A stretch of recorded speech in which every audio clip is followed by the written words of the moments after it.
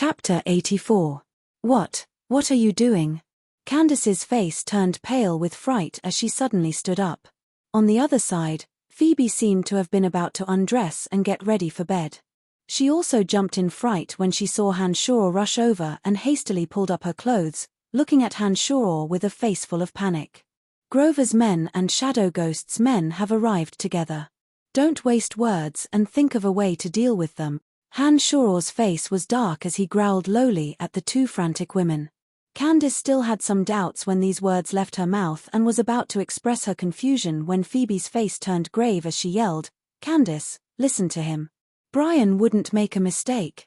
Candace didn't believe Hanshaw, but she did believe Phoebe. When she heard Phoebe's words, she immediately drew the broadsword from her back and nodded at Phoebe. Like a ball of fire, she suddenly rushed out. Candace's low voice of warning immediately sounded from outside the room. Phoebe didn't waste words either as she casually grabbed a robe from the side of the bed and put it on. Her space ring suddenly flashed and a long sword flashing with cold light appeared in Phoebe's hand. Nodding at Phoebe, Hanshaw quickly made his way outside the room and saw Candace standing outside, giving instructions in a low voice. Relying on the vision of the original demons, Hanshaw closed his eyes and suddenly opened his mouth. 3 people are approaching 100 meters to the left. 2 warriors and a mage. The mage is the wind adept Mage Ellis. There's an archmage leading 4 warriors and an archer in front of them. They're 130 meters away from here and are moving stealthily from the rooftops. They should be Shadow Ghost's men. There's a few people hiding in an alley 50 meters to the right, and they seem to be setting up a trap. Hanshaw closed his eyes and continuously described the positions of the swiftly approaching people in detail, as if he was personally in the midst of the battle. Candace didn't quite believe it at first. She wouldn't believe it even if she were beaten to death that he could so clearly detect human movements from so far away. However, as soon as Phoebe walked out of the room, she immediately followed Hanshaw's description and asked Candace to arrange for people to defend. "Miss Phoebe, I hope you are prepared to retreat this time. Based on my estimation, I think that even with you as a swordsman, we might not be their match. If the situation is not good, I hope you will not stay here. But no matter how dangerous it is, don't retreat to the right, that's a dead end." Hanshaw suddenly opened his eyes and stared at Phoebe as he spoke solemnly. "Thank you, Brian. I know what to do. You have to be careful too." Phoebe trusted Hanshaw quite a bit. When she saw Hanshaw warn her so solemnly, she immediately understood that this time would be extremely dangerous. She immediately nodded solemnly to express her understanding. Taking a deep breath, Hanshaw took out the Demon Slayer edge and held it in his hand. He inspected the dagger hidden on his body and the steel needle in his leg. He then held the crossbow in his left hand and leapt onto a large tree nearby. The shadows of the house perfectly concealed Hanshaw's body. Hanshaw stared at the left side with a solemn and calm expression, not moving an inch. "They're here indeed. Everyone, spread out carefully." As a swordsman, Phoebe finally heard the footsteps and rejoiced at her trust in Hanshaw. She cast a meaningful glance at Candace beside her. It was only now that Candace looked in shock at Hanshaw, who was hidden in the darkness. She never would have thought that Hanshaw would be so amazing.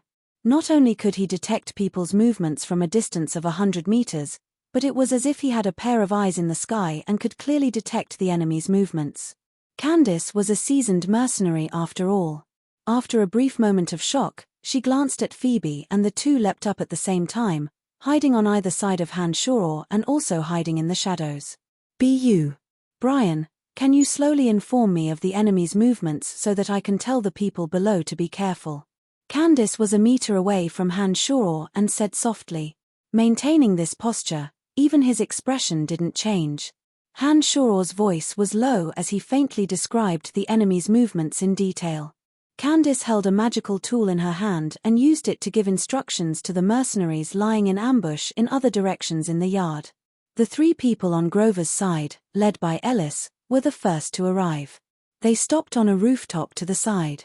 Hanshaw and the others didn't make a move until the archmage hovering in the air appeared in front of the front door with a few Shadow Ghost experts. Only then did they hold their breaths and prepare to act at a moment's notice. The Archmage didn't see how he moved. All that could be seen was that he, completely shrouded in a black robe, used an almost inaudible voice to chant a few incantations. Strong magical pulses suddenly emanated from the surroundings of Phoebe's residence, and then all the rooms began to shake violently as if a great earthquake had occurred. At the same time, the 4 warriors behind him quickly spread out. An archer retreated to the roof of a nearby building and surveyed the surroundings from above. Ellis saw the earth shake violently like a giant beast awakening and nodded to the 2 warriors in front of him. The 2 of them leapt down and landed in the yard below. Whoosh whoosh whoosh whoosh whoosh whoosh whoosh. 5 arrows suddenly revealed themselves in the darkness. They were like 5 ruthless poisonous snakes lurking in the depths of a deep pond, quickly biting towards the 2 warriors who had just landed. The 2 had been hiding their tracks all along, but hadn't expected to be attacked so fiercely as soon as they landed. Their hearts jumped in fright and they hastily swung their swords to defend themselves. 3 of the arrows were cut in half and 1 was dodged by the 2. Only the arrow shot by Phoebe nailed into the calf of one of the warriors. When the 2 had landed, they'd already triggered the boundary that had been set up there. 3 bolts of lightning suddenly appeared in the sky. Under the illumination of the lightning, Hanshor could clearly see that there were iron wires as thin as hair. These iron wires were entangled with each other, and when the 2 landed, their ankles just happened to be entangled by these iron wires. With the help of the iron wire, the electricity spread out in an instant, forming a bright and beautiful silver net of electricity in that area. The 2 of them spasmed, their mouths letting out mournful howls of pain. The uninjured person was shocked by the electricity and nimbly swung his sword to cut through the iron wires. The other warrior, who had been shot in the calf, foamed at the mouth, and his hair was charred as he slowly fell into the electric net. Not good, there's an ambush. Ellis, who'd been planning to follow them down, suddenly shouted loudly when he saw the 2 warriors fall, warning the assassins of Shadow Ghost who were attacking from the front. Crack, crack. The front door split apart and 4 black-clad warriors rushed in with swords in hand. They patrolled the courtyard in 2 directions. The Archmage floated into the courtyard, the staff in his left hand wrapped in a long black sleeve. As he waved it, the surrounding rooms collapsed one after another with a violent earthquake. 2 of the Battlefire mercenary band members who'd been hiding in the surrounding rooms were directly crushed to death by the collapsing houses. The other 3 had no choice but to rush out as well, all of them holding weapons in the courtyard. However, Hanshor took a look and discovered that there was only a senior swordsman, a lightning journeyman mage, and an archer left. The Archmage waved the staff in his hand and an enormous magical pulse appeared once again. 3 earth dragons that looked like icicles suddenly broke out of the ground and stabbed towards the 3 Battlefire mercenary band members that had appeared. The senior swordsman and journeyman mage dodged in time and nimbly dodged to the side before disaster befell them. The archer had raised his bow and focused his attention on the Archmage, but didn't have the time to fire before the earth dragon suddenly rose from the soles of his feet and rammed into his chest. The enormous force caused him to die on the spot. Hanshor, who was calmly controlling his breathing, could clearly feel Phoebe and Candace's breathing grow heavier at the same time. It looked like because of this person's death, the composure they'd been maintaining had completely vanished. Phoebe and Candace shot their crossbow bolts at the same time, flying towards the Earth Archmage who'd released the Earth Dragons. The 2's crossbow bolts had a powerful momentum, but the Archmage waved his left hand and a wall suddenly rose from the ground. The 2's crossbow bolts hit the wall and didn't cause any damage to the killer. In the shadow of the tree, Ellis didn't hide his voice again and suddenly spoke in his original voice. The whistling of wind blades sounded along with his voice. Phoebe and Candace immediately jumped out from Hanshor's side when they heard the sound of the wind blades. Phoebe wielded a long sword that shone with dazzling light as she charged towards the Archmage with the fastest speed possible. Candace's broadsword rose into the sky with tongues of flame, making Candace look like a fire elf in the darkness as she quickly closed in on Ellis. Hanshor held his crossbow and didn't move as he hid in the shadow of the tree. He didn't even make a move to block the oncoming wind blades. A few wind blades sliced through tree branches, and 2 of them landed on Hanshor's waist. However, Hanshor grit his teeth and held on. He didn't move at all, and even his breathing and heartbeat were maintained at an astonishingly steady level. Phoebe and Candace's flight from the tree had thoroughly ignited the flames of battle.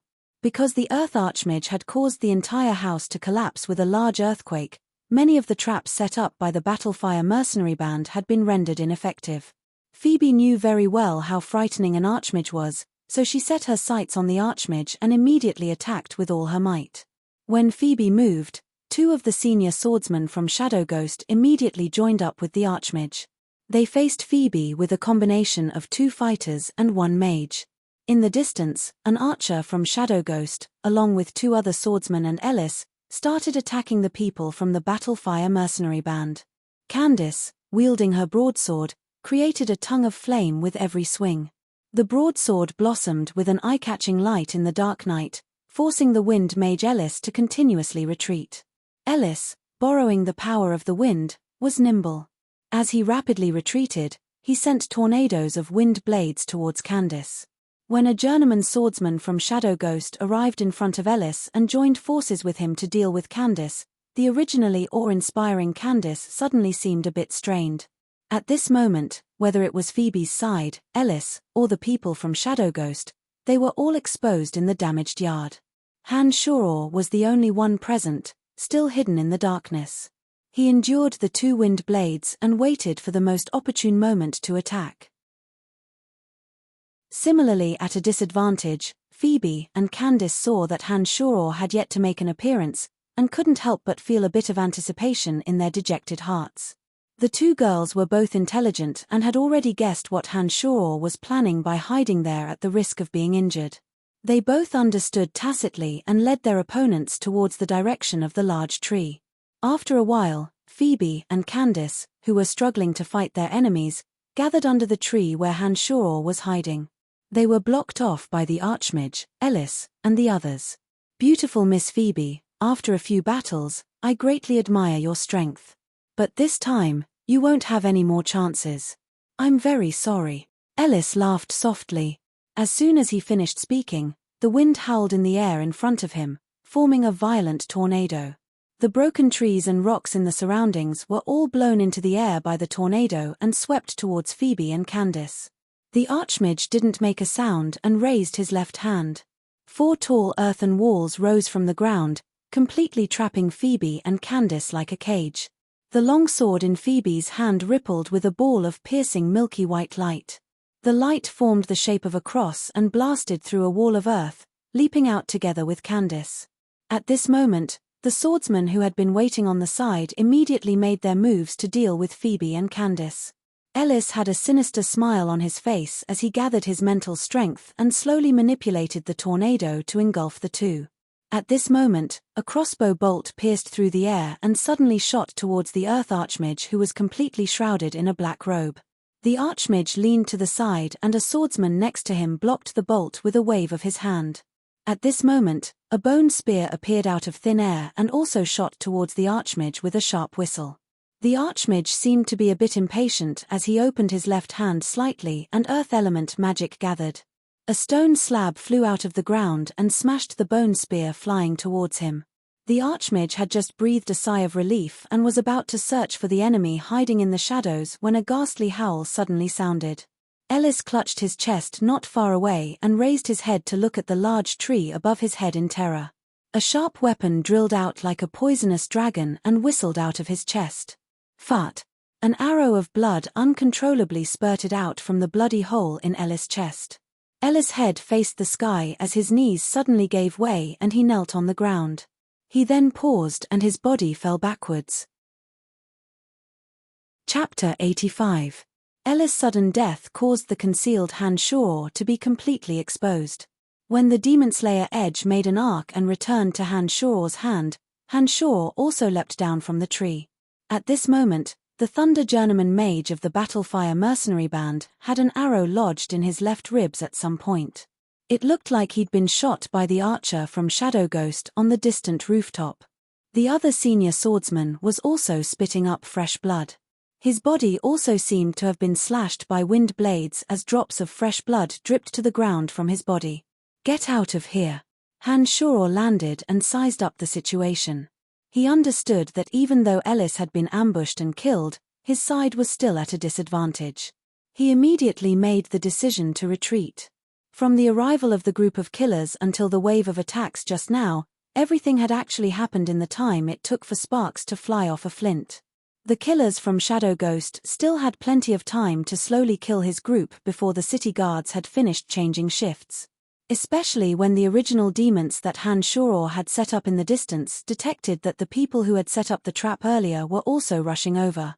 He naturally understood that his side would have even less of a chance of victory when they arrived. Phoebe and Candace's beautiful eyes had already sparkled when they heard Han Shoror's decision to retreat. They seemed to have started considering the route of retreat. Before the two girls could decide, Han Shoror's thoughts raced as he suddenly thought of a place. A mischievous smile appeared on his face and he suddenly opened his mouth. "Follow me." Han Shoror's body abruptly dashed towards the wall of a collapsed house. The Demon Slayer edge flew out of his hand like a venomous dragon drill, and a large hole suddenly opened up with a violent explosion. Han Shoror caught the Demon Slayer edge after coming over and had already dashed out of the hole. Phoebe and Candace were right next to Han Shoror and were the closest to the hole in the back. After Han Shoror's body moved, the two beauties didn't waste any time. They also flew over, and in the blink of an eye, they broke through the big hole and escaped. When the remaining two mercenaries from Warfire saw that Candace and Phoebe had left, they looked at each other and also began to flee in two different directions. "Don't worry about the others. Go after those two women."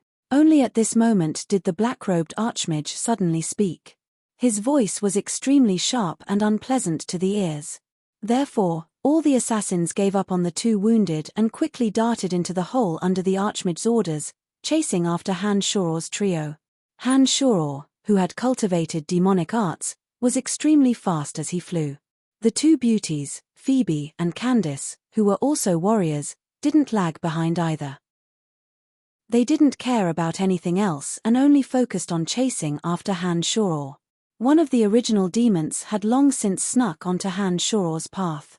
With an extra pair of eyes, Han Shoror weaved through the alleys and courtyards, choosing remote places to escape to. With the existence of the original demon, Han Shoror could see everything clearly and wouldn't get lost at all. Slowly, Han Shoror's group of three actually used the terrain to shake off their pursuers. A fork in the road suddenly appeared in front of them. One path led in an even more winding direction, while the other path was much more spacious. There weren't many places to hide in the middle. Phoebe and Candace followed a few steps behind Han Shoror and were extremely shocked at Han Shoror's familiarity with the terrain. They watched with wide eyes as Han Shoror actually used his familiarity with the terrain to pull away from the assassins behind them. When the fork in the road appeared in front of them, the two naturally thought that Han Shoror would charge into the more winding path and take the opportunity to shake off their pursuers. They didn't think that Han Shoror would suddenly stop and casually take out a black mask to cover his face. He even tossed two to Phoebe and Candace, hurriedly instructing, "Put it on." Candace was hesitating when Phoebe had already put on the mask without another word, completely covering her beautiful face. Seeing that the pursuers had already appeared at the corner of the street, Phoebe's little mouth behind the mask suddenly urged Candace, "Hurry up." Candace didn't hesitate any longer when Phoebe spoke up and hastily put on the mask.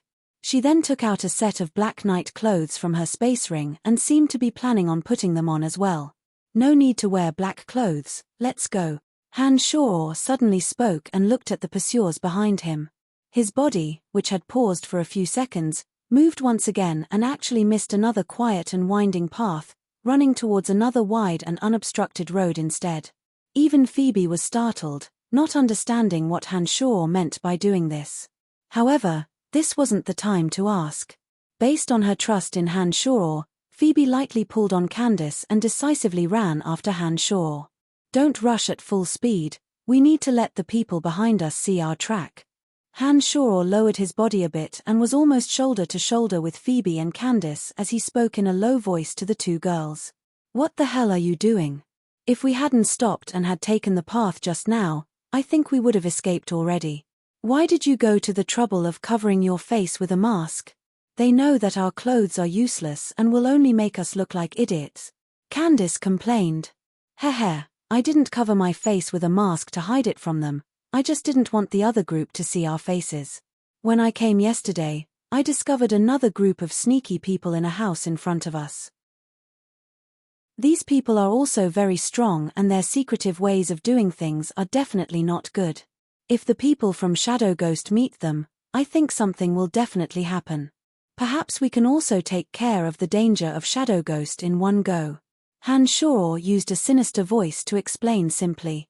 You're so despicable. Candace was stunned and immediately spoke up. Brian, we can't bring danger to innocent people. Are you sure they're not good people? Phoebe was startled and asked Han Shao. Don't worry, I'm sure they're not good people. I even saw them sneaking into our Babylon Academy to steal things yesterday. How could they be good people with that kind of way of doing things? Han Shao assured Phoebe and then suddenly said in a low voice, Pay attention, it's the courtyard in front of us. I'll attack from long range in a moment and then we'll immediately flash to the back of that courtyard. We must not expose our tracks no matter what. Suddenly increasing their speed, Han Shao, Phoebe, and Candace quickly rushed towards a courtyard in front of them. When they reached the front door, Han Shao suddenly took out his crossbow and fired an arrow without aiming. He also took out a steel needle and threw it into the courtyard. After doing all this, Han Shao pulled Phoebe and Candace to a hiding place that the original demons had long since chosen, a square, lidless stone box that was piled with trash behind the house. Oh, it stinks. Candace immediately covered her nose and exclaimed softly as soon as she entered. Phoebe also covered her nose, her eyes filled with disgust and discomfort. The place was very narrow and there were even a few trash bags piled up. Han Shao crouched in the middle with Phoebe and Candace crouching on either side of Han Shao. The three bodies were pressed together, and Candace and Phoebe could smell the stench. Han Shao naturally couldn't avoid it either and could only use the mask on his face to block his nose. Han Shao didn't say anything and used his hand to make a shushing gesture at the two, indicating that they should speak less and pay attention to the surroundings. There's an enemy. A low cry sounded from within the courtyard and then light footsteps sounded from within, seeming to be searching for traces of the newcomers. At this moment, Han Shao, Phoebe, and Candace crouched there and saw the Archmage hovering in the air in the distance, hurrying over with a few assassins from Shadow Ghost. They've gone in, it's this courtyard. A swordsman immediately began reporting to the Archmage when he arrived. The black-robed Archmage nodded and waved the magic staff covered by his left sleeve. A strong magical ripple once again appeared. The earthquake spell that had appeared in Phoebe's house once again appeared in this courtyard. House after house collapsed with the release of the Archmage's earthquake spell. Chaotic curses suddenly sounded from inside. Duke, Eric, and a few other people in the courtyard didn't say a word as their fighting aura surged and their magic shot out, raining down on the black-robed Archmage. Duke was also hovering in the air. He was actually an Archmage as well. Hundreds of wind blades formed into a tornado as he completed his wind magic incantation, sweeping towards the black-robed Archmage and the others. The tornado formed from the wind blades was incredibly powerful and sent sand and rocks flying everywhere it passed. Several small trees in its path fell into it and were immediately broken into splinters. Damn it, why is there an Archmage here? Grover didn't tell us. A sharp cry of surprise came from the black-robed Archmage's mouth. He deployed a wall of earth in front of him and quickly retreated. The swordsman from Grover's group and the archer from Shadow Ghost were caught off guard and were both pulled in by the violent tornado. Following a series of shrill cries, the flesh and blood of the two splattered everywhere. Then, they were covered in a bloody mist, and not long after, they lost all signs of life. After them, Duke coldly snorted and led Eric and a few others out of the ruined courtyard. They chased after the Shadow Ghost that had already started to escape. Along the way, magic continued to collide, and the sound of explosions rang out continuously. Hey, where did these people come from? They're so strong. Candace murmured with a face full of surprise after they'd left. This courtyard has become ruins again and there's no one inside. We don't need to stay here anymore. Phoebe hastily jumped out from within and distanced herself from the stone box that contained the trash. After Candace and Han Shao walked out, Han Shao said with a light smile, The city guards should have finished changing in at this time. I wonder if these two groups of people will alarm the city guards. You're sinister, all right. What should we do next? Candace had unknowingly taken Han Shoror to be her pillar of support at this moment. Seeing that the danger had been averted and that Han Shoror had brought enormous trouble to Shadow Ghost and Grover's men, she couldn't help but continue asking Han Shoror questions. Miss Phoebe, I think I might be able to find out where Grover's mistress is. Han Shoror suddenly spoke up at this moment. Wild joy appeared on her face as Phoebe stared at Han Shoror with a face full of excitement and asked urgently, "Where is she? Come with me. It looks like we won't be able to rest tonight." Han Shoror shrugged his shoulders helplessly and identified the direction. He led the way through the wide road and walked towards a dark and narrow alley. Grover had appeared from the very beginning. After Ellis and Shadow Ghost's men had charged into Phoebe's house, Grover had stayed in a house in the distance and waited for news. One of the three original demons had remained at Grover's place to keep an eye on him. Grover only left on his own when Phoebe's house had collapsed.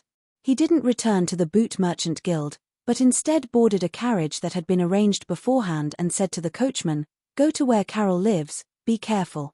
Han Shoror had heard Phoebe say last time that Grover's mistress was called Carol, so he'd informed Phoebe and Candace. If the three original demons were too far away from Han Shoror, it would be very difficult to control. When Grover had left, Duke had just made contact with the people from Shadow Ghost. As Grover's carriage sped along, Han Shoror found it more and more difficult to control the original demons. Phoebe and Candace immediately approached Grover with all their might as soon as they agreed.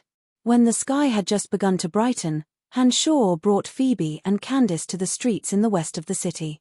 Compared to the north and south of the city, this place appeared dirty and messy. There was trash everywhere on the road, and a few beggars wore thin clothing in such cold weather. They curled up in the surrounding trash piles, seeming to want to use the trash bags to obtain a trace of warmth. Who would have thought that with Grover's identity, he would come to these slums? He hid his mistress here, no wonder we couldn't find her. Grover isn't an easy person to deal with, all right. Phoebe furrowed her brow as she looked around and said to Han Shoror in a low voice, "All right, this should be the place. Come with me, I don't think Grover can escape this time." Han Shoror had already seen Grover enter a dirty, dilapidated house through the original demons. He said a few words to Phoebe and Candace, then immediately circled around the trash in front of them and burrowed into an alley filled with flies. Although they were extremely disgusted with this place, Phoebe and Candace still braced themselves and burrowed in with Han Shoror. Their 4 hands continuously flapped in an attempt to chase away the flies around them. Chapter 86. Han Shoror, Phoebe, and Candace walked into the dirty and dilapidated house and discovered that the interior was very clean and tidy. Some of the decorations could even be considered extravagant. Who would have thought that the dirty and dilapidated house was only on the outside, and that the interior was very high class? After entering, Candace fiercely shut the door tightly and made an unconcealed ping sound. She raised her broadsword in her hand and blocked the way out. "Candace, you don't need to be so careful. My good uncle doesn't know any martial arts or magic. He won't be able to escape this time." Phoebe's mask had long since been taken off her face, revealing her stunning features. She sat down casually and looked coldly at a room with an open door. Han Shoror sized up the surroundings and used the original demons to observe the surroundings. He only minded his own business after discovering that no suspicious characters had appeared and poured himself a cup of warm tea, greedily taking 2 sips. A dejected Grover walked out of the open room and looked at Phoebe with a ghastly smile. Good niece. Who would have thought that you'd been hiding your strength all this time? Has Carol already been captured by you?" Phoebe started and then looked at Grover in surprise. She shook her head and said, "No, I've only just discovered this place. Let Carol live and I'll give you everything you want, including my life." Grover knew that he couldn't escape death when things had come to this and actually let go of everything. "I'm sorry, Carol isn't in my hands. If I'm not wrong, I think Grandpa Andrew has sent people here. I think Grandpa Andrew sent someone here." Your mistress should have been taken away by Grandpa Andrew's people. I have no right to decide whether she lives or dies. Phoebe shook her head and stared coldly at Grover. She opened her mouth again. Did you kill my father? Yes, I poisoned him to death. Since you know everything, I have nothing to hide. What else do you want to know? Grover's face was numb as he nodded stiffly. Taking a deep breath, Hanshaw could clearly feel the suppressed anger from Phoebe's body. He saw Phoebe slowly stand up and look at Hanshaw and Candace, saying, I want to be alone with my good uncle. Brian, can you guys wait for me outside? Nodding, Hanshaw put down his teacup and left with Candace, stopping at the mouth of the alley in the distance. Hey, can I ask you a question? After walking out of the room, Candace stood in front of Hanshaw and kept sizing him up. She finally couldn't help but ask after a while. Hanshaw had been thinking about Duke's background with his head lowered when he heard Candace's question. Candace was a bit taller as a woman, and her skin wasn't fair, but rather a bronze color that came from being exposed to the sun for many years. Her figure appeared quite fit and tall, her twin peaks bulging as if they were about to burst out of her clothes. Her pair of strong, beautiful legs were full of explosive power, and she was as difficult to deal with as a hot mare waiting to be tamed. What question? Hanshaw didn't have a good impression of Candace, but he didn't dislike her either.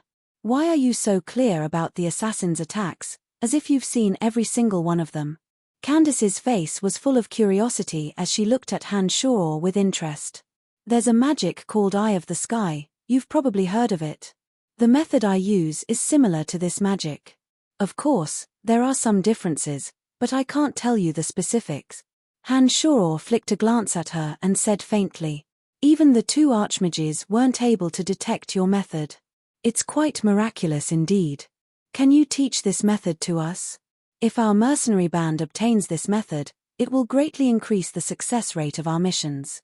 We're willing to pay a generous price for it. I've heard that you're also a merchant. You can name a price, no matter how high it is, it's negotiable. Other forms of compensation are fine as well, as long as our mercenary band can do it. Candace looked at Hanshaw with sparkling eyes and discussed things with Hanshaw with great sincerity. Shaking his head with certainty, Hanshaw vetoed her. I'm sorry, there are some things that I will never sell. I'm very sorry, Miss Candace. Then can you join our Battlefire mercenary band? As the vice chief of the mercenary band, I can directly recruit you into the band. With your strength, you're sure to achieve great things if you join our mercenary band. Candace seemed to have long since known that Hanshaw would refuse and wasn't discouraged at all. On the contrary, she invited Hanshaw to join them. I'm sorry, I don't have such plans at the moment. Hanshaw politely declined once again. All right. When you have such plans, remember to come to our Battlefire. I will very much welcome you to join. Candace promised solemnly. At this moment, Phoebe walked out of the house with a cold expression. Her face softened when she saw Candace and Hanshaw, asking, What are you talking about? Nothing much. Oh right, Phoebe, how's that Grover? Candace curled her lips awkwardly and asked Phoebe. He committed suicide. I've already gotten what I wanted to know from him. We can leave now. Phoebe's expression was odd as she looked at Candace. I think that there's nothing else for me to do after this. Can I leave now? Hanshaw looked at the two conversing and suddenly spoke up. Phoebe's beautiful eyes focused on Hanshaw's body and looked dazedly at Hanshaw a few times. She then said to Candace, Candace, 2 people from your Battlefire mercenary band have escaped. Go contact them and see if anyone else has survived in our abandoned yard. Candace looked ambiguously at Phoebe and Hanshaw and revealed a knowing smile. She nodded at Phoebe and left with large strides. Brian, can you take a walk with me?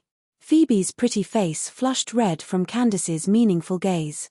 She only gradually returned to normal after Candace's figure had disappeared without a trace and looked expectantly at Hanshaw. All right. Where are you going now? Hanshaw thought for a moment and asked. I'm going to the Southern District. I think the Boot Merchant Guild is no longer a threat to me. Shoror didn't say anything else and accompanied the beautiful Phoebe as they slowly walked down a dirty street. On the way, some people who were obviously living in dire straits looked at the brightly dressed Phoebe and Shoror with envious expressions. In this world, our merchant guilds don't actually have much status. Although merchants earn some gold coins, their status is essentially no different from these commoners. Phoebe's voice was faint as she sighed lightly to Shoror beside her. Miss Phoebe, don't you see that these people's gazes are filled with envy and jealousy when they look at you? To them, the life you're living now is exactly what they've been dreaming of. What are you still dissatisfied with? Heh, we almost died yesterday. This kind of life full of unknown dangers is something they can't even imagine.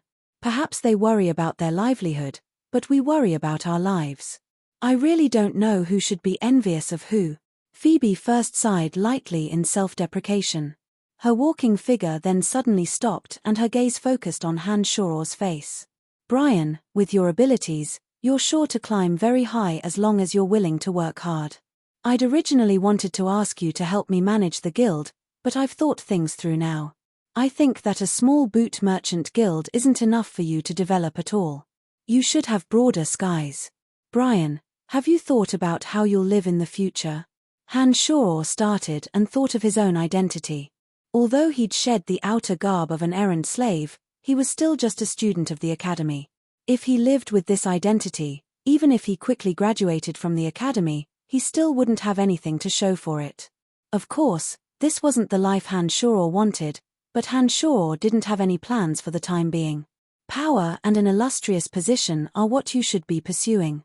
As rich as merchants are, they're just small characters that can be trampled upon by others. Only those with an illustrious reputation and extraordinary status have the right to control everything and decide the life and death of others. You should become this kind of person. Phoebe's beautiful eyes sparkled with a dazzling luster as she stared fixedly at Shoror. Her voice was filled with a bewitching power. Shoror's heart stirred for no apparent reason.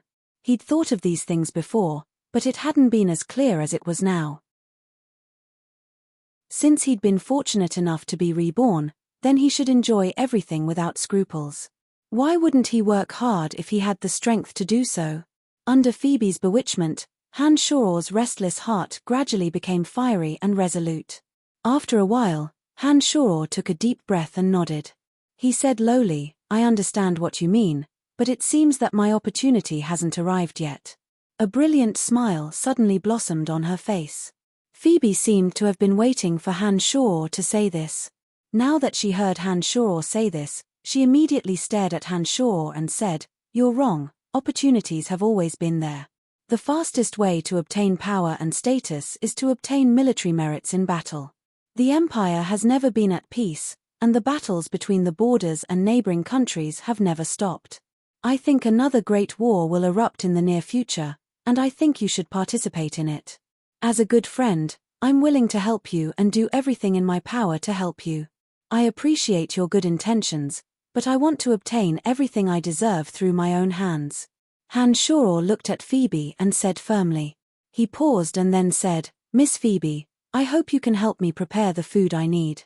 I'll go to the Boot Merchant Guild in a few days to pick it up. I think we'll have many opportunities to work together in the future. All right then, I've said all that needs to be said. I don't need you to keep me company. I believe that with your abilities, you'll quickly make a name for yourself in the Empire. Don't forget your friend when that time comes. Phoebe winked at Shoror and said wittily, Heh, your words today have inspired me greatly. I'll remember them. Goodbye Miss Phoebe, don't forget my food. Shoror said with a smile and suddenly changed directions, heading north of the city. Phoebe finally pouted a bit angrily after Shoror had gone far away. She huffed and said in a low voice that only she could hear, Damn you, you only care about your food. Chapter 87. After leaving with Phoebe, Shoror headed straight for the Babylon Academy of Magic and Force. However, Shoror once again avoided the front and planned on entering from a secluded corner in the back of the mountain. When he and Phoebe had tangled together for a while in the forest, Shoror suddenly became vigilant. An unexplainable feeling of unease rose in his heart. This caused Han Shao to immediately release the 3 original demons in his shock. The original demons flew out from the back of Han Shao's neck and circled the entire forest once, but didn't discover anything. However, the uneasy feeling in his heart didn't disappear just because the original demons didn't discover anything. That extremely uncomfortable feeling grew more and more intense, causing Han Shao to feel quite apprehensive. The Demon Slayer edge was already in his hand. Han Shao took a deep breath and adjusted his facial features to their optimal state. He attempted to detect the abnormalities in his surroundings through his own eyes and shouted ahead of time, "Who's there? Come out." Han Shao only shouted these words carelessly and didn't hold any hope. If it was an enemy of this level would absolutely not appear because of a single word from Han Shao. However, contrary to Han Shao's expectations, a low, sinister laugh suddenly sounded from within the dense forest as soon as he'd finished speaking. Then, a human figure gradually formed in the shadow of a large tree in front of Han Shao. "Little fellow, you're quite vigilant. How did you discover my existence?" After the human figure in the shadow of the tree gathered, a sinister old man with an exceedingly tall and skinny body walked out. This old man's hair and beard were ash-gray and his pupils were leaden. He looked as if he didn't have any life in him. "Based on my intuition, who are you?" Han Shao gripped the Demon Slayer edge tightly in his hand and stared unkindly at the gradually approaching old man, looking like he was about to make a move at any moment. "I can give you the opportunity that you're lacking. I'm acquainted with Phoebe's master. I don't have any malicious intentions towards you. You don't have to be nervous." From this person, Han Shao could feel a strong sense of danger. This should be the most powerful person Han Shao had encountered since he came to this world. Han Shao even felt that if this old man made a move, he would not be able to escape death. "Phoebe? You were sent here by Phoebe. What do you want?" Han Shao resisted the urge to run away from this person and asked with a sullen face. Suddenly, the old man stopped and did not continue forward. He only sized up Han Shao, as if he was observing a rare commodity waiting to be sold at a high price. He nodded repeatedly. After a while, a smile blossomed on his face. However, this kind of smile from his sinister face only made people feel more sinister. "Phoebe doesn't know of my existence, but I am well aware of some of your recent matters. I heard your conversation with Phoebe just now. I have a path for you to choose. However, once you choose this path, you may obtain everything you desire, but you may also die very quickly." The old man looked at Han Shao and said softly, "Just who are you?" Han Shao was a bit perplexed. He didn't know what the old man was after and immediately asked again. "Brian. Both of my parents died when I was young. I was sold by my uncle to the necromancy major of the Babylon Academy of Magic and Force as an errand boy. After 6 years of life as an errand boy, you displayed extraordinary abilities during the trials in the Dark Forest. Apart from practicing necromancy magic, you also seem to have another miraculous training method." As the old man spoke of Han Shao's background, Han Shao's heart slowly sank. Apart from the secrets of the Little Skull and Han Shao's trip to the Cemetery of Death, most of the things that Han Shao had experienced during this period of time were spoken of. This made Han Shao feel as if a pair of eyes were staring at him from the shadows. A kind of fear involuntarily arose in his heart. "Just who are you?" Han Shao opened his mouth to ask about his background for the 3rd time. "I'm called Candide and I belong to the Empire's Dark Mantle organization. I take direct orders from His Majesty." Heh, there's a secret organization like this behind every country. I think you should be clear on the need for this kind of organization to exist. People from Shadow Ghost have appeared in the Boot Merchant Guild many times. Do you really think that we don't know about such a big commotion between you guys recently? Old man Candide looked at Han Shao with a smile that wasn't quite a smile as he spoke slowly. Han Shao was startled when he heard these words. He sighed inwardly and finally understood that he was still a bit too inexperienced. Han Shao had never heard of the Dark Mantle organization, but he immediately understood after hearing Candide's words. This kind of organization was definitely similar to the Eastern faction guards and Western faction guards of China's ancient Ming dynasty. It should be a state apparatus that directly answered to His Majesty the Emperor. All right, what do you want from me? I want to recruit you into our dark mantle. I've investigated your background and it looks like there aren't any problems. I've been paying attention to you recently. I think that your style of doing things, in addition to some special abilities, is enough for you to be qualified to work in our dark mantle. As long as you join our dark mantle and make outstanding contributions to the Empire, you can obtain everything you want. Candide stared at Han Shoror and extended an invitation. Han Shoror's brow furrowed tightly as he began to carefully consider. Candide's invitation didn't seem as simple as it seemed on the surface, but with Han Shoror's status and strength, if an enormous organization like the Dark Mantle wanted to deal with him, only death would await Han Shoror. Right now, a path was laid out in front of him. Although the road ahead was dangerous and filled with many uncertain factors, it was indeed a fortuitous opportunity. For the ambitious Han Shoror, this was indeed a strong temptation. After carefully weighing the pros and cons, Han Shoror felt that he didn't have much of a choice. After a while, Han Shoror nodded his head resolutely and said lowly, "I agree." "Very good. Although you'll face even more dangers in the future, as long as you climb high enough, you'll have the opportunity to see some beautiful sceneries that others will find difficult to see in their entire lives." Candide laughed lightly and took out a black iron medallion from his sleeve, handing it to Han Shoror. "This is the medallion that represents our identity as a member of the Dark Mantle. Take care of it. From today on, you're directly under my command. Your first mission is to pay attention to Duke's movements." "Oh, the wind archmage that flew out of the house after you guys brought Shadow Ghost to last night." The black iron medallion was extremely heavy in his hand. The words Dark Mantle were carved on the front, and the image of a crown was carved on the back. However, the crown was floating above a dark cloud, and the crown was also inky black. What's Duke's background? Where is he right now? How should I pay attention to his movements? Han Shoror's heart jumped. He thought that if Duke discovered him, he'd be very surprised. He might even guess that the Eye of Darkness was in his hands. If he paid attention to this person, then Han Shoror would have to bear even more risks. Hesitating for a moment, Candide explained, "Duke isn't someone from our Lancelot Empire.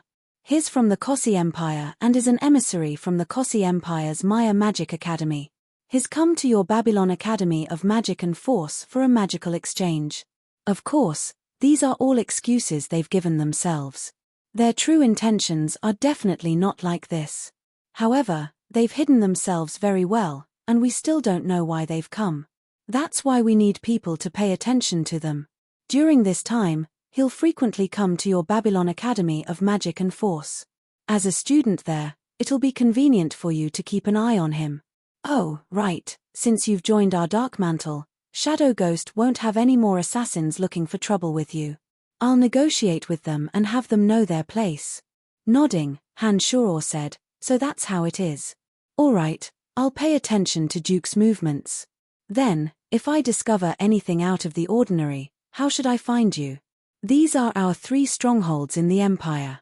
Destroy them immediately after you've seen them. You can use your identity token to communicate with the people inside. However, your current rank is too low and there are many things you don't have the authority to ask about. If you can advance to a higher position, you'll be able to use the Dark Mantle's resources and even directly mobilize the Empire's army. Heh, you have to work hard," Candide said to Han Shoror. A thin piece of paper fell into Han Shoror's palm. Han Shoror read it once and silently memorized it. He tore the paper into pieces in front of Candide and said, "All right, my mind is a mess right now. I still need to think. If I discover anything out of the ordinary about Duke, I'll report it to you. All right, I'll be leaving as well. We of the Dark Mantle actually have a lot of freedom. We won't interfere with your personal matters and will only find you when there's a mission. Under normal circumstances, it won't affect your life." After saying this, Candide was wrapped up in a cloud of black mist. His body became fainter and fainter as a faint magical fluctuation came from within. A light breeze blew past and he disappeared without a trace in front of Han Shoror, as if he'd never appeared. Not long ago, Han Shoror had clearly understood what he needed under Phoebe's bewitchment. He hadn't thought that he'd be offered an olive branch as soon as he'd left Phoebe. After some persuasion from Candide, he'd joined the Dark Mantle organization. This made Han Shoror vaguely feel that something wasn't quite right. He couldn't help but suspect if Phoebe knew of Candide's existence. Otherwise, why would it be such a coincidence? However, if Phoebe and Candide knew each other, then with Candide's enormous power, Phoebe wouldn't even be worth mentioning. Phoebe shouldn't have encountered so many troubles in succession. This made Han Shoror a bit puzzled. In this forest, Han Shoror carefully organized his thoughts and went over everything that had happened during this period of time in his mind. Only then did he walk towards the academy with a resolute expression. Chapter 88. Han Shoror had been worried that he would be discovered by Duke, but had completely dispelled this worry within a few minutes of arriving at the Necromancy Major. The reason was that when Han Shoror had come to the Necromancy Major, he had seen Carey and Borge cleaning the stone statues on the way. Han Shoror had naturally greeted the two, but Carey and Borge hadn't been able to recognize Han Shoror. Instead, they were at a loss of what to do in fear and trepidation. When Han Shoror had revealed his identity, Borge and Carey had taken a close look at him before finally recognizing Han Shoror. They then spoke to Han Shoror in an even more fearful manner. By now, Han Shoror was no longer an errand slave of the Necromancy Major, but had instead become a student. His status was naturally a level higher than the other two. Add to that the fact that the Necromancy Major students had purposefully exaggerated Han Shoror's abilities after returning from the Dark Forest. This caused Carey and Borge, who had previously held grudges against Han Shoror, to be even more afraid of Han Shoror. They were deathly afraid that Han Shoror would find trouble with them again. However, Han Shoror didn't pay attention to the two of them. Instead, he joyfully took out a bronze mirror and looked at himself. Only then did he suddenly discover that his appearance had indeed undergone an earth-shattering transformation compared to a few months ago. His originally small and frail figure had become much taller and more muscular. His delicate face had become much more resolute due to the series of dangerous experiences, and his facial features had also become more angular. He had transformed from the appearance of a half-grown child into a handsome young man. Since even Borge and Carey, whom he was familiar with, couldn't easily recognize him, Han Shoror was no longer worried about Duke and Eric. Especially after Candide promised to help him take care of the Shadow Ghost, Han Shoror suddenly relaxed. He didn't continue hiding and openly returned to the Necromancy Major of the Babylon Academy of Magic and Force. "Hey, it's Brian. You haven't returned to the academy for a long time. I thought something had happened to you." Amy from the Necromancy Major was on her way to the school building when she suddenly cried out in surprise when she saw Han Shoror. "Hello, Amy." Han Shoror greeted her with a smile and walked with her to the Dark Major's school building. When Han Shoror arrived at the door of the necromancy classroom, he couldn't help but stare blankly for a while.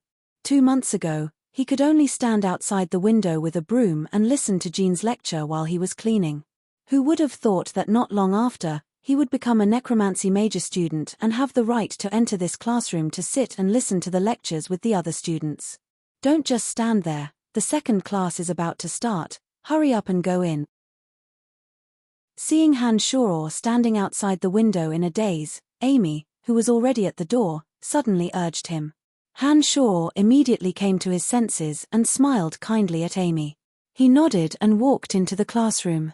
As soon as Han Shoror walked in, the gazes of the students inside all gathered on Han Shoror with a whoosh. Lisa, in particular, had been lazily squinting her eyes in the back row. Her eyes suddenly lit up as she stood up and waved at Han Shoror. "Over here, over here." Buck and Bella, as well as a few other students, all looked at Han Shoror with strange gazes and said something in low voices. "Brian's back." "Heh, Amy, do you believe that rumor?" Athena suddenly asked Amy in a low voice after she'd invited Amy to sit down. "I don't really believe it. Master Fanny and Brian, it doesn't look like anything could have happened between them no matter how I look at it. Camilla, that old witch, loves to stir up trouble." Do you dare believe her words? Amy pouted and shook her head. It wasn't just Amy and Athena. Han Shoror heard all the students discussing him and Fanny as he walked towards Lisa. They spoke with great detail about how Han Shoror had been discovered by Camilla on Fanny's bed that day. It was as if they'd experienced it themselves, and Han Shoror and Fanny had become a couple who'd been caught cheating. Han Shoror was dumbfounded. He hadn't thought that Camilla would be so talkative, and now all the necromancy major students knew about it. This also meant that the teachers, including Fanny herself, had likely received the news even earlier. When Han Shoror sat down next to Lisa with a wry smile, Lisa's originally excited expression turned into a censorious one. She first looked up and down Han Shoror's body in surprise, seeming to sigh at Han Shoror's changes. She then said in a cold voice, "Humph. Do you think what they're saying is true? Did something really happen between you and Master Fanny? Lisa, they don't believe me, but don't tell me that even you don't believe me. Even if I'm that kind of person, Master Fanny wouldn't be that kind of person. It's too laughable that someone would actually believe such an absurd thing." Han Shoror had a wry expression on his face as he explained softly to Lisa. Lisa exhaled lightly after Han Shoror's words, and her expression eased. However, she still said with some suspicion, "There's no smoke without fire. You ran into Master Fanny's room in the middle of the night. This should be the truth, right? Although that old witch Camilla has a foul mouth, she wouldn't go so far as to slander you without any basis." Shrugging his shoulders, Han Shoror said, "I only went to ask Master Fanny a few questions. That old witch is using this as a pretext to make a fuss. It's not like I can shut her mouth. She can say whatever she wants, I don't lose anything anyways. But this will have a great impact on Master Fanny's reputation.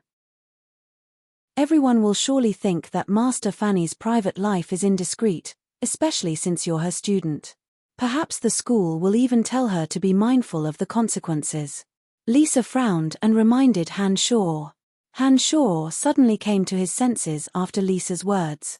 He suddenly felt that he really was very selfish. He'd always been thinking of himself and hadn't considered Fanny's behalf at all. Just as Han Shoror was inwardly blaming himself, Jean had already walked into the classroom with a thick magic book in his arms. Jean swept his gaze around the room when he walked in and saw Han Shoror sitting in the back row. His face suddenly grew cold. The lesson had just begun when Jean suddenly paused and looked at Han Shoror with an evil smile. He said, "Brian, you've never taken a class since becoming a necromancy major student. Is the knowledge I'm going to talk about a bit too profound for you? Do you understand?" After experiencing the trials of the dark forest with Jean, Han Shoror understood that Jean wasn't a bad person.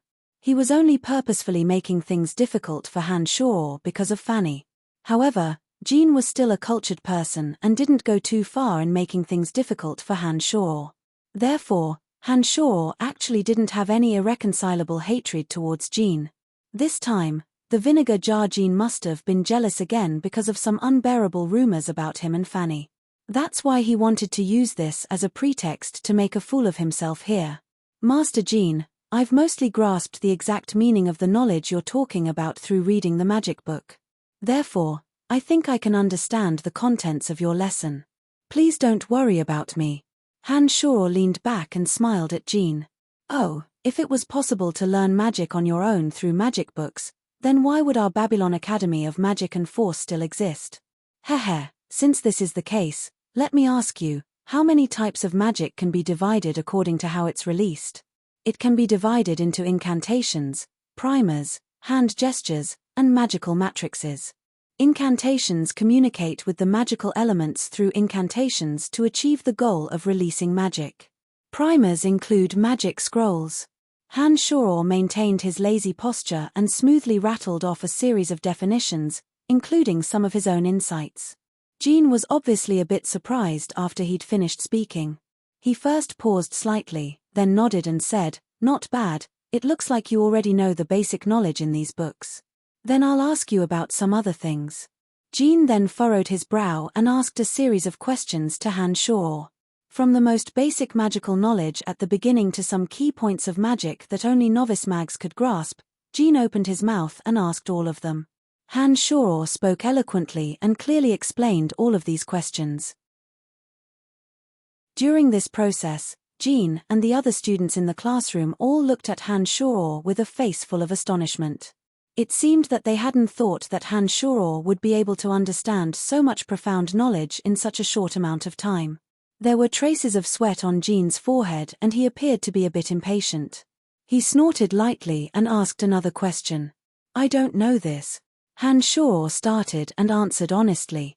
This question was something that a journeyman mage should be able to grasp, and Han Shoror really didn't know much about it.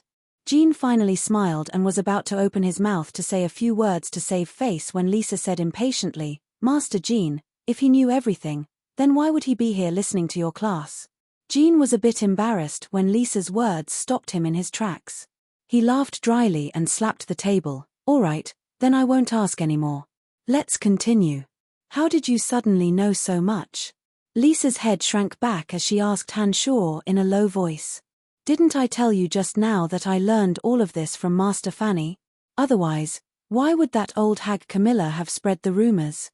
Han Shoror responded and then really did begin to pay attention in class. Some of the content that Jean was talking about included some intermediate and advanced magic knowledge, and was indeed what Han Shoror needed to grasp right now. Therefore, Han Shoror didn't develop any negative feelings because of Jean's jealousy. Lisa seemed to have something to say to Han Shoror after class, but Han Shoror didn't give her the chance. He immediately headed for Fanny's lab after leaving the classroom. Fitch, I've already explained this magic many times. I think with your level of understanding, you should have long since understood why you still couldn't successfully cast it. Han Shoror stood in front of the lab door and his sensitive ears allowed him to clearly hear the conversation within. Master Fanny, I think you already know how I feel about you. Why don't you give me any chances, and are instead willing to be with that lowly errand slave? Why? Fitch's vehement complaints traveled from within. Han Shoror lightly pulled the lab door open and could clearly see the anger on Fitch's face. Fanny wore black-rimmed glasses and a set of standard magic robes. A look of resignation appeared on her face as she sighed. Fitch, I'm becoming more and more disappointed in you. First of all, Brian is now my student, just like you. You shouldn't treat him as an errand slave. In addition, I've noticed that you're not paying attention at all every time you come to me for an answer. You're always absent-minded and I don't know what you're thinking about. Brian is much better than you in this regard. It's Brian again, that damned errand slave. Just what is better than me in this regard? Why are you willing to be with him, but not give me any chances at all? Can it be that witch Camilla was telling the truth? That you've shamelessly slept with him already? The anger on Fitch's face grew stronger and stronger as he lowered his voice and almost roared. Slap. Fitch was truly enraged by Fanny's slap. She looked coldly at Fitch and said, I think there's nothing more for us to say. I said I'd wait until you advanced to Adept Mage before discussing matters of the heart in order to encourage you to work hard. But now, I can see that something is wrong with you. I can tell you clearly that there is absolutely no possibility between us. I hope you can give up all illusions. If you have any questions about magic in the future, please look for me in the training field or in the classroom. This laboratory no longer welcomes you. Can you please leave this place immediately? So you've been lying to me all this time. Haha, good, very good. You told me to wait until I advanced to Adept Mage before discussing matters of the heart, but that Brian is only your errand slave and already has an exception. Hypocritical, shameless woman, I'll never believe your words again. Fitch covered his face and laughed bitterly, walking out of the lab. Han Shoror took a few steps back and hid his body in a corner. He stared coldly at Fitch's disappearing figure as he waited for Fitch to leave. He paused for a moment, then walked into Fanny's lab with a natural expression. When Han Shoror walked in, he saw that Fanny's consciousness was a bit dazed. Her two hands were resting weakly on the round table as she lowered her head and sighed softly. She murmured weakly to herself, perhaps Fitch was right, I really am a hypocritical, shameless woman. I seem to have broken some rules. Han Shoror could also hear Fanny's low murmurs clearly, but he didn't understand what Fanny meant. He didn't know what she was referring to. After thinking for a moment, Hanshaw extended a finger and rapped on the round table in front of him. Get out. Fanny suddenly lifted her head and glared fiercely at Hanshaw. When she saw that the target had become Hanshaw, the expression on her face became quite odd. She was first stunned, then startled. Her eyes seemed to want to hide something, but her expression finally returned to normal. She rolled her eyes unhappily at Hanshaw and said, "What are you doing here?" "Nothing much, I just wanted to ask some questions." Hanshaw looked oddly at Hanshaw and responded, "What did you hear? Did you see what happened just now?" Fanny's expression changed as she suddenly glared fiercely at Hanshaw. "You must have heard everything, you perverted ear. Don't you know that eavesdropping on others is a very rude behavior?" "Hey. I actually didn't want to listen, but they fell into my ears of their own volition. There's nothing I can do." Hanshaw spread out his hands like a rogue, indicating that he really hadn't done it on purpose. His expression then became serious as he looked at Fanny. "That Camilla is quite repulsive. I don't care, but she slandered you and has affected your reputation. Do you plan on letting her off just like that?" "Forget it, that old witch is just that kind of person.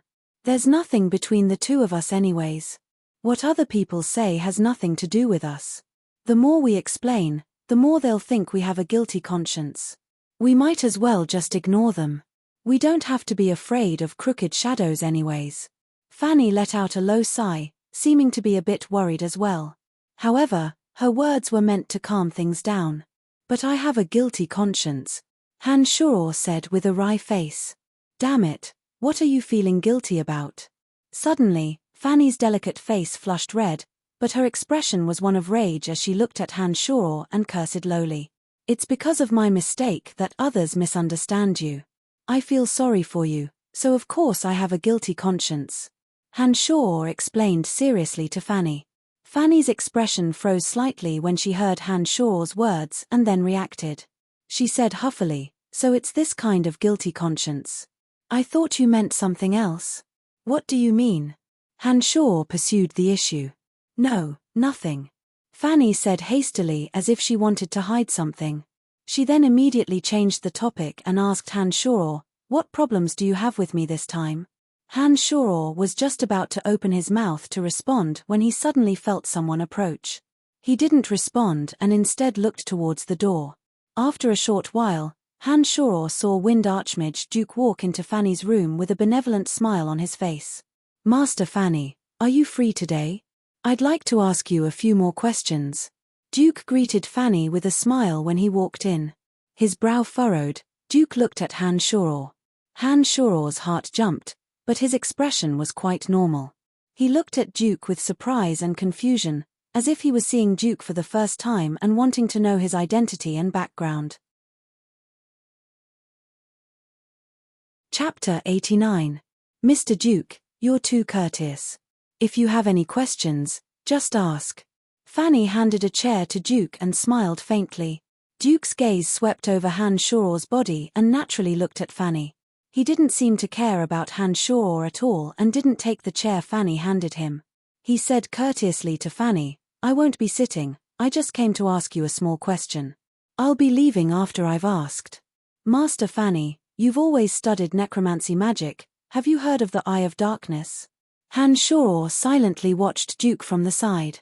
He discovered that Duke's eyes were tightly glued to Fanny after he'd finished speaking, as if he wanted to glean some clues from Fanny's face. Shaking her head, Fanny had a puzzled expression on her face and asked Duke instead, "What is this Eye of Darkness? Does it have something to do with our necromancy major?" "Heh, it's just a small tool. I'm not too sure about the specifics either, so I couldn't help but ask you. Since you don't know, then forget it. Sorry to disturb you too." Duke wore a smile on his face after he'd said these words, nodded at Fanny and walked towards the door. Duke seemed to think of something again when he reached the door and asked carelessly, "Oh right, Master Fanny, I've heard that your necromancy major's library is together with the dark major's. Many years ago, the necromancy major was even stronger than the dark major. Does your necromancy major not have a library of its own?" "Heh, Mr. Duke, you said yourself that the necromancy major was strong many years ago.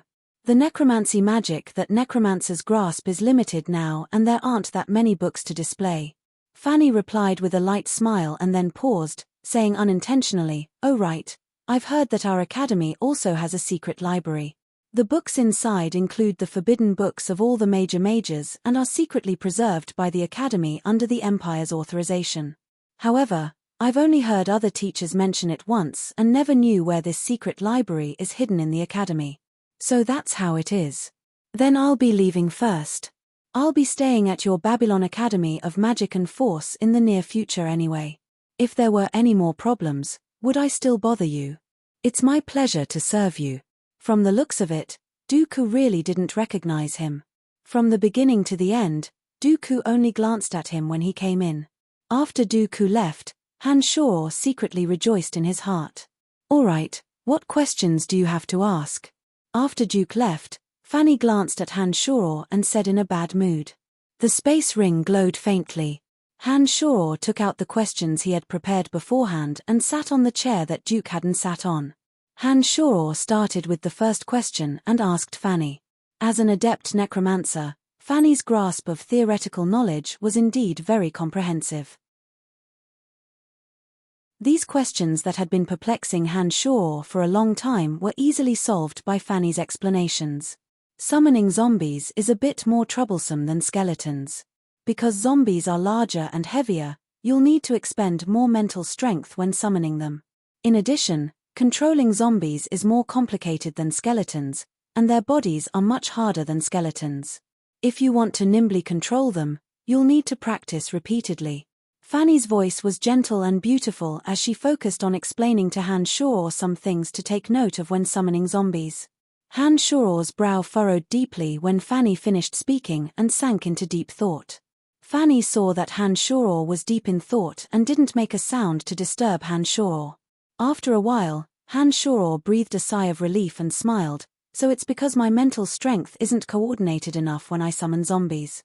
I've always been used to summoning skeletal warriors and always used the same strength of mental strength to communicate with the other dimension. It looks like this is the crux of the problem. I think I understand now." After saying these words, Han Shor started chanting the incantation to summon zombies under Fanny's gaze. After the first incantation, the figure of a zombie flashed in the void, and then disappeared in an instant. Han Shor wasn't in a hurry and tried to control the strength of his mental strength. However, he didn't succeed even after 4 or 5 tries. Fanny looked at Han Shor with a cheerful smile on her face. She knew that Han Shor had already understood the meaning behind her words and was now practicing to find a suitable strength of mental strength. Once Han Shor felt the correct strength, he would be able to summon zombies completely. "Forget it, there's no need to practice for now. Your direction is definitely on the right track, you just lack a bit of repetitive practice. I think you'll be able to grasp the zombie summoning magic when your mental strength is well controlled. Brian, it's only been 2 or 3 months and you've already reached the level of a novice mage. I've never heard of such a training speed in all my years of teaching in the necromancy major. Then how do I compare to Fitch?" Under Fanny's persuasion, Han Shor temporarily gave up on continuing his practice.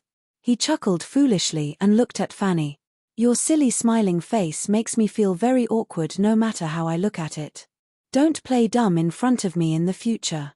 "Oh, I would have forgotten about Fitch if you didn't mention him. I think he's very off right now and I'm worried that he'll hold a grudge and purposefully make trouble for you. You need to be careful in the near future." Fanny first glared at Han Shor with rebuke and then spoke to Han Shor with a bit of worry. "Don't worry. If Fitch really doesn't know what's good for him, I think he'll be the unlucky one in the end." Han Shor shrugged and didn't care about Fitch's revenge at all. To be honest, Fitch, who was now a journeyman mage, was nothing in his eyes. "Brian, I knew you'd be here. Come with me. Master Fanny, I have some business with him, he. Lisa's voice traveled in from outside at this moment. She walked directly in front of Han Shor and grabbed Han Shor's wrist, dragging Han Shor outside. Fanny felt a bit of resentment when she saw Han Shor being forcibly dragged away by Lisa. It was as if someone had snatched away something precious from her, making her feel a bit uncomfortable. "How do you know my cousin?" Lisa forcefully dragged Han Shoror towards a small plaza behind the library. Han Shoror freed his shoulder from Lisa's grasp and looked suspiciously at her. Your cousin? Who is he? It's Lawrence.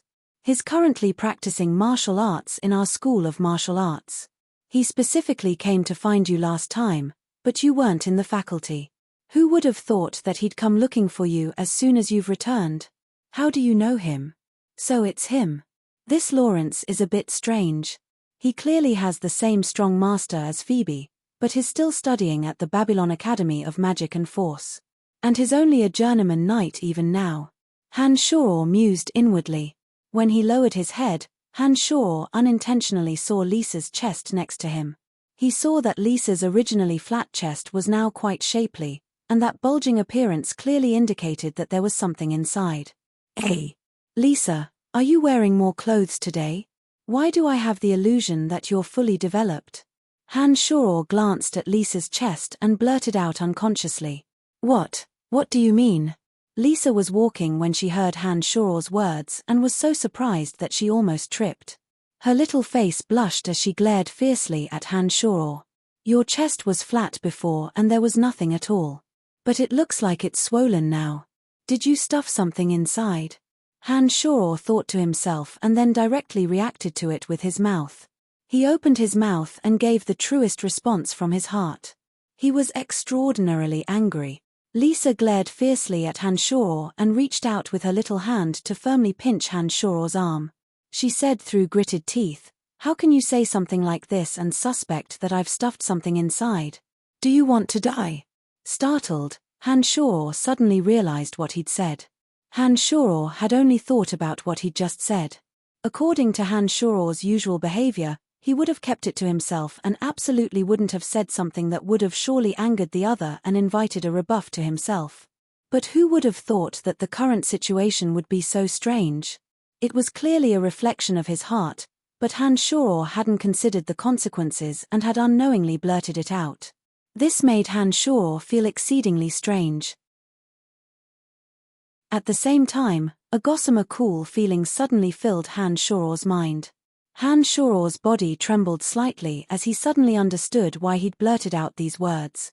It was because after his magical yuan had reached the mold spirit stage, some peculiar phenomena had begun to occur. Smiling wryly as he looked at Lisa who was grinding her teeth, Han Shoror's heart calmed down. He silently reminded himself to be careful and not speak carelessly. He then laughed dryly and said to Lisa, "Sorry Lisa, I was just joking with you.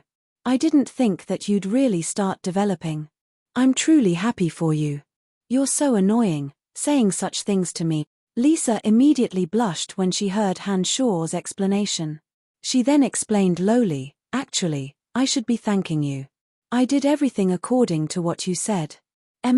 So embarrassing. Anyway, that's how it was." Han Shoror shook his head and laughed involuntarily. He'd actually forgotten about the breast enlargement methods that he'd casually told Lisa before. He hadn't thought that they'd actually be effective. This made Han Shoror not know whether to laugh or cry. "Hi, Brian, how are you?" Lawrence, who was in the distant plaza, saw Han Shoror and Lisa walk over at this moment and extended a hand in greeting from afar.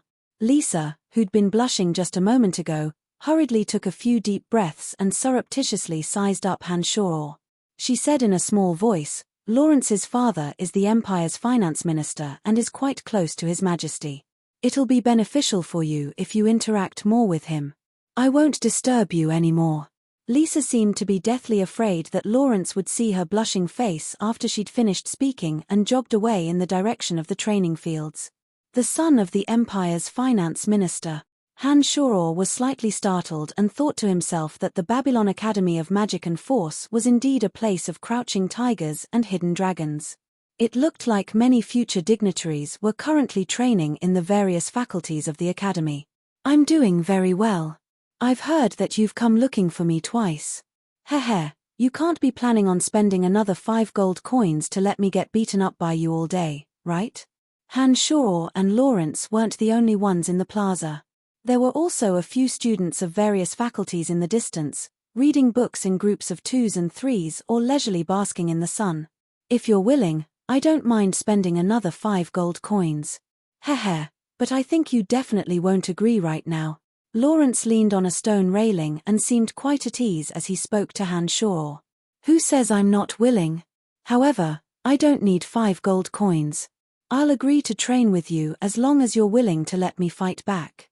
I was beaten up quite badly by you last time and I really want to redeem my face.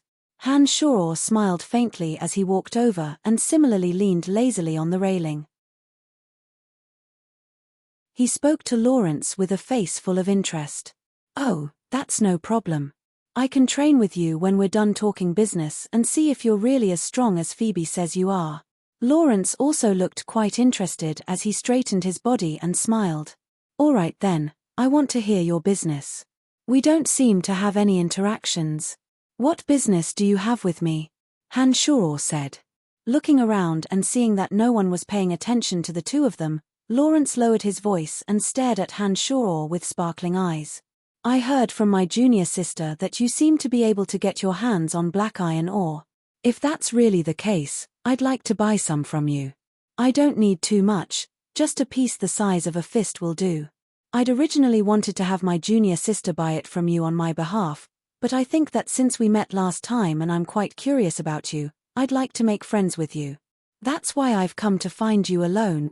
Han Shaw looked at the sincere Lawrence and thought that since he was the son of the Empire's finance minister, he should be quite wealthy. Chapter 90. I can indeed get my hands on black iron ore, but you also know how rare black iron ore is. It won't be easy for me to get my hands on it. How many gold coins do you plan on spending? Han Shaw pondered and spoke slowly with a calm expression. His spirits rising, Lawrence straightened his back and said with a bit of excitement, "It looks like you'll be able to get your hands on it. Heh, I only need a fist-sized piece to forge a weapon. It's currently out of stock on the black market. Name a price." Rubbing his chin, Han Shaw remembered his conversation with Phoebe last time. He hesitated and said faintly, "How about this? Give me 5,000 gold coins and I'll think of a way to get you a piece." No problem. Although black gold ore is a bit rarer, a fist-sized piece of black iron ore is indeed worth 5,000 gold coins. If you get your hands on black iron ore, you can come find me at the night school and we'll exchange the goods. Lawrence said happily. Nodding his head, Han Shaw recalled how he'd been beaten up by Lawrence a few months ago at the night academy. He couldn't help but raise an eyebrow and chuckle. "I'll help you get a piece of black iron ore within 10 days. Do you want to practice martial arts with me now? I'll be happy to be your meat shield again." "All right then, why don't we start now? I just so happen to want to see just how special you are that even someone as proud and arrogant as Phoebe would praise you repeatedly in front of me. I'm quite curious about you." Lawrence struck a pose excitedly, planning on immediately making a move against Han Shaw. It was noon at this time and most of the students in the plaza had packed up and left, preparing to eat lunch. Only 2 or 3 students sunbathing in the distance seemed to have fallen asleep and hadn't left yet. Han Shaw swept a glance around and smiled. "Let's go to the left. There's no one there and we won't disturb anyone." Han Shaw raised his head provocatively at Lawrence after speaking and walked towards the empty space behind the railing on the left. Lawrence clenched his fists and laughed lightly, following behind Han Shaw and also walking towards the empty space on the left. As soon as he arrived, Han Shaw circulated his magical yuan throughout his body and began to adjust his condition. Lawrence followed a few steps behind Han Shaw and had just walked down the stone steps. Before he could react, Han Shaw had already turned around with lightning speed and smashed his fist towards Lawrence's head. Lawrence hadn't expected Han Shaw to act so quickly. Before he could react, a terrifying punch had already arrived in front of him. Lawrence's expression changed slightly as he suddenly took a step back and returned to the top of the stone steps. He then leaned to the side to dodge Han Shaw's sudden punch. Han Shaw's fist whistled past Lawrence's face. A cold aura emanated from Han Shaw's left fist, causing Lawrence to jump in fright. Without waiting for Lawrence to react, Han Shaw retracted his left arm and suddenly bent it, striking Lawrence's chest with his elbow. Lawrence gave a muffled groan as his body was pressed against the railing by Han Shaw's elbow. His face reddened slightly. Heh, Lawrence, you're not vigilant enough. Han Shoror didn't follow up with another attack after striking Lawrence's chest with his elbow. Instead, he retreated with an odd smile and mocked Lawrence in a peculiar tone. The two were only exchanging pointers and not fighting to the death. Therefore, Han Shoror hadn't used his full magical yuan in this punch, and the mystical glacial spellfire had only released a small amount of frosty air. As a journeyman knight, Lawrence's fighting aura had automatically protected his body and he hadn't suffered any injuries. You're the one who suddenly ambushed me. This punch doesn't count. I'll make you pay the price later. Lawrence wasn't angry and only stated the facts with a wry face. He suddenly looked at Han Shoror with a cautious gaze when he walked down the stone steps again. Light green fighting aura abruptly blossomed from Lawrence's two hands as his footsteps abruptly sped up. He approached Han Shoror like lightning and the fighting aura in his left hand suddenly coalesced into the shape of a sword of light, chopping down at Han Shoror's head. Lawrence had just witnessed Han Shoror's speed and strength and understood that the current Han Shoror couldn't even be mentioned in the same breath as last time. This was why he'd used fighting aura. However, he was a bit cautious in his movements and was obviously holding back. A trace of a smile appeared on Han Shoror's lips as he took in Lawrence's movements. He gauged the strength of Lawrence's fighting aura. Han Shoror didn't dodge at all as he circulated the mystical glacial spellfire with his right hand. A thin light red line appeared as Han Shoror's right fist swung out, smashing onto the sword of light formed from Lawrence's fighting aura together with Han Shoror's right fist. A muffled bang rang out as the sword of light formed from Lawrence's fighting aura turned into specks of starlight and dissipated. Lawrence's ferocious charge was forcibly blocked. Han Shoror felt his right fist go numb as his body involuntarily took 2 steps back. Lawrence, how much of your fighting aura did you use when you formed the sword of light just now? Han Shoror's eyes sparkled as he looked at Lawrence and asked.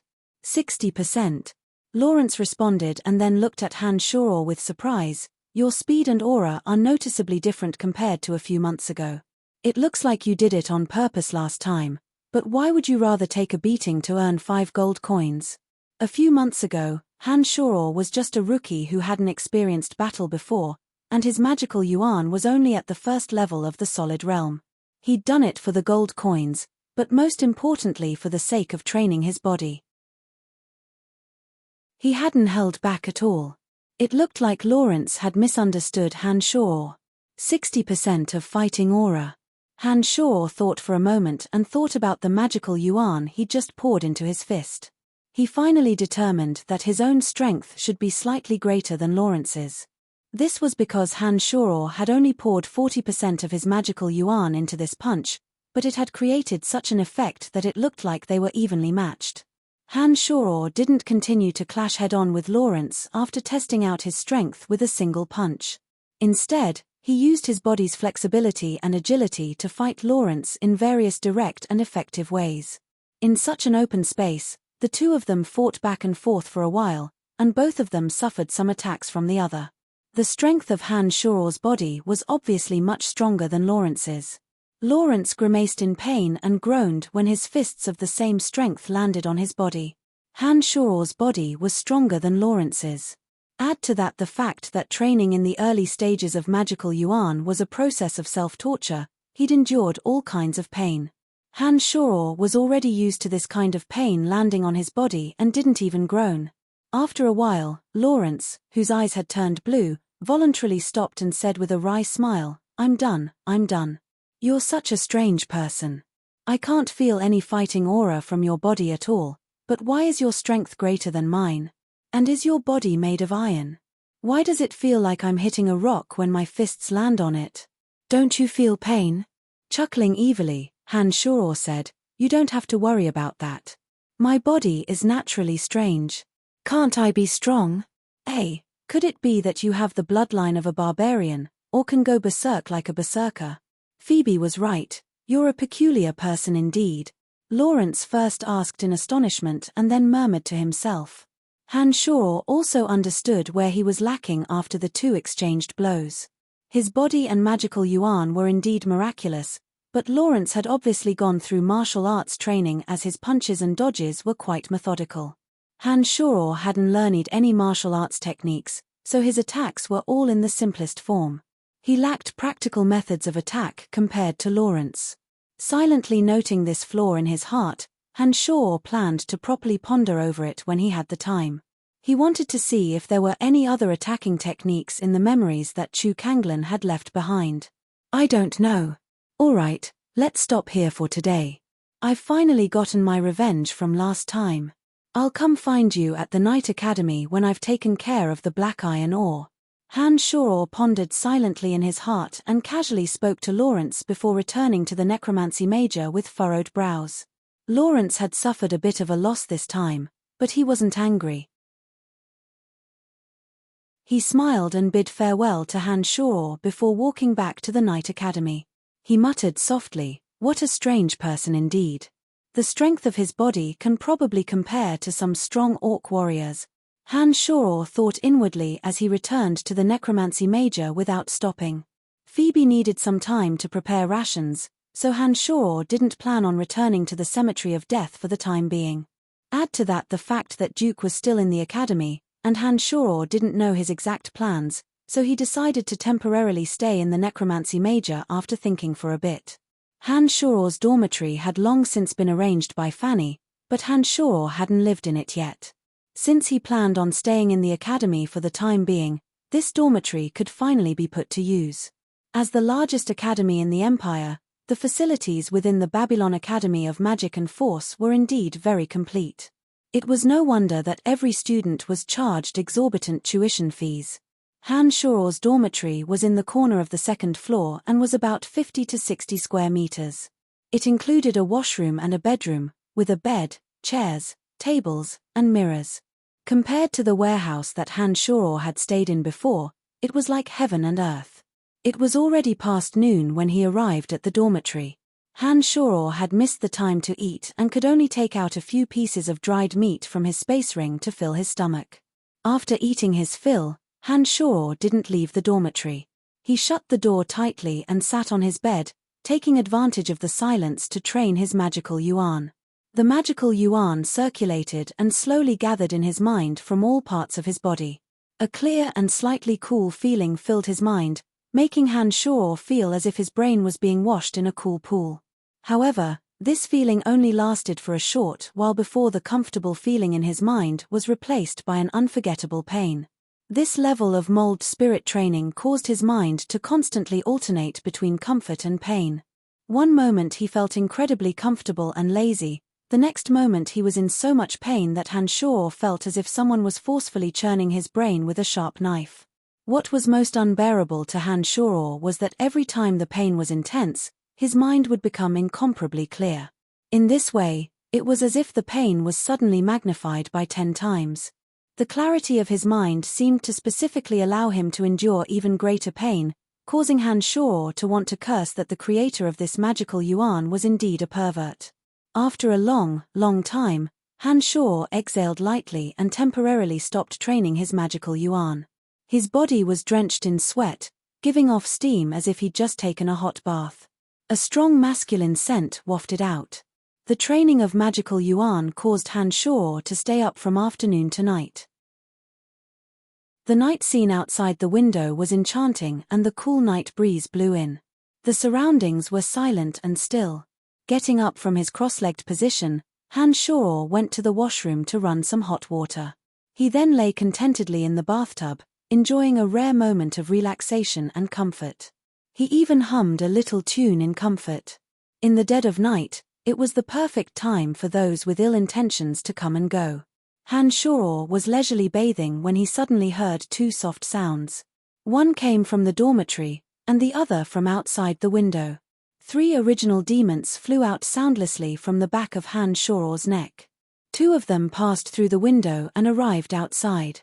One floated in the direction of the sound, while the other stayed at the window, silently observing the surroundings for any abnormalities. The last original demon floated out through the crack in the door and arrived in the hallway of the dormitory. It continued along the hallway and also floated in the direction of the sound. After floating for a while, The original demon that had left finally discovered Duke, whose feet weren't touching the ground and whose body was flying along the shadows of the surrounding buildings. Duke didn't wear a black mask this time. He was like a ghost in the dark night, floating weightlessly towards the Dark Mage's school building. The original demon in the hallway discovered that one of the dormitory doors had been lightly opened. A dark-faced Fitch quietly left the room and walked towards Hanshaw. Judging from the expression on his face, he didn't seem to have good intentions. He immediately jumped out of the bathtub and quickly wiped off the water on his body. Hanshaw put on his underpants and returned to his bed. He lay down with his back to the door and even breathing sounds emitted from his mouth. Chapter 91. Fitch, who thought he was being cautious, tiptoed to Hanshaw's door like a thief. He looked around furtively and used a low voice to summon a vengeful spirit, which entered Hanshaw's room through the crack in the door. Hanshaw's original demon had been cultivated from a vengeful spirit, and a vengeful spirit could also give the summoner a different perspective. However, as a creature summoned by a necromancer, a vengeful spirit carried a faint aura of necromancy, and was also in a greyish-white form. Anyone who was a bit more vigilant would easily discover the vengeful spirit's tracks. Because Hanshaw's original demon had been specially processed by magical yuan, there were no magical pulses on it, and its form was also in a state of nothingness. As long as it didn't touch a magical boundary, it would be very difficult to discover its tracks. Add to that the fact that the original demon was a little demon of a magical practitioner and was connected to the caster's mind. Not only could it be released over a very long distance, but it also had quite the offensive effect. Therefore, the original demon was much more convenient and practical than a vengeful spirit no matter how one looked at it. After Fitch's vengeful spirit entered Hanshaw's room, it circled Hanshaw's room once and then stopped in front of Hanshaw's window, as if it was silently observing Hanshaw's movements. Breathing evenly, Hanshaw seemed to be in a deep sleep as he lay on his side, completely unaware of everything that was happening around him. Fitch probed around with the help of the vengeful spirit, then pressed his left hand on the doorknob in front of the room's door and exerted a bit of force. A low creak sounded out as Hanshaw's door was opened by Fitch. A packet of powder suddenly appeared in his hand. Fitch opened the paper packet and blew on it. The powder drifted through the air, emitting a faint, fragrant scent. Sleeping powder. Hanshaw had some understanding of poisonous powder by now, and Hanshaw had already recognized it when the fragrant scent had just spread a bit. Hanshaw didn't hold his breath as he continued to breathe in and out naturally. With his powerful physical body after reaching the 3rd level of magical yuan, this kind of low-level sleeping powder was completely useless against him. With a sinister smile on his face, Fitch's expression was a bit carefree as he walked lightly to Hanshaw's bed and stared hatefully at Hanshaw, his thoughts unknown. With the aid of the original demon's line of sight, Hanshaw took in all of Fitch's expressions with his eyes closed. Although his body remained in a sleeping state, Hanshaw had long since made preparations in his heart. He planned to make a move as soon as the situation took a turn for the worse. If Fitch dared to make a move, then Hanshaw would dare to kill in this place. However, Fitch didn't appear to be as daring as Hanshaw had imagined. He stared at Hanshaw for a while and said to himself, "You're just a lowly errand slave, you don't deserve Master Fanny at all. I should have kicked you out of the Necromancy Major a long time ago, but you've never been in the Necromancy Major. Let's see where you can run this time. After tomorrow, everyone will think you're a perverted pervert. Even if Master Fanny helps you, the school will still kick you out of the Necromancy Major. I've spent a lot of effort in order to deal with you, heh." Fitch murmured lowly and fished out a large bag of items from his chest. He bent down and stuffed the bag under Hanshaw's bed, and then slowly retreated out of Hanshaw's room with a dark smile on his face. He then carefully closed Hanshaw's door and walked back to his own room in a relaxed and satisfied manner. Hanshaw immediately climbed out of bed after Fitch had left. He bent down to take a look and discovered that Fitch had hung the bag of items on the wooden board under his bed. If he hadn't been paying close attention, he likely wouldn't have noticed it. Removing the bag of items, Hanshaw opened it and took a look. He was flabbergasted. What entered his eyes were some thin female undergarments. These undergarments were of a myriad of colors and had lace edges. There was very little fabric, and they were either cute or sexy. Some of the undergarments had just been washed, and 2 of them looked like they'd just been taken off and hadn't had time to be washed. There were even traces of the female body on them. Han Shoror stared at the female undergarments in the bag and finally sighed at Fitch's superb methods. He began to admire Fitch in his heart. However, what Han Shoror admired wasn't Fitch's evil schemes, but rather his methods. He hadn't thought that Fitch would be able to obtain so many female undergarments in the academy without a sound. He just didn't know if any of the teachers were among them. Shaking his head and laughing involuntarily, Han Shoror knew that some of the female students in the academy would be in an uproar the next morning when they discovered that their undergarments had been stolen. Fitch definitely had other tricks up his sleeve. Perhaps there would be people searching the male students' rooms one by one tomorrow. If this bag of items was discovered under his bed, then Han Shoror would certainly be labeled as a perverted sex fiend. At that time, before the academy could expel him, Han Shoror would likely be too ashamed to face anyone and wouldn't dare appear within the academy again. You're heartless, so I'll be unjust. Fitch, oh Fitch, don't blame me for being vicious. Han Shoror picked up the bag of items and laughed evilly as he got off the bed. He used an original demon to scout the way and similarly walked towards Fitch's room. Using almost the exact same method, Han Shoror borrowed the vision of the original demon and imitated Fitch's methods. He first drugged the items and then soundlessly made his way to Fitch's room. He placed the bag of items under Fitch's bed and finally left without a trace. Han Shoror didn't go to sleep when he returned to his room after completing this task. He continued to observe Duke's movements through the other original demon. Duke flew directly to a classroom on the 4th floor after arriving at the Dark Mage's school building. There was not a soul in the school building at night, and Duke didn't move a muscle in this room, as if he was one with the darkness. Han Shoror stopped in the shadow of a large tree outside the window through the original demon and secretly watched Duke. Except, Duke didn't move a muscle after arriving here and didn't make any further movements.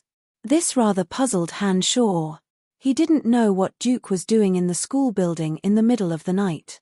After waiting for a while, just as Han Shoror was starting to feel a bit impatient, a ball of black light suddenly appeared in the distance and slowly made its way in the direction of the school building. If one didn't pay attention in the darkness, it would be difficult to discover the existence of this ball of black light. Han Shoror's expression shook and he immediately raised his attention, carefully observing the movements of this ball of light. The black light within was thick like a thick layer of clouds, making it difficult for Han Shoror to see what was going on inside. When this ball of light entered the Dark Mage's school building, the originally motionless Duke seemed to have sensed it. He suddenly let out a weak cough. The ball of black light paused for a moment after Duke coughed. Then, it quickly passed through the stairs and went directly to the room Duke was in. Finally, Dooku and the black figure met through the door. Duke flicked a glance at the black light that had stopped in front of the classroom door and a trace of a smile appeared on his face. He said softly, "The people of the Empire's Dark Nether are indeed everywhere. There are even people of the Dark Nether lurking in this Babylon Academy of Magic and Force. They seem to recognize you. I think it's time for you to reveal your true face. I've already stayed in this academy for many years. I spent a great deal of effort in order to enter. I absolutely cannot reveal my identity. There are quite a few archmages with the same level of training as you in the Babylon Academy of Magic and Force. The headmaster is even a Grand Magus. It'll be no small matter if she's alarmed." Han Shoror's familiar voice sounded from within the black light. The black light then parted layer by layer like thick clothing, revealing the figure of the old Dark Witch Camilla. "It's her." Han Shoror was startled and immediately paid even more attention to everything within, afraid of missing a single word of the two's conversation. The Lancelot Empire had a secret dark mantle organization, and the Kossi Empire definitely had a similar organization. It looked like this Camilla should be someone from the Kossi Empire, and was actually a member of the Kossi Empire's Dark Nether organization. This was rather interesting. "So it's you. Heh, I even saw you today. I didn't think you'd be one of us. The Empire's Dark Mantle is indeed remarkable. It looks like my mission this time will be a little smoother. Duke was also very surprised after Camilla revealed her true appearance. It's very dangerous for the two of us to meet here. The Lancelot Empire's dark mantle isn't easy to deal with either. I've had a few encounters with them here, and they're like flies surrounding you. If my identity is exposed, not only will I die a horrible death, I'll also fail to live up to the Empire's nurturing. Cut the crap, why are you contacting me? Camilla looked at Duke and impatiently urged him to get down to business. Nodding, Duke said solemnly, I'm burdened with many responsibilities on this trip to the Lancelot Empire. If it wasn't for the fact that I can't resolve them on my own, I wouldn't dare trouble your dark nether. I asked Master Fanny of the Necromancy Major today, and heard that apart from the libraries of the various majors, there's also a private library in the academy. We need to find some information, so I wanted to ask if you know where this library is, and how to enter it. There is indeed a private library, and a few extremely rare and precious books are stored within. Not only have I heard of this library, but I've even had the honor of browsing through it once. However, this library has a magical boundary personally set up by the Dean. Outsiders have no way of entering without the Dean's permission. The last time I went in, I was preparing to look up questions related to curses of the Dark Major, so I went in with the Dean's company. If you want to barge into this private library, you'll certainly be discovered by the Dean. I advise you to think of another way. Camilla had a face of helplessness as she solemnly warned Duke. Duke's face darkened when he heard Camilla's words, and he thought for a while, saying to Camilla, if that's the case, then I can only trouble you to think of a way to enter. The Empire wants to know all the information related to the Eye of Darkness. Go in and see if there's anything related to this. Before I came, the higher-ups of your Dark Nether instructed that you can be directly mobilized at critical times. I hope you understand. If the Empire wants to investigate this matter, they can directly issue an order to me through the Dark Nether. Why trouble you to personally make a trip here? Camilla looked suspiciously at Duke and didn't immediately agree, instead opening her mouth to ask Duke. You don't need to concern yourself with this matter. The Empire naturally has other plans for sending us here. All you need to do is enter that private library and help me understand all the information related to the Eye of Darkness. Duke creased his brow and said with some displeasure, What is that? Why does it sound like something from our Dark Major? First tell me what this thing looks like, and some simple information about it. It's not something from your Dark Major. It was created by necromancers during the era when necromancers were at their peak. The secret to opening the Cemetery of Death is hidden within. Legend has it that the Cemetery of Death is the holy land of necromancers. When necromancers ravaged the continent many years ago, the Cemetery of Death was an evil place that no one on the continent wanted to mention. It's possible that terrifying necromancer codices are stored within. The Empire needs the secrets within, so you have to do your best to understand the secrets of the Eye of Darkness. Camilla's expression changed slightly. She thought for a moment and said, Since that's the case, then I'll think of a way to go in and take a look. However, the headmaster will be next to me every time I go in, so I can only do my best. Alright, after you go in, notify me as soon as possible whether you discover anything or not. I'll be staying at the Babylon Magic Academy's Wind Major for the next period of time and doing some wind magic exchanges with them. With your status, you can openly find me with other reasons. Duke nodded and said to Camilla. At this point, the two had come to a temporary mutual understanding and didn't continue their conversation. They separated and left the school building one after the other. After Han Shoror withdrew his original demons, he carefully went over the conversation between the two in his mind. He furrowed his brow and thought for a while before finally slowly falling asleep. Chapter 92. Early the next morning, Han Shoror had already heard a ruckus from outside the window before he'd even woken up. The topic of the stolen undergarments was quickly discovered under the influence of people with ulterior motives, and spread to every corner of the Necromancy Major in the blink of an eye. Jean and Fanny had been extremely busy in the morning, and it was precisely because of this matter that the students were quickly gathered in the training field. The faces of the female students were filled with anger and fear, The male students were also filled with surprise, and some even had looks of schadenfreude on their faces. Han Shoror was also gathered in the training field, and as he listened to the chatter of a group of people, his gaze continuously roamed over Fitch's face. Fitch's expression was normal, but his eyes flickered incessantly as he swept his gaze over Han Shoror's direction from time to time. The repercussions of this matter are exceedingly bad. Nothing major has ever happened to our necromancy major, but now that something like this has suddenly occurred, we must thoroughly investigate this matter. Jean also had a face full of indignation as he loudly expressed his opinion. Lisa, you guys are too careless. How could you let the thief succeed so easily, and not even notice anything? Fanny furrowed her brow as she chastised Lisa. This is the Babylon Academy of Magic and Force, we hadn't thought that the thief would be so arrogant.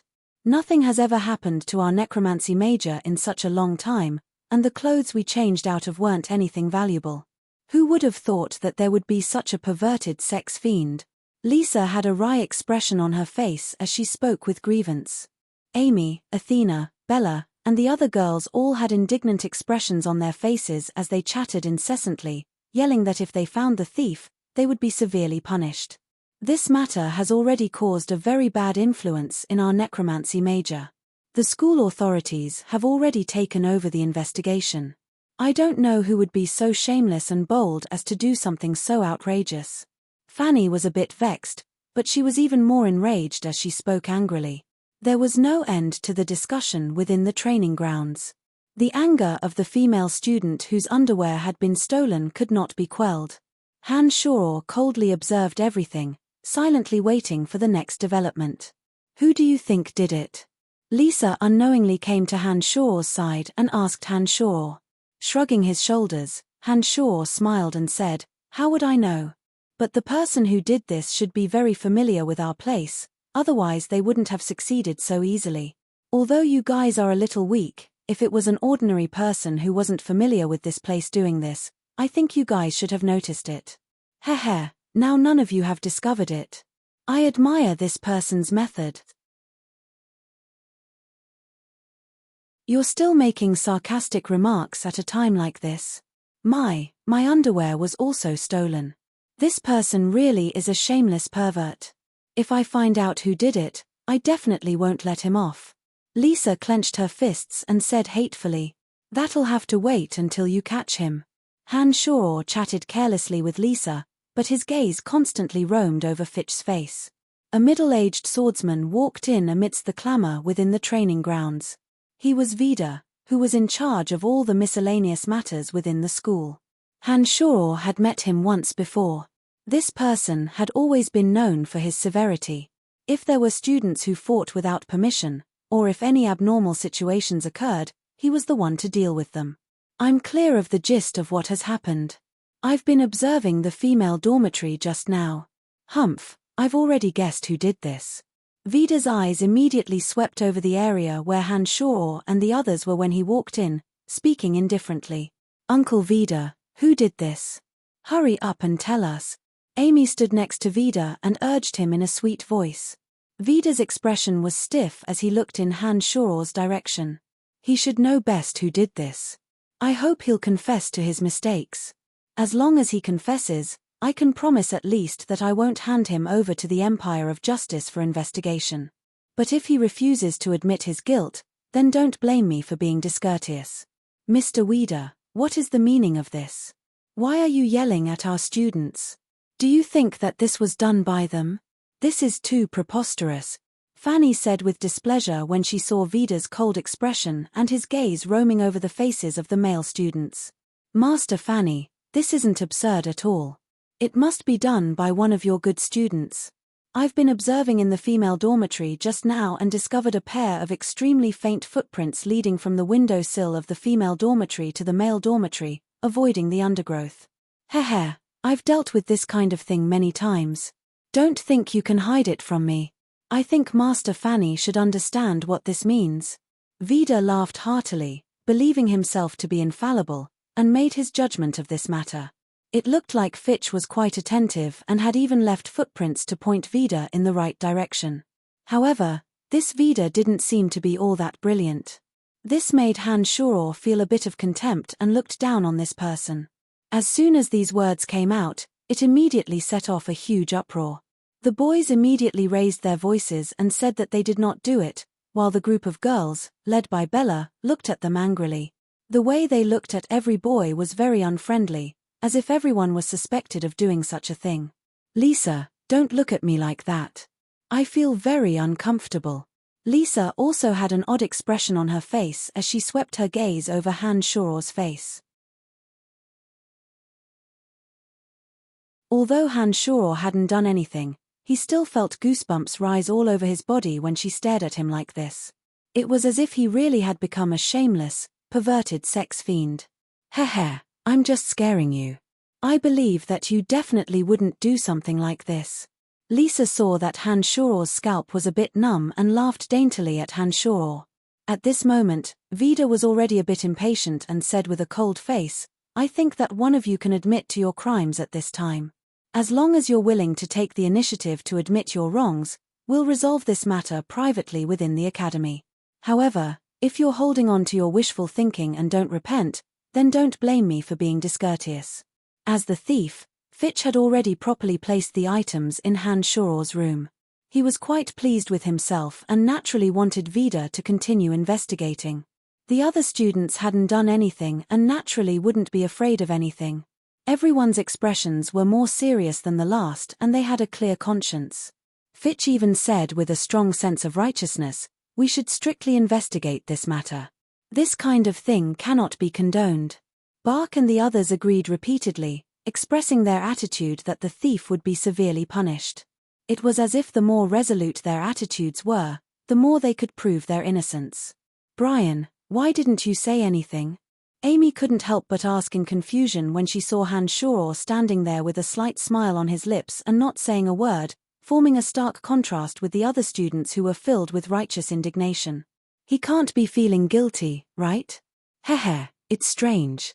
He hasn't been in the necromancy major these days and nothing has happened at all.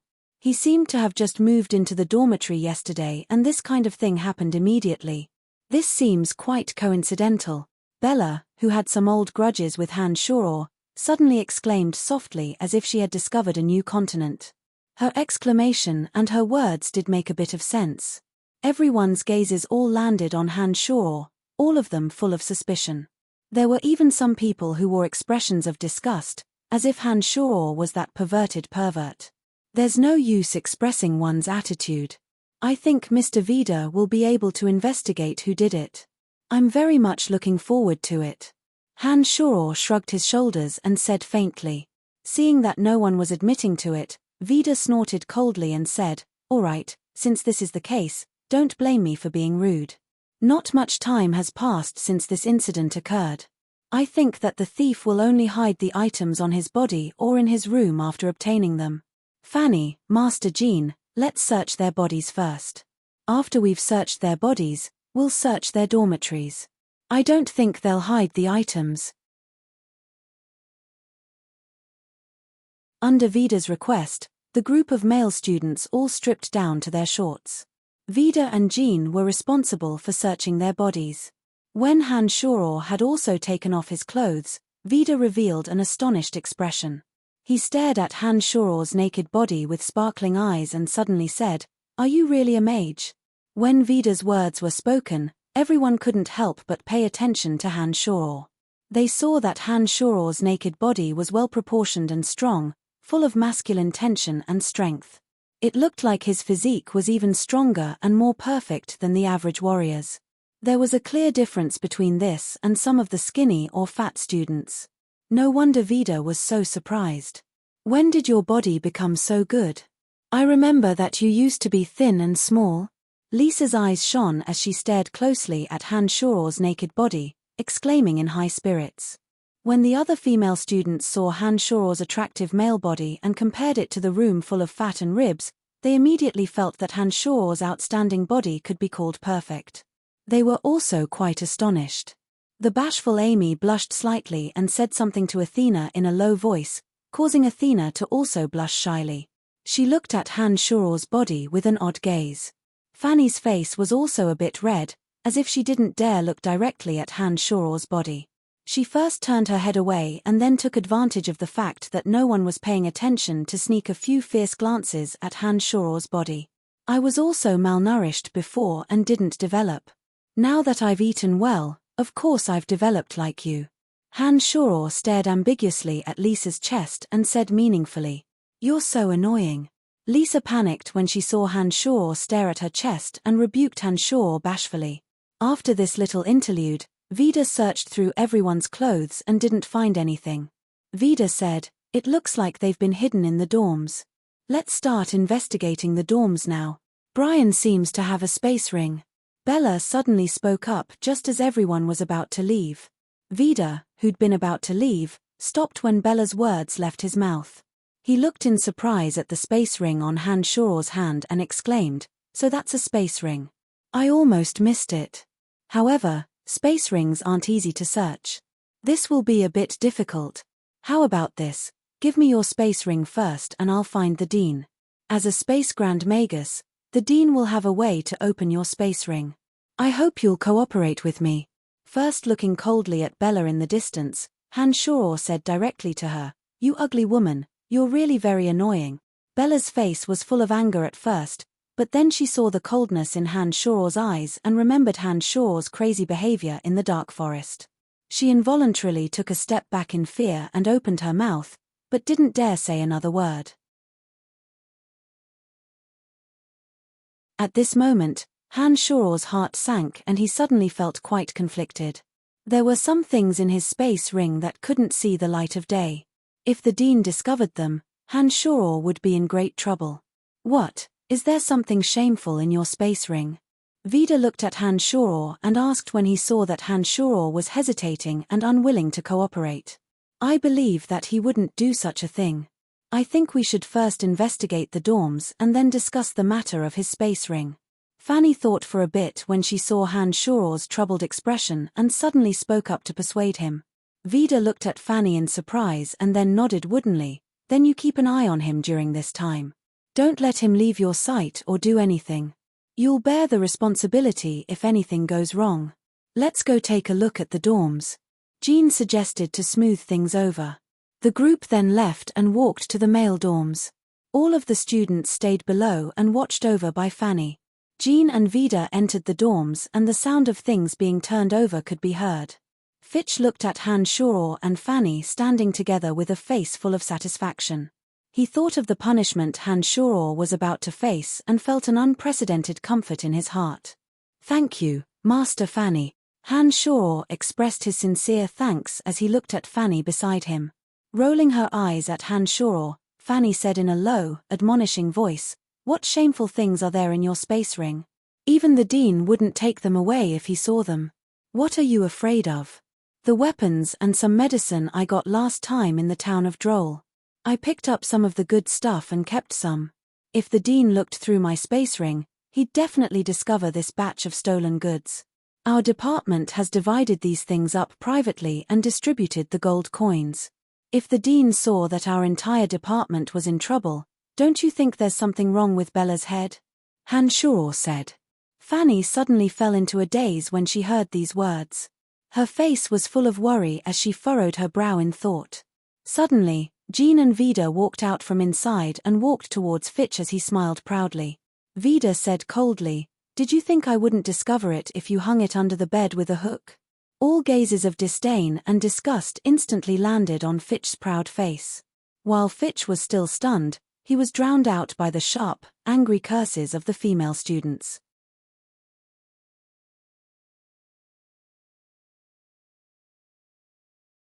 Chapter 93.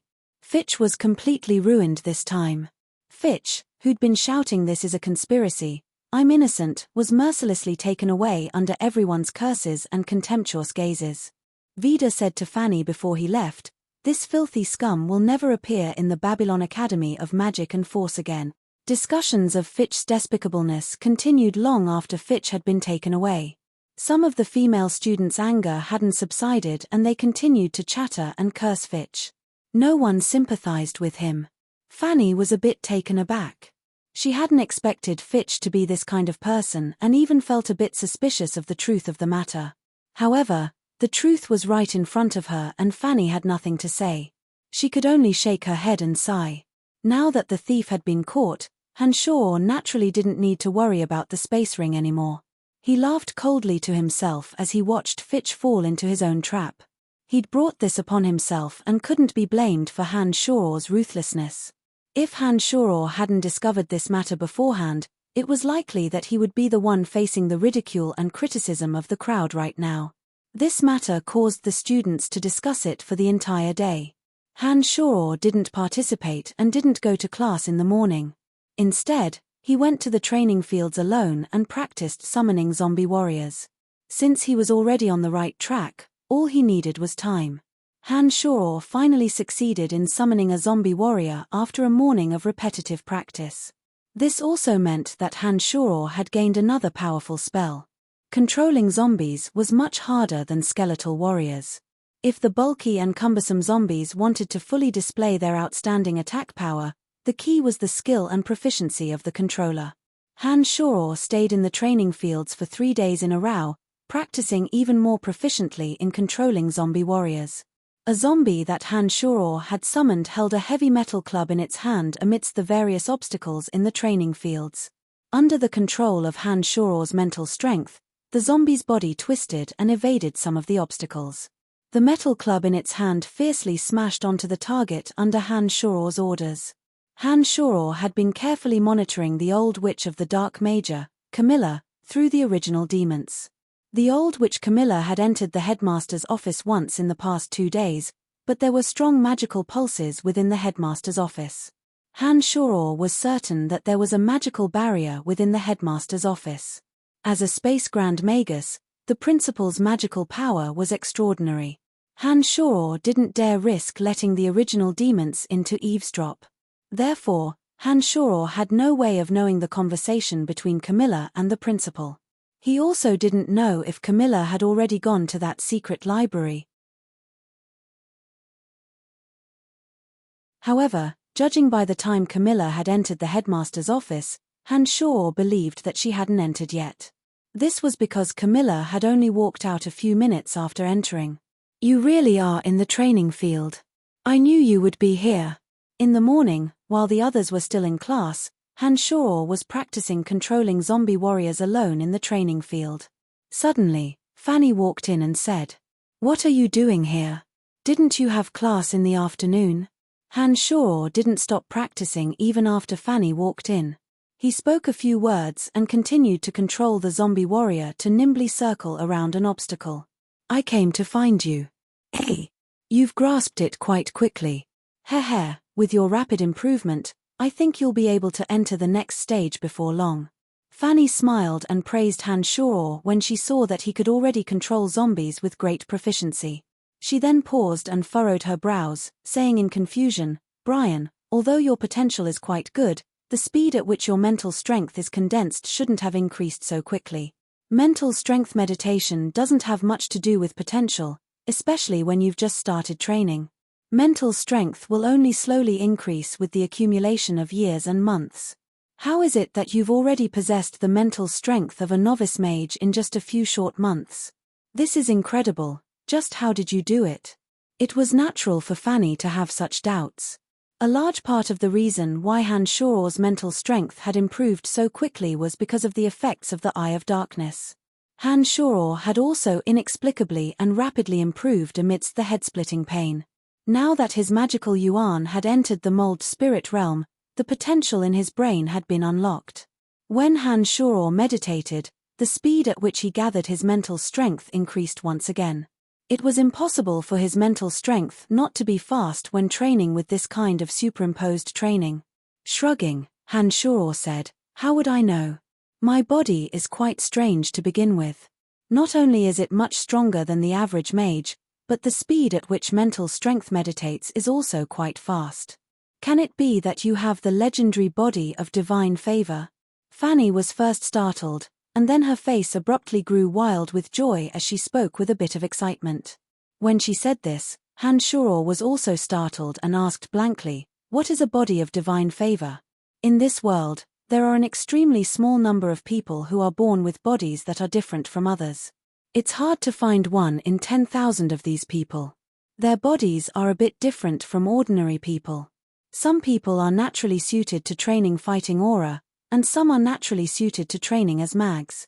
If these people can find a suitable field, then their accomplishments are often quite outstanding.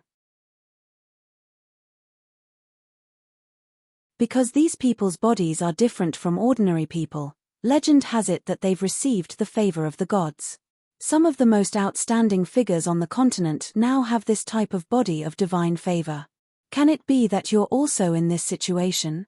An indescribable light of excitement flashed through Fanny's eyes as she stared at Han Shoror and exclaimed in surprise. Perhaps. Han Shoror knew that the abnormalities of his body were completely due to the training of magical yuan and shouldn't have anything to do with the body of divine favor. However, Han Shoror naturally couldn't find any reasonable explanation. Being labeled as having a body of divine favor was a plausible excuse. After Fanny's excitement had subsided, her expression suddenly became grave as she said seriously, "If this matter is true, you absolutely cannot tell anyone before you become strong enough. This body of divine favor may bring you unimaginable glory and wealth, but it may also cause you to be killed by those with ill intentions before you've even matured." Han Shoror understood very well what Fanny was saying. If it was as she said, then such a person would be an invaluable asset to every country. This kind of person would be like a treasure and become the target of competition between countries. There was also the possibility that they would be destroyed at all costs. Therefore, people with this kind of body were actually quite dangerous. Nodding his head to indicate that he understood, Han Shoror avoided this topic and asked Fanny, "You said you came to find me just now, what's the matter?" "I mentioned to you last time that there's a test to ascertain the true strength of the students and to record their current levels. Our Babylon Academy of Magic and Force has the right to determine the levels from Magic Apprentice to Adept Mage. This level will be recorded in the files of the Magic Association and will follow you for life. It's also a symbol of your strength and status. Once you've passed the level of Adept Mage, you'll be considered to have graduated from our Babylon Academy of Magic and Force. If you want to receive recognition after your strength has increased, you'll have to pass the Magic Association's specialized test. For mags, a proven level is proof of your future development because it's quite useful." Fanny explained with a smile when she saw Han Shoror ask. "So that's how it is. When will the test begin?" "Tomorrow morning. If the students feel that their strength has increased, then they'll take the initiative to participate in the test. You've never taken the test before, so I think it shouldn't be difficult for you to pass the Novice Mage test. I've already signed you up and you'll be taking the test in the Dark Mages training fields tomorrow morning. I'll also be there, don't forget." Fanny reminded Han Shoror. "No problem. By the way, Brian. Last time you told me about the corpse resurrection and canopy of necromancy. No matter how you got them, don't ever tell anyone, and don't ever use them in front of anyone. Before your strength is strong enough, this kind of magic will very likely bring you great trouble. Do you understand?" Fanny was about to leave when she suddenly warned Han Shoror solemnly. Han Shoror understood without Fanny's reminder.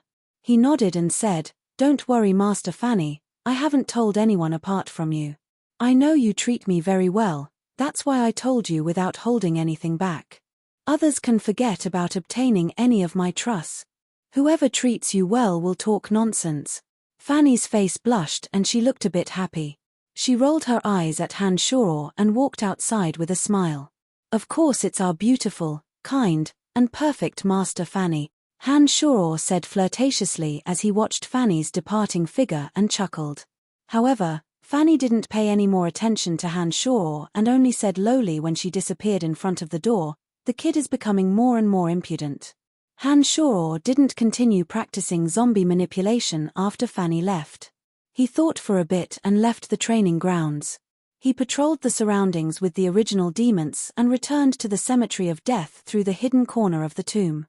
Since he'd promised Lawrence that he'd help him obtain a piece of black iron ore, Han Shoror wouldn't go back on his word even for the sake of 5,000 gold coins. He brought the little skull to the mine and busied himself for an afternoon. Han Shoror had only managed to dig out a small piece of black iron ore. It looked like it would be enough to satisfy Lawrence's needs. The amount of black iron ore within the mine wasn't limitless. With the recent days of mining, Han Shoror discovered that he had to go deeper and deeper into the mine, and that he would need to dig for a long period of time in order to obtain some black iron ore. Black iron ore was an exceedingly rare metal, and it looked like the amount was indeed quite small. He'd already reached the bottom not too long after digging. Han Shoror suddenly thought of something on his way back to the Cemetery of Death after practicing his magical yuan for a while under the surging waterfall. There was also a type of zombie in the memories that Chu Kanglan had left behind. Han Shoror had indeed heard of the existence of zombies in his original world. After carefully recalling Chu Kanglan's memories, Han Shoror suddenly felt a bit excited. According to Chu Kanglan's memories, zombies were only a type of low-level existence. They were usually formed from people who died in places with dense yin qi and absorbed some of the yin qi between heaven and earth. There was also a special group of low-level zombies. They just so happened to be buried in places with dense yin qi, and if that place happened to be one of the 5 extreme places, there was a small chance that they'd become an extremely powerful zombie after absorbing yin qi and the strange materials of the 5 extreme places over a long period of time. According to the attributes of metal, wood, water, fire, and earth, the 5 extreme places were place of extreme metal, place of extreme wood, place of extreme water, place of extreme fire, and place of extreme earth. After absorbing enough yin qi and the power of the 5 elements, the zombies that had a small chance of forming were the metal elite zombie, the wood elite zombie, the water elite zombie, the fire elite zombie, and the earth elite zombie. After these 5 types of zombies took form, their bodies were much stronger than ordinary zombies. The most miraculous thing was that these zombies that had absorbed enough yin qi and the power of the 5 elements could use the power of metal, wood, water, fire, and earth respectively. If these 5 types of zombies were to gather together and form the great formation of penta-elemental undead, its power would be even more frightening. However, these zombies were very rare to begin with. Add to that the fact that they were never under anyone's control and viewed each other with enmity, and were pursued by cultivators, it was very difficult for all 5 elemental zombies to gather together. In Chu Kanglan's memories, there were all sorts of detailed descriptions of the formation of these 5 elemental zombies. Chu Kanglan even had a secret method to accelerate the birth of these zombies. It seemed that he had once researched this topic. After obtaining all of this, Han Shoror suddenly felt as if he'd obtained a priceless treasure. He instantly had the idea of refining these 5 elemental zombies. With the restriction of necromancy magic, these zombies would unconditionally obey Han Shoror after taking form. He had long since discovered that the location of the Cemetery of Death where Han Shoror resided was a place of extreme earth. He could slowly search for the other 4 extreme places. Now, he only lacked a few materials that Chu Kanglan's secret method to accelerate the formation of these zombies, and then he could refine the Earth Elite zombie. As soon as this idea appeared, Han Shoror immediately made up his mind to see if he could refine these 5 types of zombies to form the great formation of penta-elemental undead.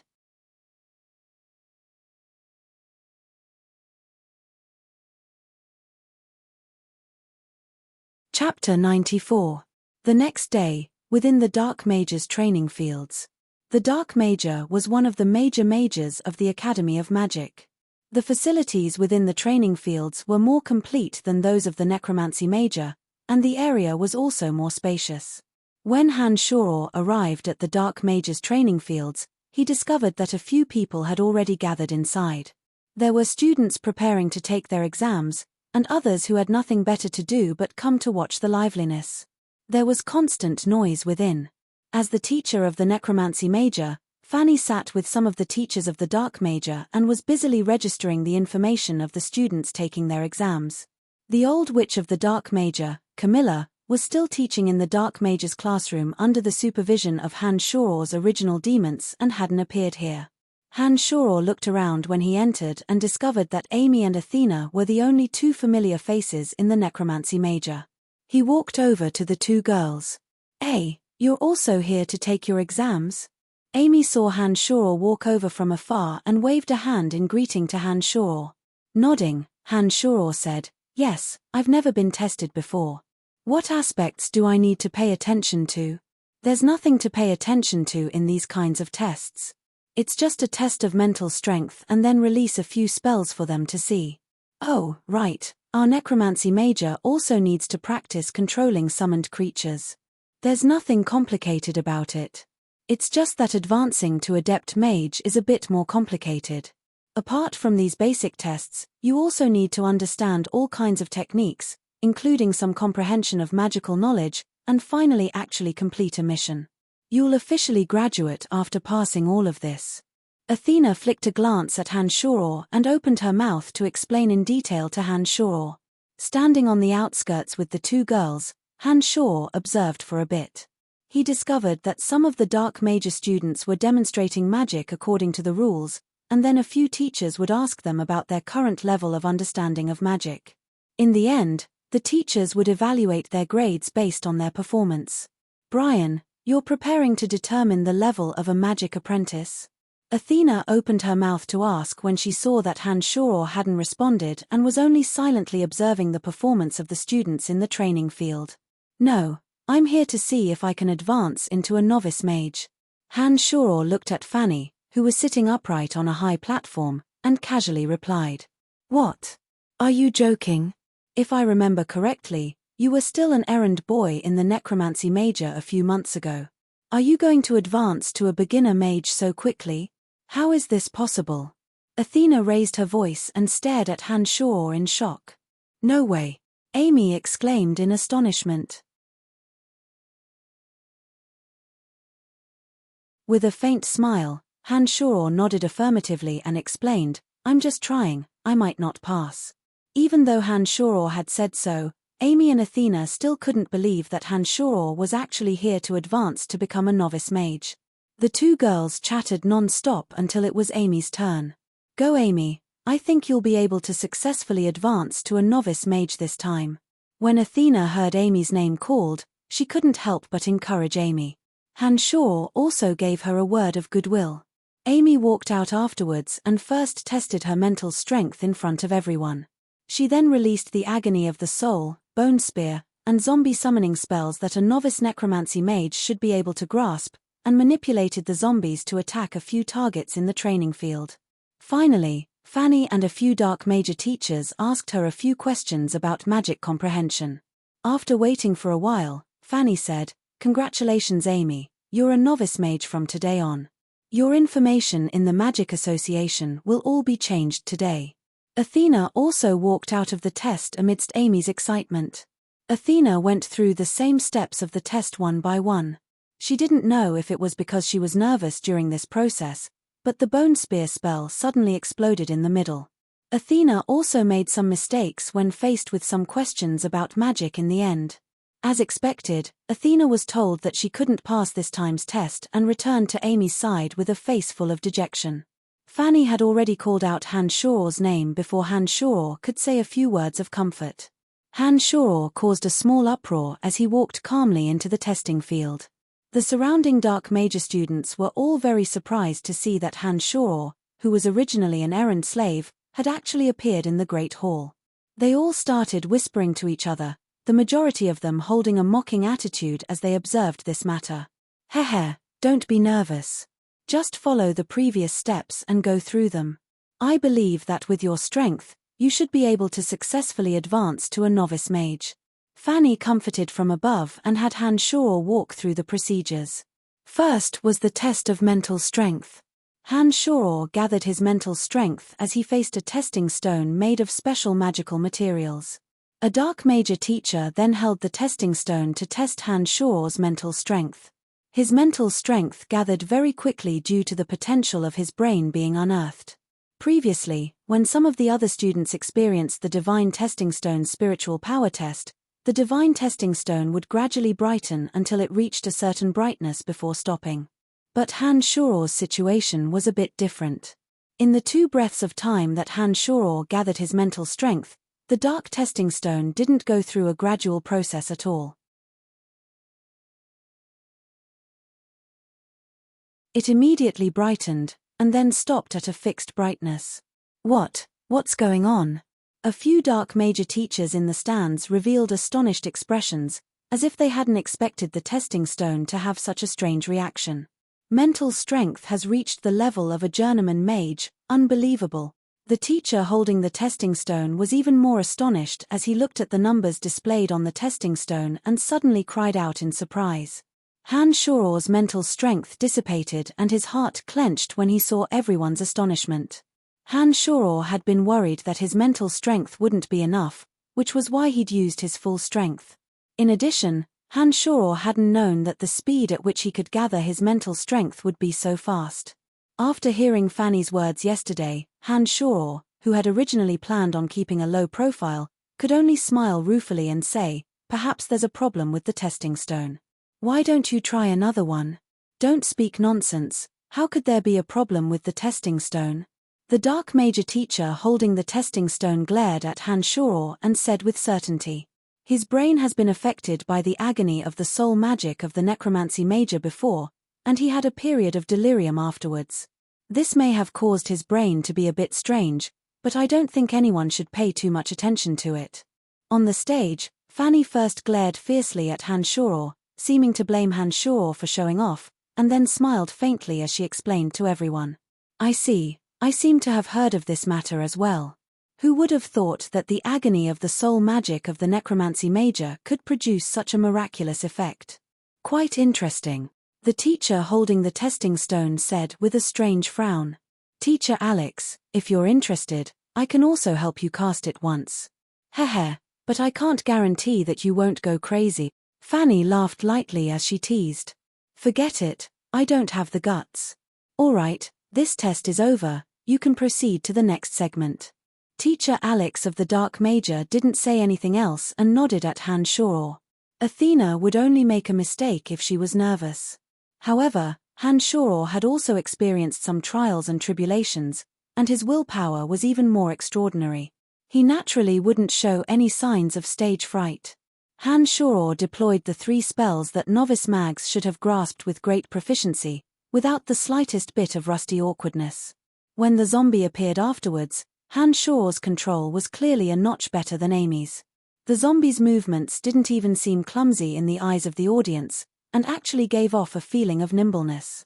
Han Shuor had an even easier time dealing with the last questions on magical knowledge. The main questioner was Fanny. Fanny knew the extent of Han Shuor's mastery of magical knowledge and didn't ask much at all. She casually asked a few questions that Han Shuor had asked her 2 days ago and let Han Shuor pass easily. Without any mishaps, Han Shuor smoothly obtained the qualifications of a novice mage.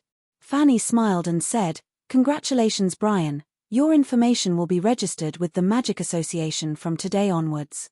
You're a true novice mage in the future.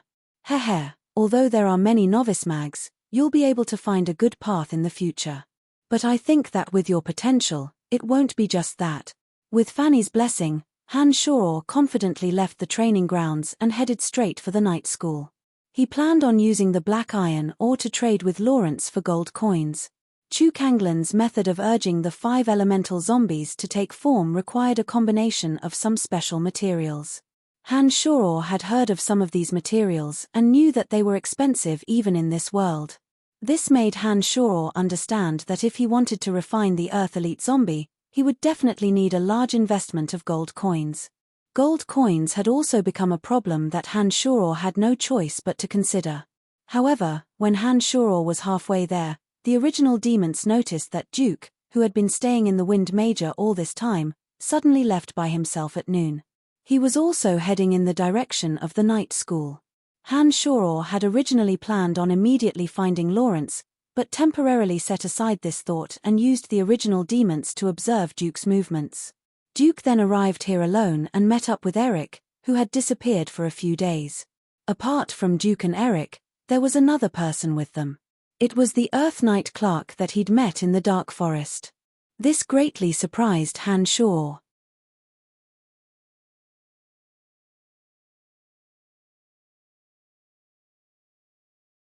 Chapter 95. Last time in the Dark Forest, Clark had displayed obvious affection for Fanny, but had been forced away by Han Shuor in the end. Hanshaw hadn't thought that he'd be able to see him again in the academy a few months later. Duke and Clark were talking in a room within the Knight Academy. The senior swordsman stood guard in front of the door, seeming to be deathly afraid that others would disturb the two. Duke had personally set up a wind barrier around the room. When Hanshaw's original demons approached, they could only see the senior swordsman Eric standing guard outside. Because they could feel weak magical pulses, the original demons didn't dare enter without permission and were unable to detect what the two were talking about. Duke and Camilla had met in the Dark Major classroom last time. They'd chosen to meet in the middle of the night, thinking that no one would discover them and so hadn't made any unnecessary moves. But it was daytime now, and they were within the Knight Academy. It was no wonder that Duke would be so cautious. After a while, Duke and Clark walked out of the house. Duke once again followed his original path and left the Knight Academy alone. The original demons followed behind Duke and Clark respectively. They discovered that Duke had once again returned to the Wind Academy, while Clark was in the training grounds of the Knight Academy practicing martial arts. This was the time when the Knight students were practicing their techniques. Hanshaw didn't continue to stay in place to observe and went directly to one of the training fields to find Lawrence according to the location that Lawrence had mentioned. Apart from a variety of weapons in this training field, there were also a few fierce-looking warhorses covered in heavy armor. The greatest difference between knights and swordsmen was that knights relied heavily on their warhorses in battle. Horsemanship was an important lesson that knights had to master and be proficient in. Knights could make use of the momentum and speed of their warhorses to exhibit even greater strength. Lawrence was clad in bright silver armor and wielded a long spear in his hand. He was flying through the training fields, his warhorse passing over some towering obstacles under his crotch. The long spear in his hand was like a bolt of lightning as it blossomed with the brilliant colors of fighting aura in the air. "Hi, Lawrence." Hanshaw suddenly greeted him with a smile after observing him for a while. With a neigh, Lawrence's warhorse turned around and charged fiercely towards Hanshaw with his spear in hand. Amidst the clattering of the warhorse hooves, Lawrence's spear pierced towards Hanshaw's chest. Although the attack was incomparably fierce, Hanshaw remained unmoved. Only when Lawrence arrived in front of Hanshaw did he suddenly take out the Demon Slayer edge and infuse it with surging demonic energy, thrusting it towards the spear. Crack! The tip of the spear was pierced into two under the impact of the Demon Slayer edge. It was fortunate that Lawrence had let go of the spear in time. Otherwise, after the Demon Slayer edge tore through the spear, his hand holding the spear would have been cut as well. However, the combined force of the charge and the warhorse was still a bit too much for Hanshaw to handle. The impact that seemed to be able to topple mountains and overturn the seas caused Hanshaw's arm, which was holding the Demon Slayer edge, to tremble uncontrollably. Reining in his horse, Lawrence jumped down and took off the heavy armor on his body. He excitedly came in front of Hanshaw and focused his eyes on the Demon Slayer edge in Hanshaw's hand. He exclaimed in surprise, "What kind of strange weapon is this? It's actually so sharp. Heh. It's a mixture of black iron ore and black gold ore, as well as a few other rare metals. Forged by a dwarf himself, it'd be strange if it wasn't sharp enough." Hanshaw explained to Lawrence after putting away the Demon Slayer edge. Grabbing a towel and wiping the sweat on his forehead, Lawrence said, "So that's how it is. It looks like this weapon of yours is definitely not ordinary. Oh right, you've come to find me this time because you've already found the black iron ore?"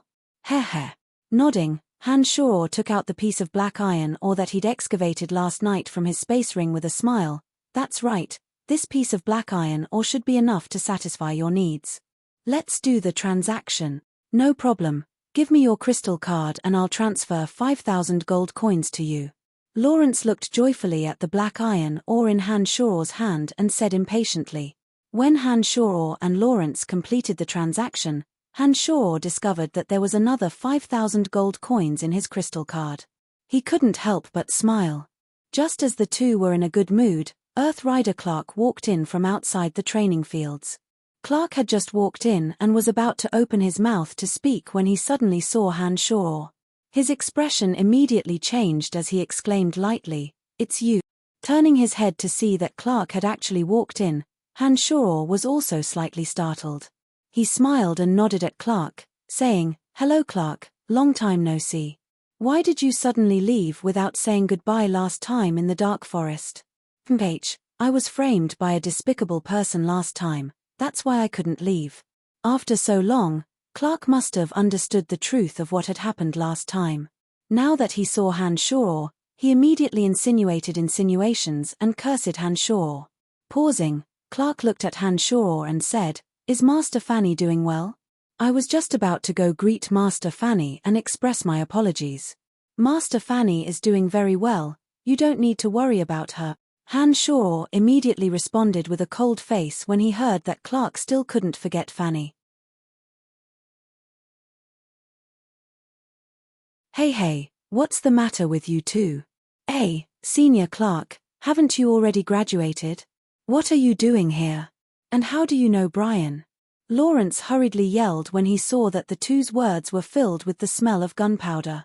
"I've returned to the academy this time to investigate the disappearance of my younger brother Claude.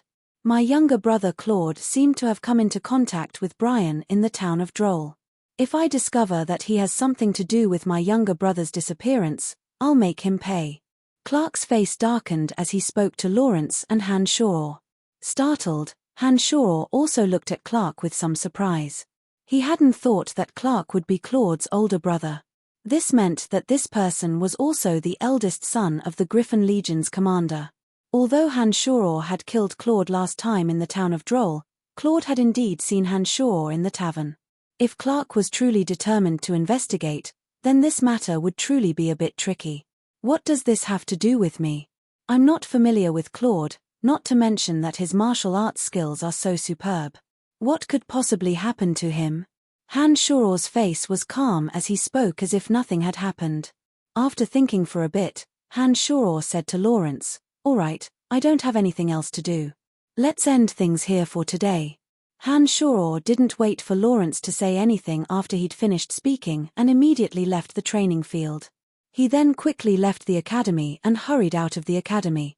The three original demons that had been in charge of surveillance had no choice but to be recalled back into Hanshaw's body due to the distance. Hanshaw felt that this matter was a bit fishy after learning of Clark's identity.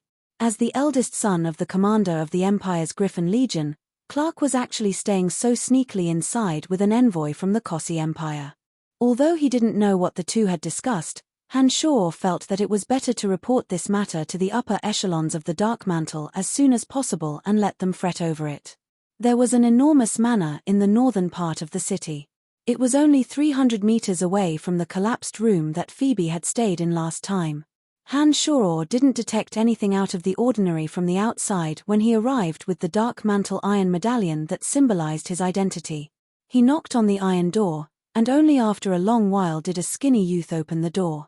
He first looked Hanshaw up and down, then asked in an unfriendly tone, "Who are you looking for?" Hanshaw didn't say much and only took out the iron medallion and handed it to the youth. The youth took the iron medallion and glanced at it, then moved to the side to let Hanshaw pass.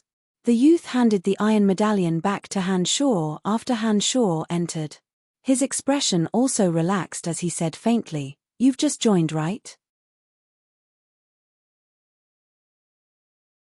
I've never seen you before. Your iron medallion is also given to a newcomer. Who's in charge of you?"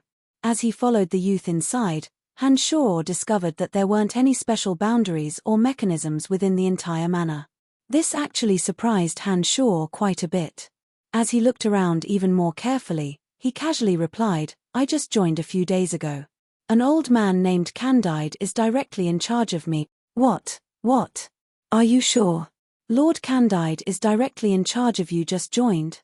The youth was obviously shocked and asked Hanshaw softly. Nodding, Hanshaw asked in confusion, "That's right. Is there a problem?" "Hey, there's no problem. However, Lord Candide is one of the three heavyweights of our Dark Mantle. Within the entire empire, Lord Candide can directly mobilize the military forces of every city.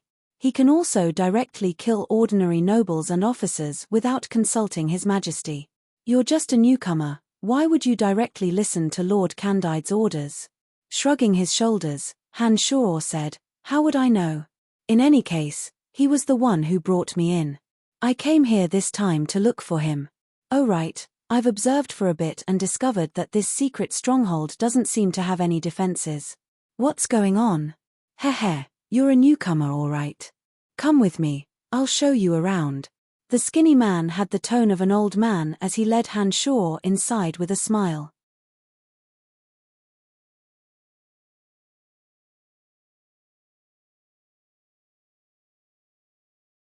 Chapter 96. After shuttling through the manor for a while, Han Shor learned that the skinny man's name was Chester and he was a bandit. Han Shor also learned a bit about the Dark Mantle from Chester. Members of the Dark Mantle were divided into 3 levels according to their contributions to the organization. Dark Star, Dark Moon, and Dark Sunday stars filled the night sky, symbolizing that Dark Star members were spread throughout every corner of the empire. Dark Moon members were 1 level higher, but they still couldn't see the light and could only live in dark corners. However, the higher-ranking members of the Dark Sun could appear dazzlingly in the eyes of the public during the day like the sun.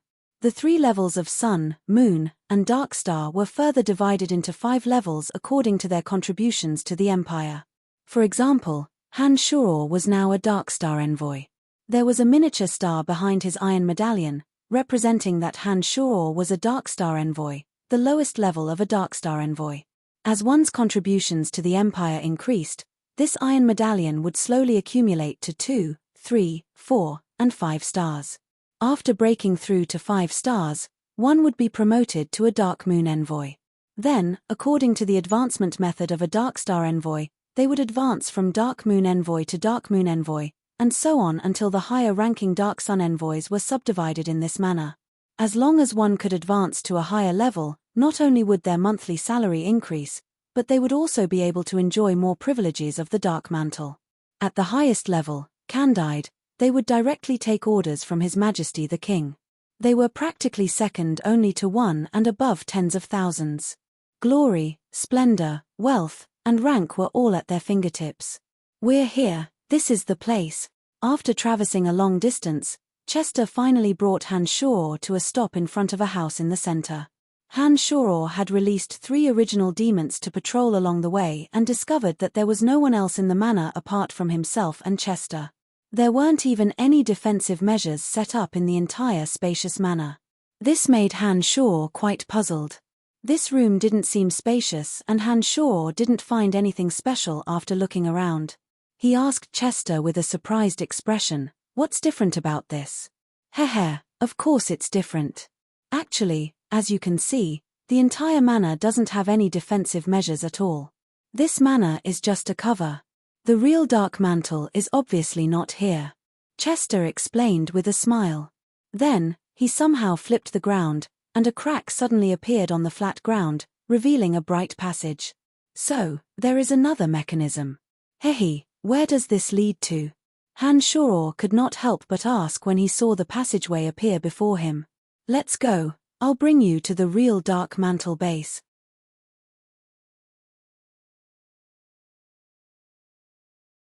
Chester said with a smile, then jumped down the bright passage and called Han Shor to come down with him. When Han Shor also landed, he felt that the ground he was standing on was very soft. He was surrounded by solid walls, and powerful magical fluctuations suddenly came from the passage. Along with a soft sound, the solid wall around them split open to reveal a large door. A very bright passage appeared in front of the two. It was like a maze. Some of the passages in front of them were entangled with each other, and there were already strong magical waves coming from the surrounding walls. There were also many unknown crossbows that seemed to be ready to be fired, their sharp edges pointing at every corner of the passage. "Why do I feel like this is a cave?" Han Shor looked around and couldn't help but ask. Chester walked out from inside and motioned for Han Shor to follow him. He explained, "Your feeling is correct. This is Mount Orders behind the Imperial Palace. Unauthorized persons are strictly prohibited from entering this towering mountain. Our Dark Mantle base is within the belly of the mountain. This is where the true security is tight, and there are even Imperial legions stationed around. Our Dark Mantle, as His Majesty's Hand of Darkness, gathers all kinds of talents of the Empire here, and also stores many of the Empire's confidential documents. There have been no accidents for many years, and the security here is not inferior to the Imperial Palace. Han Shoror could feel that the security here was tight, and some of the magical fluctuations in the surroundings obviously contained a strong sense of danger. In such a place, Han Shoror didn't dare release the lowest level of the little demon, original demon. Therefore, he could only rely on his sensitive 5 senses to sense the various dangers hidden in the surroundings. He followed behind Chester and passed through a few passageways. He also encountered a few other Dark Mantle people along the way. Han Shoror could feel the breathing and heartbeats of some stone chambers along the way, and knew that there were people inside. Lord Candide, as one of the 3 heavyweights of our Dark Mantle, I don't have the qualifications to personally bring you to see him. However, I will help you pass on a message. I think that if Lord Candide really brought you in, I think he will receive you. Chester looked at Han Shoror with a bit of envy, as if Han Shoror was extremely lucky to be directly under Candide's charge. I've heard you mention the 3 heavyweights of the Dark Mantle a few times. Apart from Candide, who are the other 2? Han Shoror asked Han Shoror as they walked. There's also Lord Amy's and Lord Cecilia. Lord Cecilia is in charge of various affairs of the Dark Mantle outside of the Empire. It's said that she's also a charming woman. Hihi, it's a pity that a small character like me can't see her. Lord Amy's and Lord Candide are both in the Empire, but Lord Amy's is mainly in charge of monitoring and investigating the various nobles and high-ranking officials of the Empire. He's a man who lives completely in the public eye in our Dark Mantle. As long as we find out that these high-ranking officials have done anything detrimental to the Empire, we can directly arrest them and report to His Majesty the King. Some low-ranking noble officers can even be directly executed without alerting His Majesty. Therefore, for some of the nobles of the Empire, Lord Amy's is their nightmare. Candide is in charge of some other affairs within the Empire, including the excavation and execution of all kinds of enemy spies, obtaining some benefits for the Empire, and eradicating all hidden dangers to the Empire. Chester introduced the 3 heavyweights of the Dark Mantle in detail to Han Shoror as they walked. As Chester continued to describe, the 2 stopped in front of an iron door. After arriving here, Chester signaled for Han Shoror to stop. Then, Chester spoke through a small hole in the iron door. There's a Dark Star called Brian who requests an audience with Lord Candide. He says that he's directly under Lord Candide's charge. Wait a moment, I'll ask Lord Candide. A cold, emotionless voice came from the small hole inside. After about 2 minutes, the iron door suddenly opened. There were magical fluctuations on a round table in the middle. The voice continued, Brian, come in and stand on the round table. Chester, wait outside the door. When Brian comes out in a moment, bring him out the way he came. All right. Chester responded and then explained in a low voice, when we first came here, we used a short-distance transportation matrix. There are a few similar ones in the belly of the mountain. He'll take you to the place you should go. Nodding, Han Shoror expressed his understanding and got up to walk to the round table with the wondrous magical pattern. A short-distance transportation matrix wasn't difficult to set up. As long as one was an adept mage or above space mage and had sufficient magical materials, they could set it up. But a long-distance transportation matrix, especially one like the one Han Shoror used to travel to the Cemetery of Death in the dark forest that spanned 1,000 miles, wasn't something that an ordinary mage could set up. Not only did it require the cultivation of an archmage or above, but it also required an enormous amount of magical materials. Without the support of a great power, it was impossible to realize a transportation matrix that spanned 1,000 miles. Once again sighing with emotion at the wonders of the Cemetery of Death, Han Shoror stood directly on the magical round table. Then, under the effects of the magic matrix, Han Shoror appeared in a spacious stone room. This stone room was decorated very brightly and comfortably, appearing even more luxurious than the Boot Merchant Guild. Exquisite magical drawings were carved on the surrounding walls and several paintings of the countryside were hung on the walls. The chandelier above sparkled with a gentle and beautiful light, brightly illuminating the entire stone room. Candide was sitting on a table in front of the stone room, holding a book in his hand and frowning as he flipped through it. When Hanshoro looked around and then looked at Hanshoro, Candide finally put down the book in his hand and looked at Hanshoro with a sinister face. He opened his mouth and asked darkly, "What is it? Have you discovered anything?" Nodding, Hanshoro roughly explained to Candide what he'd discovered in the last couple of days. This included the meeting between Duke and Camilla, the conversation regarding the Eye of Darkness, and finally the meeting between Clark, the son of the chief of the Griffin Legion, and Duke. Hanshoro also told Candide everything. As Hanshoro spoke, Candide's already sinister and ugly face became even more sinister. After Hanshoro had finished speaking, Candide remained silent, his eyebrows tightly furrowed as if he was thinking about something. After a while, just as Hanshoro was getting a bit impatient, Candide revealed a smile and said to Hanshoro, "Brian, you've done very well, so well that I'm surprised.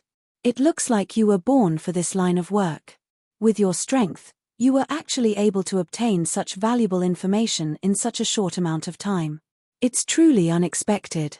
Duke is a wind archmage, even Camilla is an adept dark mage, and Clark is an earth rider. I can only describe you as a miraculous performance to be able to obtain so much information without them noticing." "You flatter me," Hanshoro said modestly. "You don't need to be humble, you've handled this matter perfectly.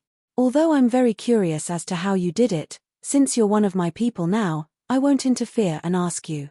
Keek, you don't need to worry about the rest, I'll send people to take care of this." Candide looked at Hanshoro as if he were looking at a monster and praised him. Hanshoro breathed a sigh of relief. He'd been most worried that Candide would doubt his story. After all, with his strength, it should have been impossible for him to obtain so much information without being noticed by these people. What gratified Hanshoro was that Candide didn't doubt the veracity of this matter at all. He didn't even ask how Hanshoro had obtained this information. This made Hanshoro feel quite surprised as well. "You don't need to be surprised. For our Dark Mantle, we only care about the final result of a mission. We don't ask about the process in between. Every member has their own way of doing things.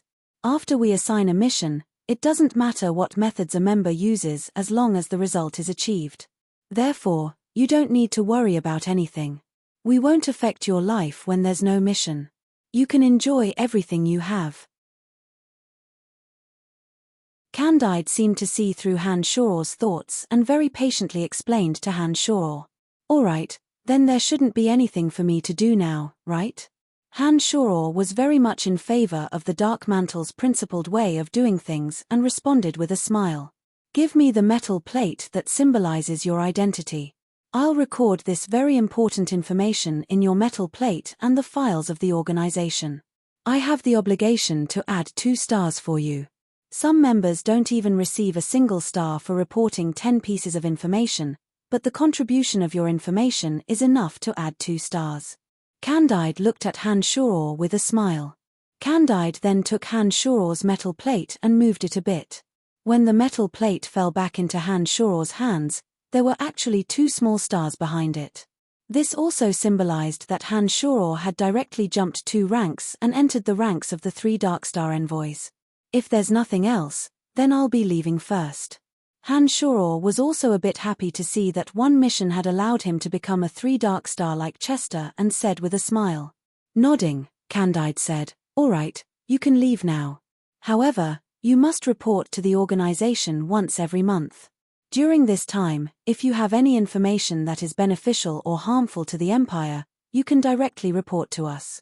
The accuracy of the information will be calculated and your contributions will be recorded in the organization's files." Heh, many Darkstar envoys are scattered throughout the Empire and advance through this method. Even if there's no information, you still have to report to the organization.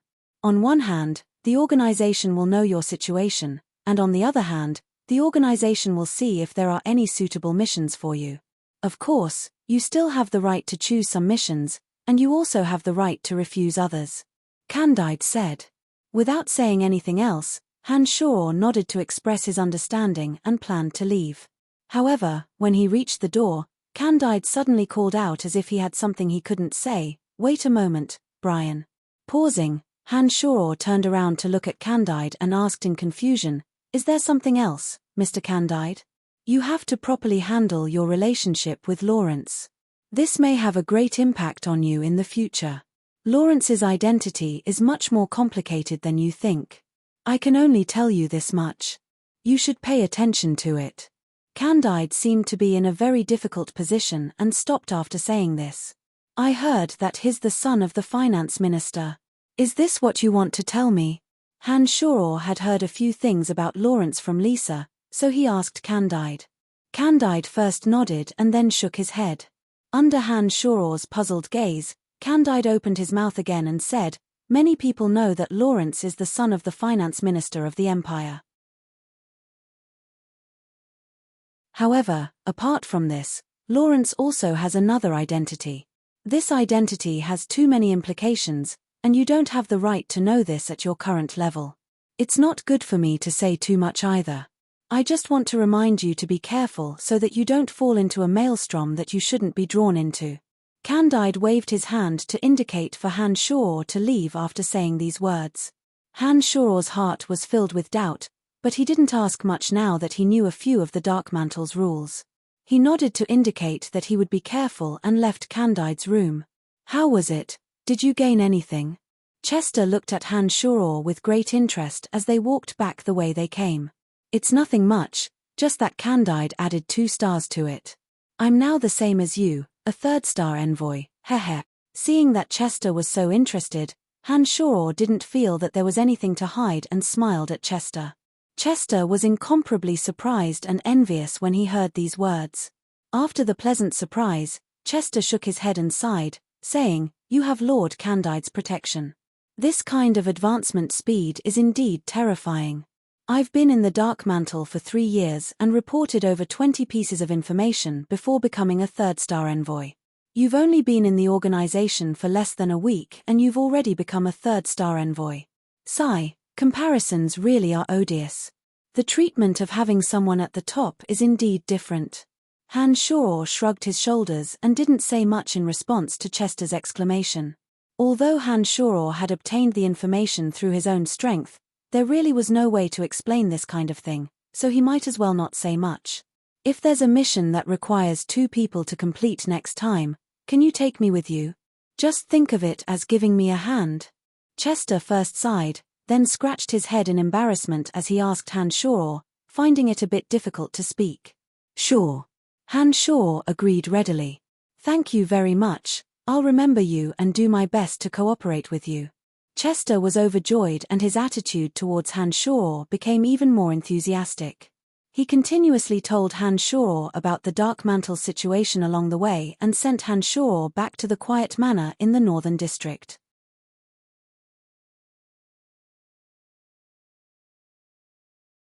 Chapter 97. On the day he returned to the academy, Han Shoror discovered that Camilla had suddenly left the academy in a hurry that night. Han Shoror didn't see Camilla again for the next 2 days. After making some inquiries, Han Shoror heard that something had happened to Camilla's family, and that she likely wouldn't be returning to the academy for a while. This was only news on the surface. From what Han Shoror saw, he likely wouldn't be able to see her again in the future. Since she was a spy from an enemy nation, according to the Dark Mantle's style, they certainly wouldn't leave her safely in the Empire. Duke and Eric held a secret discussion as soon as Camilla disappeared. They didn't dare to continue staying in the academy, and used the end of the exchange as an excuse to immediately leave the academy and return to the Kossi Empire. Clark, who had originally planned to pay a visit to the necromancy major to greet Fanny, also left the academy at almost the same time. As a member of the Dark Mantle, although Han Shoror didn't know exactly what had happened, he was certain that the Dark Mantle had taken control of everything. Otherwise, it would be impossible for all 3 of them to have such strange reactions and disappear in such a short amount of time. Han Shoror spent the next few days in a very relaxed and contented manner. He continuously researched magical knowledge, and would immediately ask Fanny about anything he didn't understand. He was always able to obtain the correct answer from Fanny. However, because he had trained his magical yuan to the mold spirit stage, Han Shoror would often unconsciously blurt out some presumptuous words that were buried in his heart in the process of interacting with Fanny. Every time this happened, Fanny would rebuke Hanshaw, but Hanshaw would always think of other ways to remedy the situation once he realized it. If he couldn't remedy it, he would just continue to play dumb and fool her. One day, when Hanshaw woke up in the morning, he suddenly discovered that the weather had turned cold. Hanshaw thought for a bit and felt that Phoebe should have already prepared the dwarf's winter rations. Therefore, he left the academy and headed to the Boot Merchant Guild, casually purchasing some materials for refining the Earth Elite zombie from Phoebe. After arriving at the Boot Merchant Guild, Hanshaw discovered that the guards had been changed again. This time, when Hanshaw reported his name, the guards immediately let Hanshaw in with great respect. Not long after, a radiant Fabian sprinted over from afar. He called out cheerfully from afar, "Hey, Brian, long time no see. How have you been?" "Oh, it's great that you're all right, Fabian. I thought that you'd already." Fabian's appearance surprised Hanshaw as well. Hanshaw had originally thought that Fabian had already been killed by the earthquake spell when the Shadow Ghost expert had come over last time. "I hid under the bed when the house collapsed last time. Candace came and found me afterwards and saved me from the collapsed house. That's how I managed to escape this calamity." Fabian had a look of joy on his face that he'd narrowly escaped disaster as he explained happily to Hanshaw.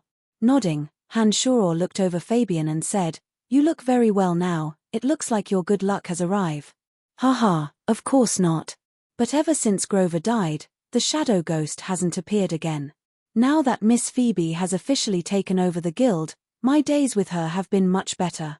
Although Fabian said that he hadn't, the joyous expression on his face spoke volumes of the joy and pride in his heart.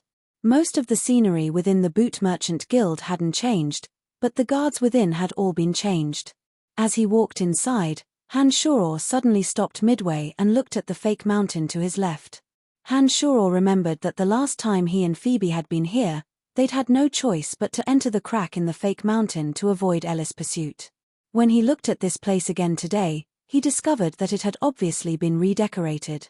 There were suddenly many more pots of flowers in the surroundings, and a rocking chair and table had been placed next to the crack in the fake mountain. It seemed to be used to admire the beautiful scenery around it. "Hey, why has this place changed? I don't remember it being like this before." Hanshaw looked around in surprise and then turned his head to ask Fabian. "Heh, you're very attentive. This place has been redecorated according to Miss Phoebe's wishes. Miss Phoebe doesn't allow anyone else to enter this place, and she'll come here alone to bask in the sun, sip tea, and admire the flowers when she's free. However, I don't think that the scenery here is the most beautiful place in the Boot Merchant Guild, but for some reason, Miss Phoebe just likes to come here." Fabian had a face full of confusion as he opened his mouth to explain to Hanshaw. Looking at the crack that the two of them had spent together last time, Hanshaw's heart swayed as he recalled the ambiguous circumstances of the two of them. He thought to himself that Phoebe couldn't be remembering their awkward encounter last time, could she? When his thoughts traveled here, Hanshaw shook his head incredulously and repeatedly thought that it wasn't quite possible. Phoebe was an extremely proud and arrogant person, and her looks were stunning. Add to that the fact that she now held great power within the Boot Merchant Guild, she shouldn't be concerned with a mere student of the Babylon Academy of Magic. Fabian had already brought Hanshaw to the main hall as these thoughts ran through his mind. Fabian then called for the maids to bring tea and refreshments, and then went to invite Phoebe to come see Hanshaw. After a while, Phoebe walked into the hall wearing a clean and simple white training robe with faint traces of sweat on her forehead. She seemed to be a bit thirsty as she picked up an empty cup in front of Hanshaw and filled it with tea. Her beautiful eyes focused on Hanshaw after a few sips. "You're here for the grain?" Nodding, Hanshaw smiled, "Of course. If it wasn't for the grain, why would I come to the Boot Merchant Guild?" Pursing her lips prettily, Phoebe rolled her eyes at Hanshaw and said unhappily, "Can't you come see a friend like me?" Laughing involuntarily, Hanshaw said amusedly, "We haven't seen each other for only a few days, not to mention that you've just taken over the Merchant Guild. You must be very busy. Even if I wanted to come see you, I'm afraid you wouldn't have the time. If you haven't thought about it then you haven't. Don't make excuses. Phoebe's elegant and slender neck lifted, seeming to be a bit angry at Hanshaw. She then thought for a moment and said, "The grain you need is the size of 2 rooms. Your space ring should be of the lowest quality, and there must be other things in your space ring as well. It shouldn't be able to hold so many things." "That's not a problem, I can come over a few times to move it." "Heh, don't worry, I won't find it troublesome." Hanshaw had long since prepared to move it many times and smiled faintly at Phoebe. Pausing, Hanshaw took out a piece of paper filled with all kinds of materials and handed it to Phoebe, saying, "I need to buy some other materials, can you see if you can help me buy them?" Looking at Hanshaw with a bit of astonishment, seemingly unable to understand why Hanshaw had been buying special items recently, Phoebe took the piece of paper Hanshaw handed over and murmured, "Ice soil, hot soil, wet soil, blood soil, and something snow, something leaves, something fruit. What are you writing about? I don't understand a lot of it." Knowing that Phoebe might be puzzled, Hanshaw smiled and explained, "Ice soil is the soil of extremely cold places. Hot soil is the soil of extremely hot places. It's usually found in places with lava. Wet soil is the soil that's damp all year round and doesn't see the sun. Blood soil is the soil that's dyed red by the blood of soldiers who died in battle after 2 armies had fought. There's also the ice snow where the ice soil is produced, the lava in the hot soil, the strange black grass that grows in the wet soil, and some tumor-like fruits that grow in the blood soil." Under Hanshaw's explanation, Phoebe's expression became more and more puzzled. After Hanshaw described some of the things, Phoebe was able to recognize the names of these things. Although the names were different from the ones recorded by Chu Kanglan, they should be the same things based on their shapes and special characteristics. There were also some items that even Phoebe hadn't heard of before. However, under Hanshaw's detailed description, Phoebe said that she'd have to ask someone else to know. By the time Hanshaw finished listing the 13 materials he needed to accelerate the growth of the Earth Elite zombie, Phoebe's head was already spinning from Hanshaw's string of assorted materials. If this person wasn't Hanshaw, Phoebe likely wouldn't have been able to endure it long ago. In the end, Phoebe said a bit angrily, "What are you planning to do with all these random things? If you're not willing to tell me, then I won't help you." Hanshaw looked helplessly at Phoebe and saw that Phoebe was huffing and puffing with anger. He chanted a magic incantation and the little skull holding the bone dagger appeared in front of Hanshaw. Under Hanshaw's command, the little skull's body nimbly shuttled through the hall until the bone dagger left his hand and flew straight at Phoebe. Phoebe was startled and her long sword blossomed with fighting aura, clashing with the little skull's bone dagger. When the bone dagger spun back into little skull's hand, Hanshaw opened his mouth to say, "Do you think this little skull is a bit different from the ones summoned by ordinary necromancers?" "It's not different, it's simply inconceivable. I've seen the skeletal warriors summoned by necromancers before, but this little skull of yours is like heaven and earth compared to them. I even feel that this skeletal warrior of yours only has the appearance of a skeleton, but it's as if there's a demon hidden within his body. Even I feel a bit scared." Phoebe's expression was grave as she looked at the little skull holding the bone dagger with lingering fear. "He used to be an ordinary skeletal warrior, even weaker than the average skeleton warrior, and would only help me throw out garbage bags. But you know that is different now. After my secret refinement, although he's still a skeletal warrior, he's slowly growing. You've already experienced his power just now. I can only tell you that the materials I need are to refine a zombie as magical as him."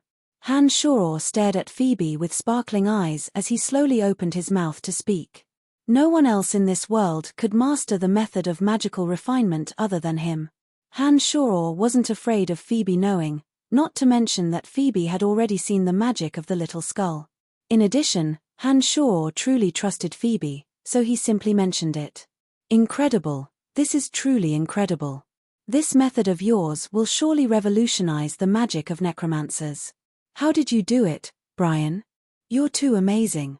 Phoebe's gaze when she looked at Hanshaw even held a trace of adoration as she exclaimed softly in excitement.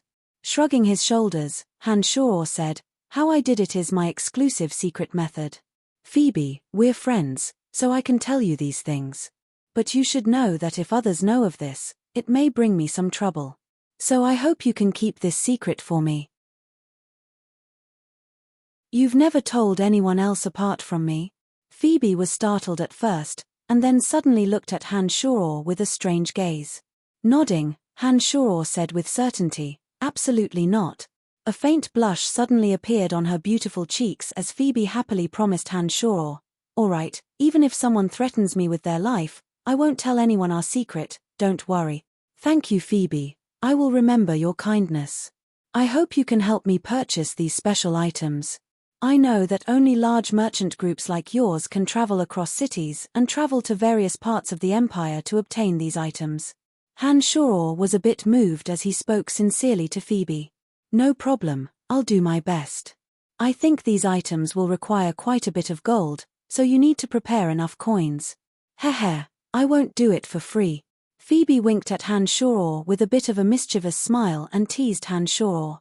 In the beginning, Hanshaw had felt that Phoebe had a cold and arrogant personality, and that it was difficult to get along with others.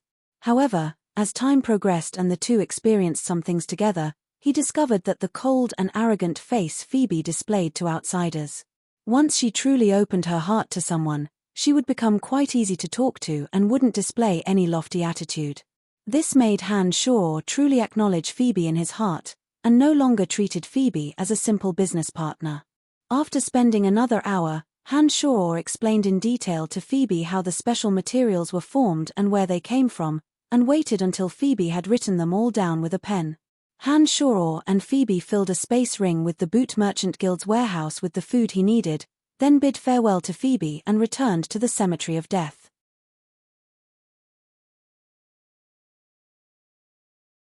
Chapter 98. After returning to the Cemetery of Death, Hanshaw didn't linger for long and headed back to the dwarf's village.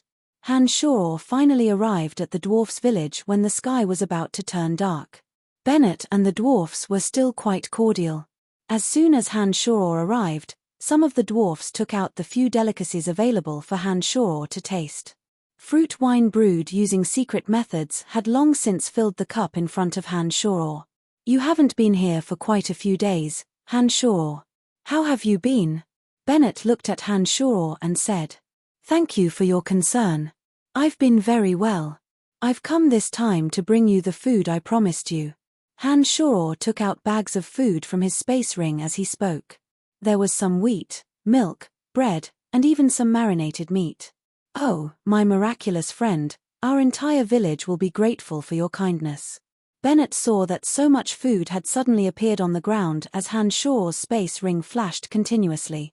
This made Bennett, who'd already felt that his days hadn't been too good recently, become inexplicably excited, and he immediately cried out lightly. Not far away, some dwarven women and children also put down their work and suddenly gathered here, cheering and hugging each other to celebrate with tears in their eyes. Seeing that the dwarfs were so excited by the food, Hanshaw knew that their days hadn't been too good.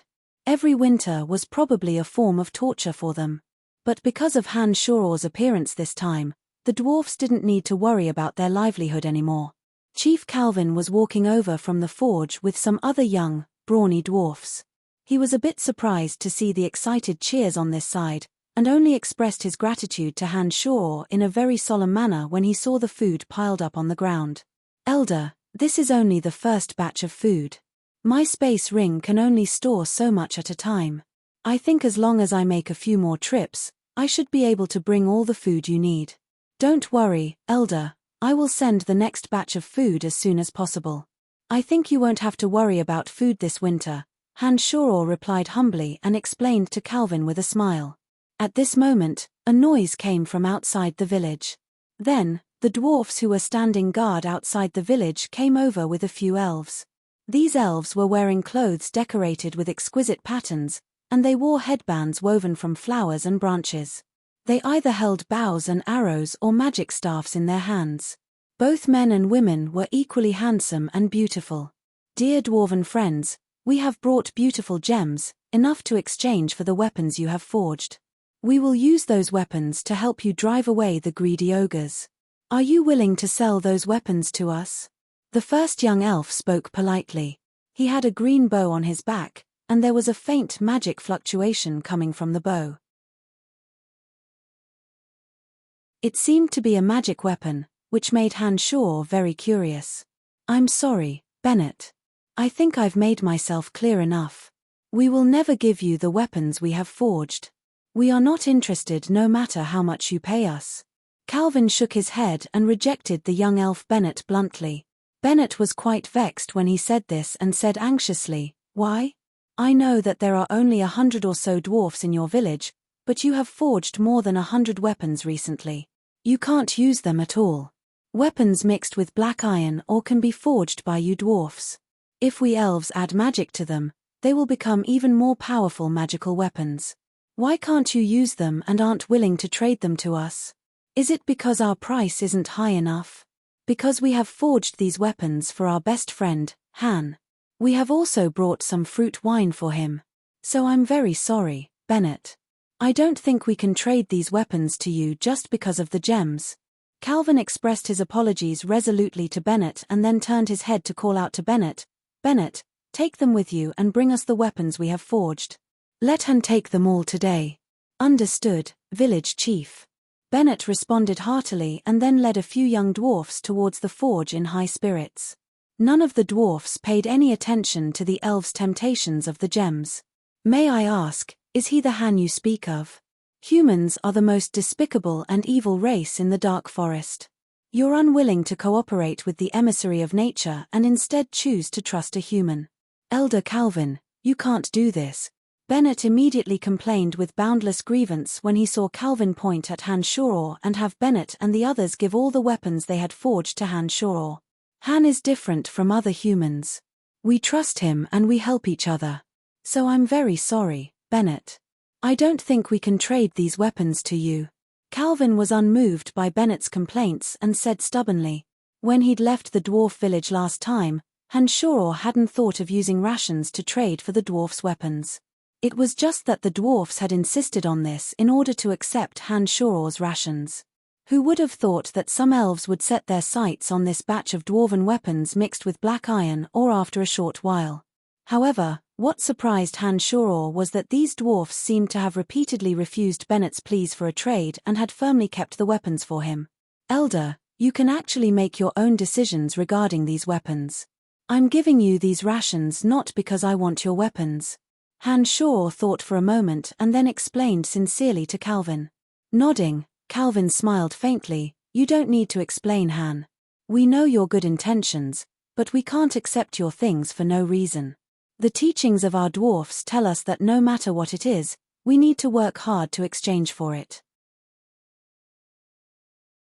If we accept your things directly, it will go against our ancestral teachings and bring a bad atmosphere to the village.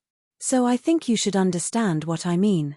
Bennett had brought some dwarfs with him and carried over a dozen weapons while Han Shaw and Calvin were talking. There were swords, spears, heavy hammers, double-edged axes, and all sorts of other weapons. These weapons were all brand new and shining. The heavy hammers and double-edged axes gave off a feeling of sturdiness and weight, while the blades of some swords and spears appeared cold and sharp. The eyes of Bennett and the others all shone with excitement when they saw these weapons appear. However, Han Shaw sighed with apparent resignation amidst their excitement and opened his mouth. "Since the elder has said so, then I can only reluctantly accept them." Under the greedy gazes of Bennett and the other elves, the dozen or so weapons mixed with black iron ore and forged by famed dwarven smiths landed one by one into Han Shaw's space ring. "Human friend, I wonder if you can trade these dwarven forged weapons with us? We've been preparing for a great battle recently and are preparing to strike a blow at the arrogance of the forest troll. If we have these weapons and the magic of our elven elders imbue them with us, they'll become magical weapons of astonishing power. The strength of some of our experts will greatly increase then. We're willing to trade gems with you, what do you think?" A flash of disappointment flashed through Bennett's eyes when he saw Han Shaw put away the weapons one by one. He thought for a moment and suddenly felt that it would be easier to trade with Han Shaw. He immediately spoke excitedly to Han Shaw. "Humans are a despicable and evil race. How would you noble elves be willing to trade with such a despicable and evil race?" Han Shaw smiled oddly as he looked at Bennett, using the same words he'd just said to block him. In order to make the even more greedy and shameless forest troll pay the price, We noble elves are willing to make some concessions and allow you, a human, to trade with us. What surprised Hanshoro was that Bennett didn't seem to hear the strong sarcasm in Hanshoro's words at all. Instead, he self-righteously displayed his magnanimity. I'm sorry, I have no interest in making any trade with you noble elves. Hanshoro didn't know whether to laugh or cry. He finally recognized the arrogance of the elves and couldn't help but shake his head in refusal.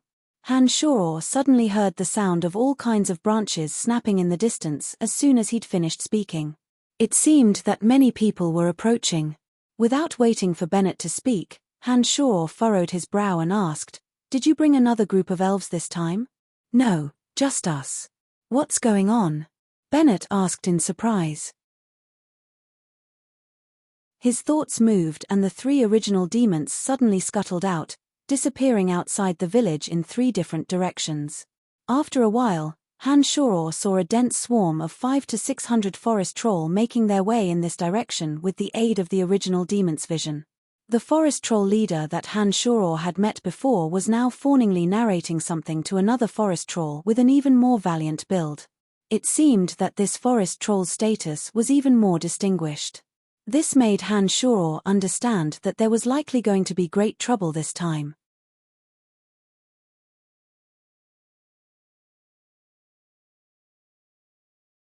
Chapter 99. Look at the power of my magical arrows. Bennett looked disdainfully at Hanshoro and suddenly drew back the bow in his hand. Faint magical pulses emanated from the bow in his hand, and the arrow suddenly burst into flames in midair after it had been shot. It landed in the middle of the forest troll and exploded with intense sparks. 10 or so forest troll were hit by the sparks and set ablaze. 3 of them didn't have time to extinguish the flames and were directly swallowed up by the spreading tongues of fire. At this moment, the 2 dwarfs responsible for keeping watch outside finally walked in with faces full of panic. They started yelling loudly before they even reached the village chief, "Not good, not good. Many forest troll are already heading our way, they're everywhere in the thicket."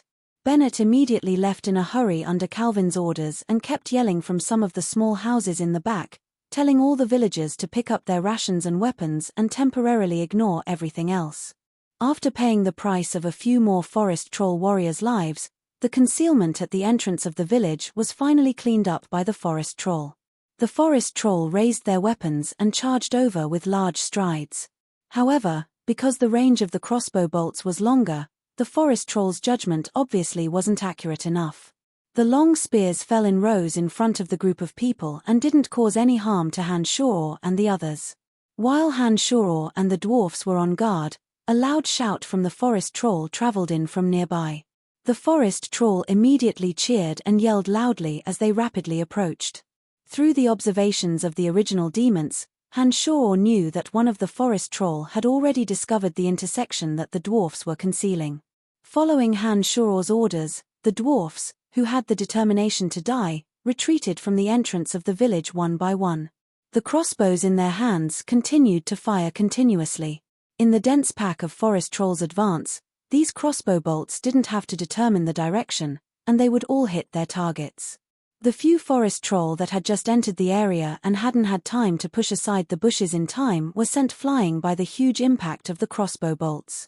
One of the forest troll that Hanshoro shot was shot through the chest by the crossbow bolt and nailed into a tree that was as thick as 2 people's waists. Hanshoro was shocked. He didn't expect the arrow to be so powerful. He couldn't help but look at Bennett in surprise. Bennett also showed timidity at this moment and nodded in agreement with Hanshoro's words. "Yes, I think we should retreat first and wait until I return to the tribe to notify our people. When our people arrive, we'll make these damned scoundrels pay a painful price." Bennett stuck out her tongue and made a face at the female elf's rebuke, then said to Hanshoro confidently, "Did you see just now? The magic arrows that have been enchanted by our elders are so powerful when shot with a magic bow. The weapons forged by the dwarfs, if modified by us, can immediately become amazingly powerful magic weapons. This can bring great trouble to the forest troll. You should trade those weapons with us." Hanshoro's body was strong and resilient, so it was quite easy for him to pick up these heavy crossbows. Although the dwarfs weren't tall, they were equally strong. These crossbows also appeared quite effortless when they landed in their hands. The forest troll are also the natural enemies of us elves. I'll show them my power this time. Bennett didn't show any signs of fear, but rather spoke with some enthusiasm. Necromancy is the most loathsome of magic. You, a human, are actually an evil necromancer. Bennett seemed to be a bit disgusted when he saw the skeletal warriors and zombie warriors appear and complained. There were only 50 to 60 people in the dwarven village who could participate in the battle. Even with the addition of Han-Shoror and the elves, their strength couldn't compare to the forest troll at all. This made Han-Shoror understand that the danger this time would be very difficult to overcome. 500 to 600 forest troll are on their way here. It looks like your village has already been exposed. Han-Shoror sighed lowly and slowly spoke the truth. Chief Calvin, I know your village is in the valley. Do you have any other way to leave the valley?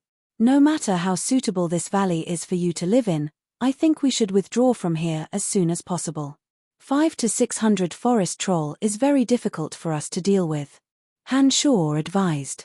However, contrary to Han-Shoror's expectations, the little skull with the bone dagger had just appeared at the entrance of the village and hadn't had time to throw out the bone dagger. The forest troll at the very front all revealed excited expressions.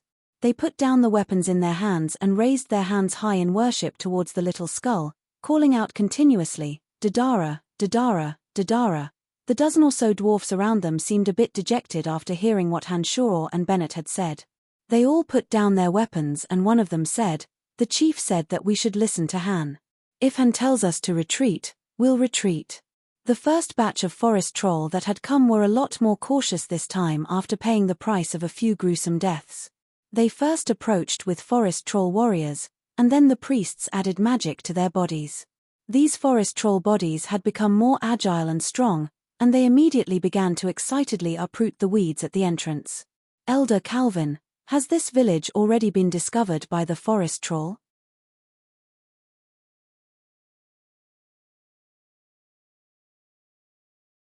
Han-Shoror's face was grave as he turned to look at Calvin and asked solemnly, Bennett, you shouldn't have wasted such precious magic arrows for these damned forest troll.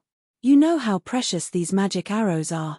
A female elf on the side was a bit angry when she saw Bennett show off and scolded Bennett. Han-Shoror was flabbergasted and froze on the spot. He didn't know why the forest troll were so devoutly worshipping the little skull. Calvin's brow furrowed tightly and he appeared quite worried. He thought for a while and then spoke to Bennett, go gather all the villagers and have them pack their things and leave from the valley behind.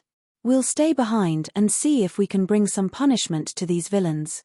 Based on the coverage of the original Demon's Vision, Han-Shoror discovered that there were 500 to 600 ogres this time. The forest troll warriors, hunters, and priests were all advancing in an orderly fashion, and their coordination was extremely reasonable. This meant that this wave of forest troll must have come from a large faction.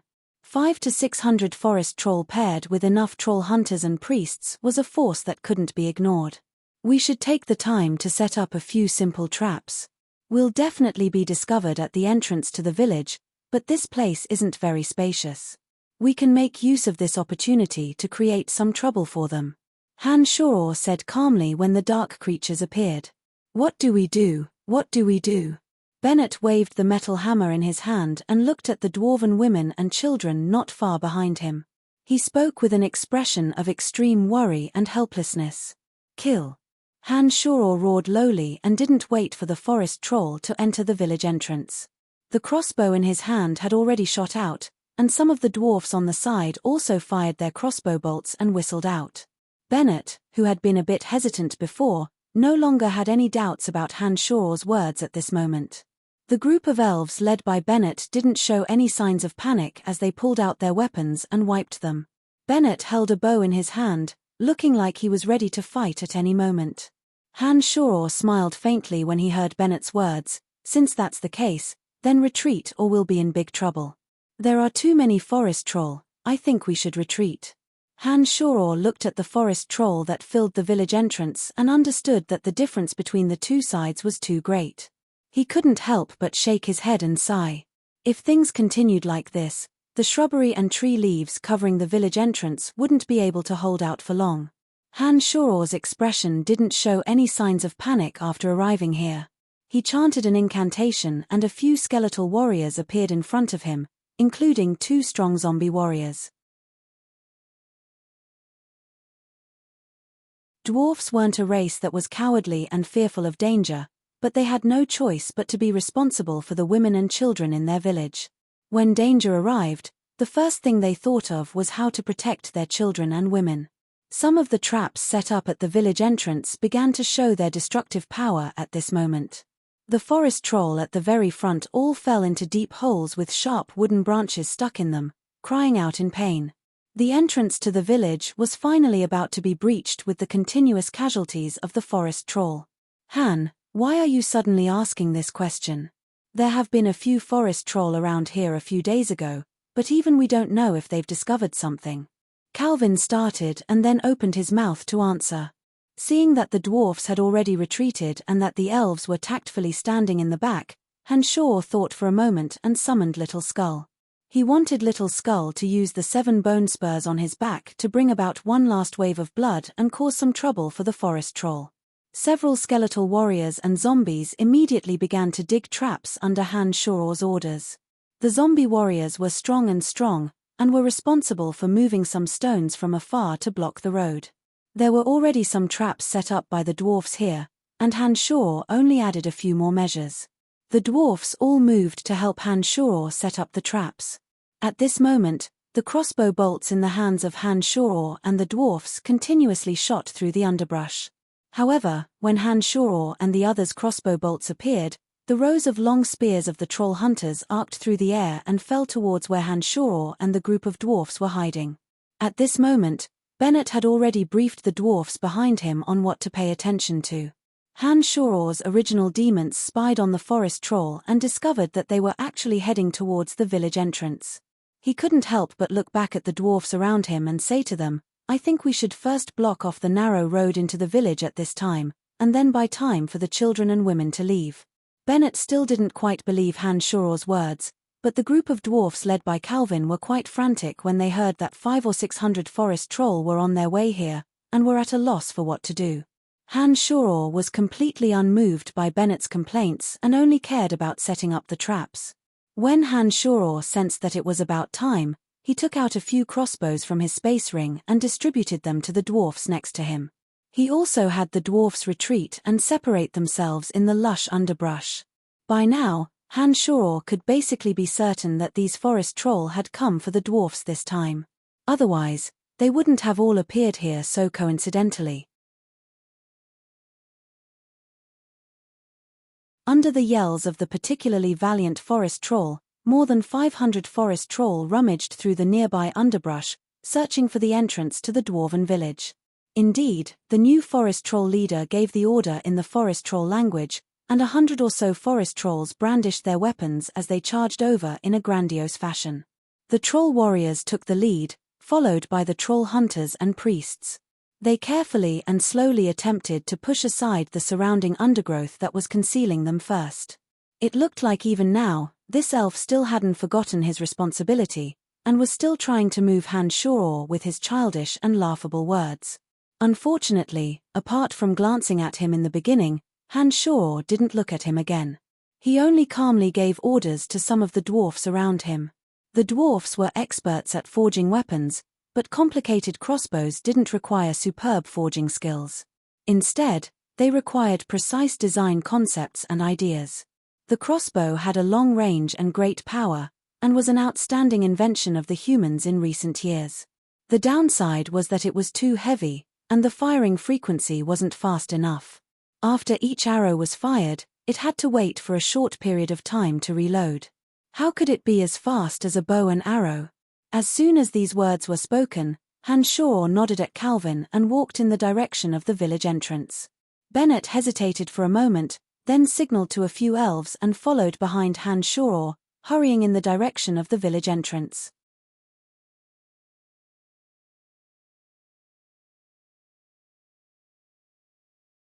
Chapter 100. Dadara, Dadara. Along with the forest troll's shouts, Some of the forest troll further away also kowtowed devoutly and shouted loudly. What's going on? Not only Han Shoror, but the dwarfs and elves around them were also surprised by the sudden change. One of the dwarfs suddenly asked in surprise. At this moment, Bennett seemed to have suddenly remembered something, and suddenly exclaimed, "That skeletal warrior with wings seems to be similar to the demon that the forest troll worshipped. That demon is naturally evil and likes to plunder everything. I heard from the elders in the tribe that the demon that the forest troll worshipped is called Dadara." Not far away, an old forest troll priest who seemed to be on his deathbed at any moment crawled quickly toward Little Skull on his knees. What surprised Han Shoror was that he was crawling quite fast, and in a short while, he was in front of Little Skull. This old forest troll priest spoke to Little Skull in the forest troll language. Little Skull stood there blankly with the bone knife in his hand, scratching his smooth skull with his empty left hand, as if he didn't know what was going on. He turned around and looked at Han Shoror with empty eyes, as if waiting for Han Shoror to give him an order. Hearing Bennett's words, Han Shoror roughly understood that something strange had happened. These forest troll must have regarded Little Skull as the demon that they worshipped. The old priest's communication seemed to be about to take Little Skull somewhere. All the forest troll behind him were kneeling on the ground and motionless. No one mentioned anything about invading the dwarven village again. "Han, what's going on? What should we do?" A dwarf looked at Han Shoror and asked blankly. Han Shoror was thinking furiously when he heard the dwarf's question. After hesitating for a moment, Han Shoror wasn't sure what would happen next. He said to them, "I'll think of a way to delay these forest troll. You guys leave this valley immediately and find a safe place with Chief Bennett and the others. I think I'll be able to find you guys again. Then will you be in danger?" The dwarf was a bit worried about Han Shoror and asked a bit unwillingly, "Don't worry, I have a way. Bennett, I think you guys should leave as well. This skeletal warrior of mine is a bit odd, but I don't think he's the demon that the forest troll worships. I can't predict how the situation will develop in the future. It's safer if you leave with them." Han Shoror looked at the dwarfs and the elves and slowly persuaded them. "Let's go. It's very dangerous here. I think we should notify the elders first." Bennett thought for a moment and nodded before retreating with the other elves. Under Han Shoror's urging, the dwarfs were also a bit reluctant and slowly retreated into the valley. An original demon that had been observing the forest troll all along suddenly split off and left with the dwarfs. This allowed Han Shoror to clearly see where the dwarfs were about to retreat to. After a while, there was no one else apart from Han Shoror and Little Skull at the entrance to the village. Han Shoror's original demon kept an eye on the movements of the dwarfs and found that they were crossing an icy river and leaving through a crevice in the slanting valley. "Does anyone know how to speak the common tongue of the continent?" Han Shoror walked out from behind and asked in the human tongue after arriving beside Little Skull. The old priest who had been kneeling in front of Little Skull and speaking in the language of the forest troll suddenly looked up at Han Shoror and said in the human tongue, "You're with the great goddess Dadara. Why are you a cunning human? Are you sure that is your Dadara?" Han Shoror didn't know whether to laugh or cry and shook his head as he asked oddly. The face of this old forest troll priest was a wretched green, and the skin all over his body was as dry as old tree bark that had weathered many years of wind and rain. He revealed an expression of extreme disdain at this moment and said, "Of course I wouldn't be wrong. This must be the clone of the great goddess Dadara in the mortal world." As the old priest spoke, he took out an ancient scroll from a leather pouch with great care. The ancient scroll slowly unfurled as his withered and yellow hands flipped it. Apart from a few forest troll characters that were difficult to distinguish like tadpoles, there was a drawing of an enormous skeleton with wings on its back. The skeleton was the color of pure white jade, and the wings on its back were bare and without feathers. It was indeed 80 to 90% similar to the bone spurs on the back of Little Skull's head. Under the feet of this large white skeleton was a bare mountain peak. The mountain peak was piled with all sorts of gold, silver, and jewels, including some that seemed to be very precious. However, one of the white skeleton's eyes was empty, and the other was covered by a black eye patch. It looked like the one-eyed costume of a pirate that was used to pillage and pillage. This is the appearance of our great goddess Dodara, we won't be wrong. He's the clone of the great goddess Dodara in the mortal world. He will guide us to plunder even more gold, silver, and jewels, countless jewels, and endless rations. The great goddess Dodara will guide our tribe and rob the cunning human nation. The old forest troll priest's tone was inexplicably excited as he shouted loudly. Apart from the fact that Little Skull was a little smaller and not pure white, its appearance was very similar to that of Dodara in the scroll. It was no wonder that these greedy forest troll thought that Little Skull was the clone of the plundering demon Dodara in the mortal world. Although Hanshuro was surprised by this unimaginable situation, Hanshuro thought about it carefully. Suddenly, an idea came to him.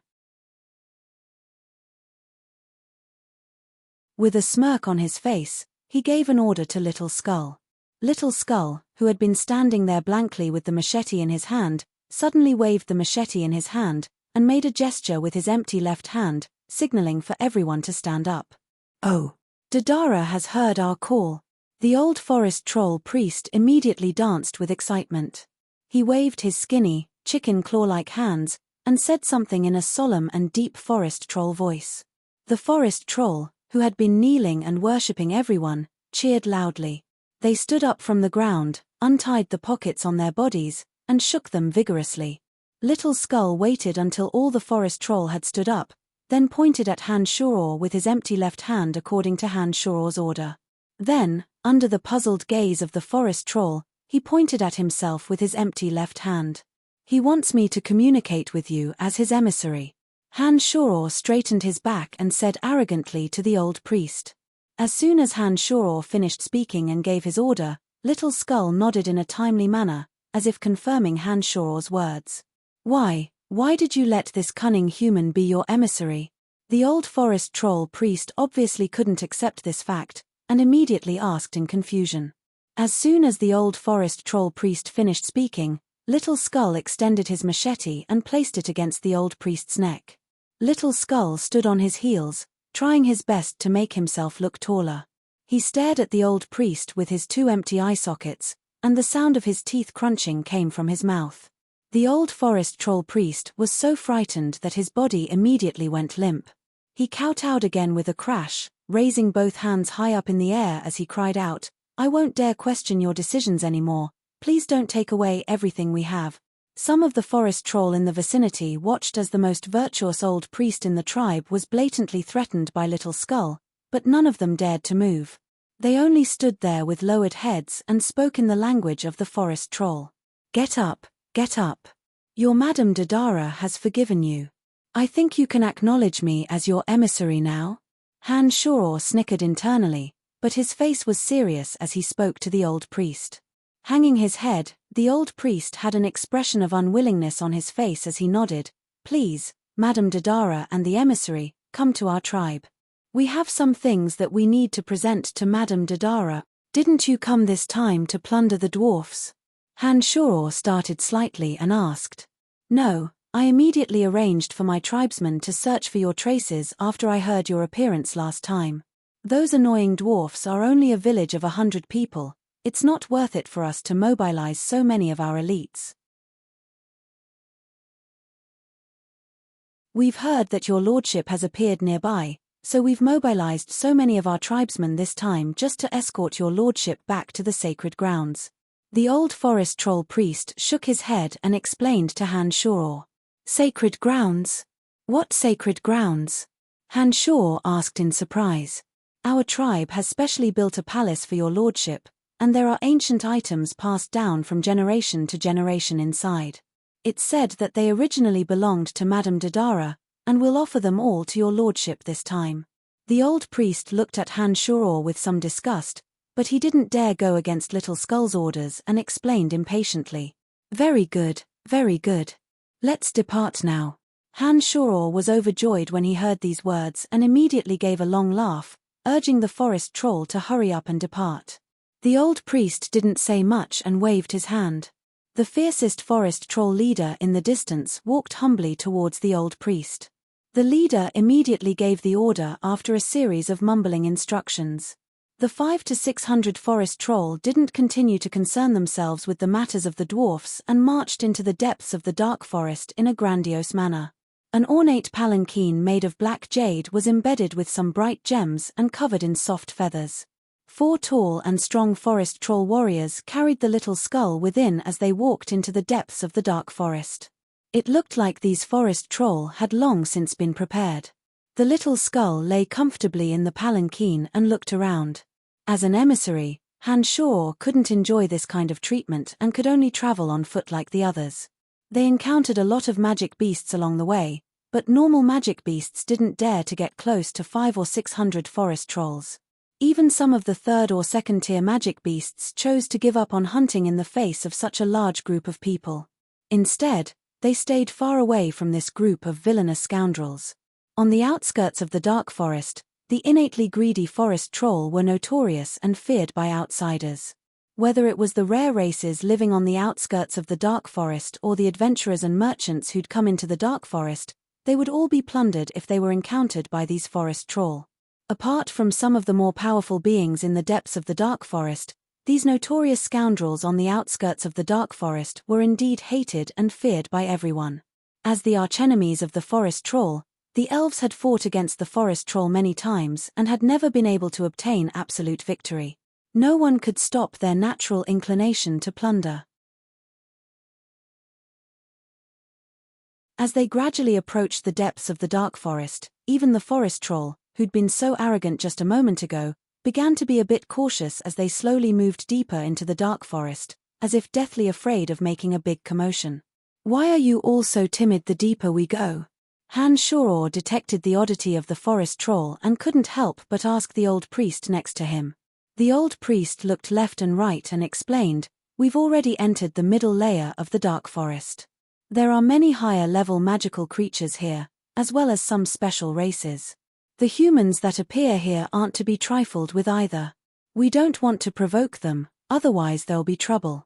A wave of rumbling sounds traveled from not too far away as a frighteningly tall white stone giant, 6 to 7 meters tall, carried a large tree on its shoulders and walked further and further into the forest. A low hum sounded in the sky as an enormous black shadow passed by. When the shadow landed on the ground, it reflected 2 long, slender necks. "That thing that looks like it's covered in lime is the mountain giant. It has a gentle personality and doesn't like fighting, but it'll be a disaster if you provoke it. The one that flew by just now is the lowest level twin-headed dragon. They can't actually be considered dragons, they're only a level 2 magical creature, but they can spit out poison and aren't easy to deal with." The old priest explained on Hanshaw's behalf when he saw the surprise on Hanshaw's face. Nodding, Hanshaw said with deep emotion, "I finally understand now why you only dare to be arrogant in the outskirts of the dark forest."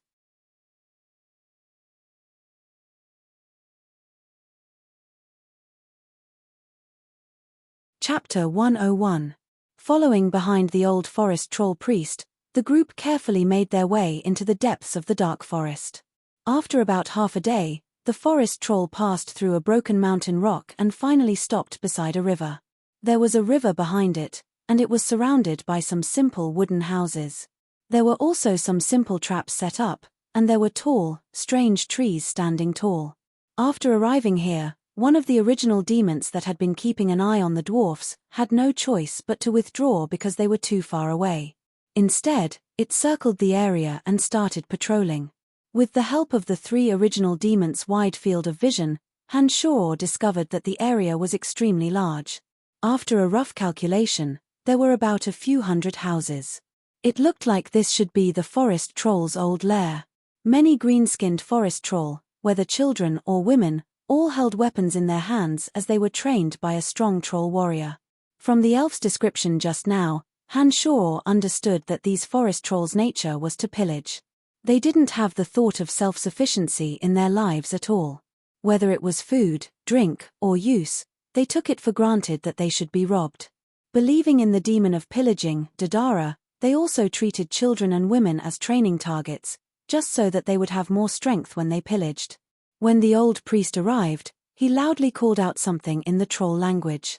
All the forest troll in the tribe, whether children, elderly, or women, tore off the pockets on their bodies and shook them in excitement, yelling, "Dadara, Dadara." After a while of this, the old priest finally continued to communicate with Han Shuro in the human language. "Let's go, I'll take the great goddess Dadara and the emissary to the sacred grounds. Hurry up. Great goddess Dadara can't wait any longer."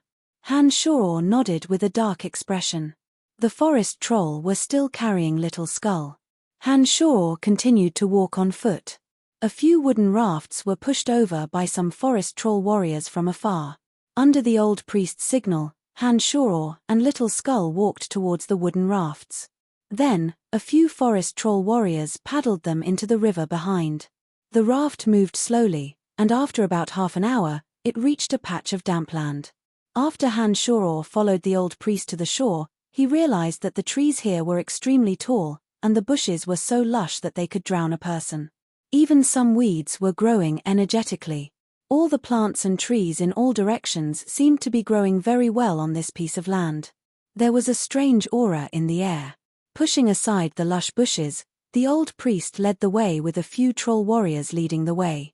Han Shuro followed behind the old priest as they walked deeper into the area. The deeper they walked, the more strange Han Shuro felt. It was as if he had heard of this place somewhere before. With these doubts in his heart, he finally stopped in front of a tall house that seemed to have been dragged up by a towering tree. There were 5 or 6 towering trees with lush branches and leaves tangled together in front of him. The large house in the center seemed to be built on the tangled branches, standing in midair. Some of the plants around it grew very well, and there were also some strange plants and flowers that bore strange fruits. After staring blankly at his surroundings for a while, Han Shuro's heart trembled. He suddenly cried out in surprise, "A place of extreme wood. Haha, this is a place of extreme wood. No wonder all the plants grow so perfectly, so this is what it is." A naturally formed place of extreme wood had much more wood energy than other places. All the plants and trees that grew in a place of extreme wood would be much more lush than in other places. Although the forest troll worshipped the demon Dadara, legend had it that they were a race that had evolved from trees. It was natural for them to be close to wood energy. The air here is fresher than anywhere else. Our ancestors searched for many years before discovering this place. Therefore, the palace of the Holy Land was built here, and the stone statue of the great god Datara is enshrined inside. Every year, there are offerings offered to the great god Datara, hoping that the great god will bless us with success every time we plunder. The old priest piously kowtowed toward the large house that was suspended in midair and said softly. After thinking for a bit, the old priest seemed to feel that something wasn't quite right. He immediately kowtowed to the little skull again and mumbled something to the troll warriors carrying the little skull. The troll warriors put down the palanquin and indicated for the little skull to alight. At this moment, Han Shuro's heart was completely occupied with the wood elite zombie's whereabouts. He was so excited that he forgot to continue giving orders to the little skull. The old priest pleaded for a while and discovered that the little skull was still sitting motionless in the palanquin. His eyebrows furrowed tightly and he knelt in front of Han Shuro. "Emissary, why hasn't the great goddess Dadara come down from the palanquin? Did we do something wrong?" The old priest's words immediately roused Han Shuro. Han Shuro turned his head to take a look and discovered that the little skull was lying there lazily, as if he'd fallen asleep. After an order was given, the little skull's calves straightened and he abruptly stood up. He held a bone dagger in his hand and looked around with his shiny skull. "Dadara was thinking just now and didn't hear your call. Let's go, we're going up now." Han Shuro snickered inwardly, but his face was serious as he spoke to the old priest. Nodding his head submissively, the old priest didn't dare ask any more questions.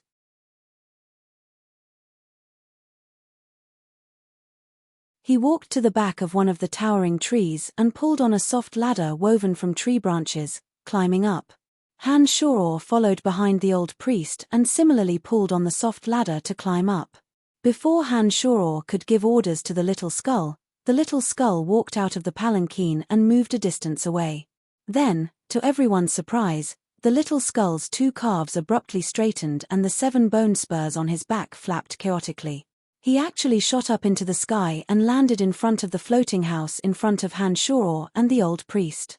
Standing in front of the big house, the little skull's body swayed for a moment before he slowly steadied himself. He then shook his head and directly opened the door to enter the house. The sound of things being turned over could be heard from inside. Dadara, Dadara. The old priest had a face full of excitement as he started to yell again. Finally, the old priest and Han Shoror climbed up the stairs in front of the big house. The other forest troll were standing outside and waiting. No one else was allowed to come up. Han Shoror followed the excited old priest into the house and immediately saw a huge stone skeleton statue in the middle. This stone skeleton statue was exactly the same as the one Han Shoror saw on the old priest's ancient scroll. The only difference was that this giant skeleton with an eye patch was holding a weapon that looked like the Grim Reaper's scythe in its right hand and a huge sack in its left hand. The sack was bulging as if it was filled with loot. The inside of the house was bright.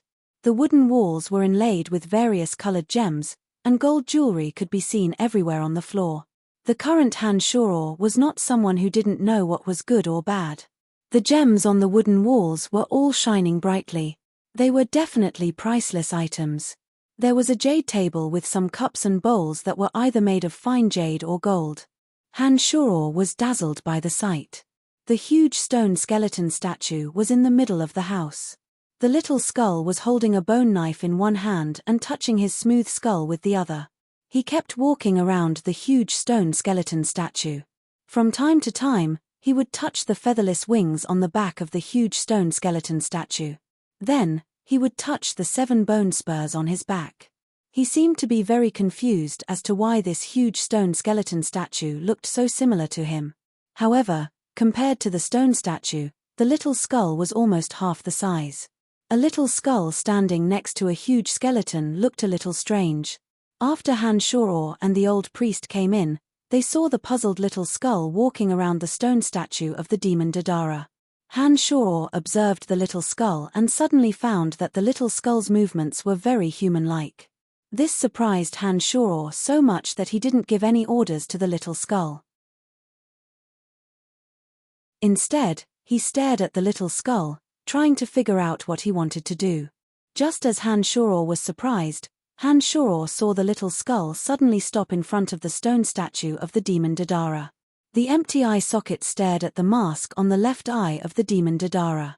Then, he reached out and touched his own left eye, as if wondering why he didn't have an eye patch. Suddenly, the little skull jumped and grabbed the eye patch of the demon Dadara and pulled it off. By the time the little skull fell, the eye patch was already in his hand. Without the eye patch, there was a purple gem-like eyeball in the left eye of the stone statue of the demon Dadara. The originally lifeless stone statue of the demon Dadara seemed to have a little more life force after the eye patch was pulled off. It gave Han Shoror the illusion that the statue was looking at him. At this moment, the purple eyeball seemed to move a little. Then, a soft purple light emitted faintly. It was as if the demon Dadara had suddenly come back to life. Oh, the great Dadara goddess has opened the purple demon eye. The great Dadara goddess has shown herself. The old priest was ecstatic. Suddenly, he buried his head deep into the ground and exclaimed in excitement. Suddenly, the little skull who was still in a daze moved a small table in front of the statue of the demon Dadara. The little skull leaped onto the table and reached for the left eye of the statue of the demon Dadara. As Han Shoror's scalp went numb, the little skull forcefully dug out the purple eye of the statue of the demon Dadara. After holding it up high for a look, he shoved it into his own left eye socket. Seeing this, Han Shoror did not know what to do. Before Han Shoror could figure out what to do, he suddenly felt a splitting headache in his head. When he looked at the little skull, he suddenly realized that the little skull had somehow shoved the purple eye into his own left eye socket. However, after the purple eye entered his left eye socket, the little skull also seemed to be in great pain. His body first trembled and swayed, then he clutched his head and rolled on the ground in pain. As the host, Han Shoror and the little skull were connected telepathically. He also felt the heart-wrenching pain. A huge, strange energy was being emitted from the purple eye of the little skull's left eye. Han Shoror could clearly feel that the purple eye was invading his and the little skull's bodies, as if it wanted to take control of their bodies. Messenger of the great Dadara goddess, what's wrong with you? The old forest troll priest who had buried his head in excitement immediately exclaimed when he saw that something was wrong with Han Shoror and the little skull. Get out, you get out first. The great Dadara goddess has some things to do. Enduring the heart-wrenching pain, Han Shoror suddenly growled. The old forest troll priest was startled and walked out of the house in a panic with a face full of doubt. He stayed outside to observe the situation in the Holy Land. As soon as the old priest left, Han Shoror immediately hugged his head in pain and rolled on the ground with the little skull. Han Shoror's heart was filled with inexplicable fear. If this purple eye really belonged to the demon Dadara, then this strange invading energy must also have come from Dadara. The demon was an evil god, and this power was not something that could be resisted by humans. This made Han Shoror not know how to deal with it for a while. This huge power was emitted from the purple eye in the little skull's left eye socket. Han Shoror first gave the order for the little skull to remove the purple eye.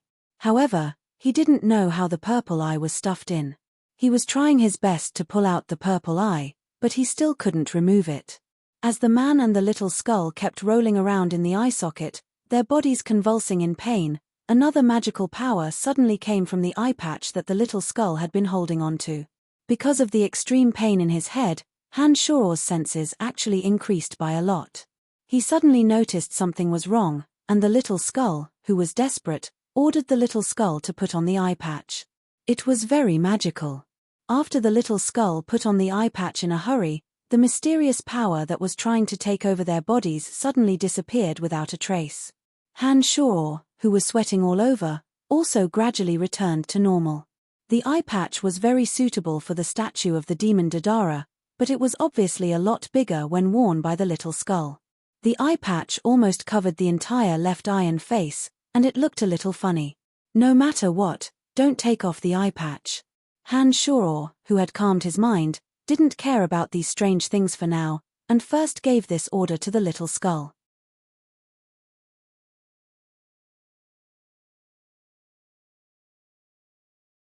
Chapter 102. The purple demon eye seemed to contain the evil power of the demon Dadara. The eye patch also seemed to have the ability to seal this power, which made Han Shoror feel quite odd. His gaze continuously roamed over the little skull's comical eye patch, trying to discover something. However, Han Shoror quickly realized that his efforts were in vain. With the purple demon eye covered by the eye patch, Han Shoror could no longer sense anything out of the ordinary. Apart from the jewels and beautiful jade scattered all over the house, there was nothing else worth paying attention to. When Han Shoror felt that there was no danger, he finally got up and walked to the door, summoning the old forest troll priest in. When the old priest entered, his gaze instantly focused on the statue of Dadara that was missing the purple demon eye. He asked in astonishment, What's going on? Why is the purple demon eye left behind by the great Dadara gone? Pointing at the little skull, Han Shoror smiled and explained, that eye has already been retrieved by the great Dadara who came to the human realm. Did you not see the eye patch over his left eye? The old priest finally reacted after Han Shoror's reminder. He looked at the little skull in surprise and immediately knelt down to shout, Congratulations, the great Dadara.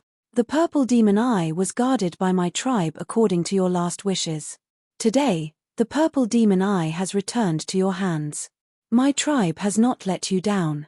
Apart from the purple demon eye, is there anything else you wish to offer to the great Dadara? Han Shoror thought for a moment and stared at the old priest.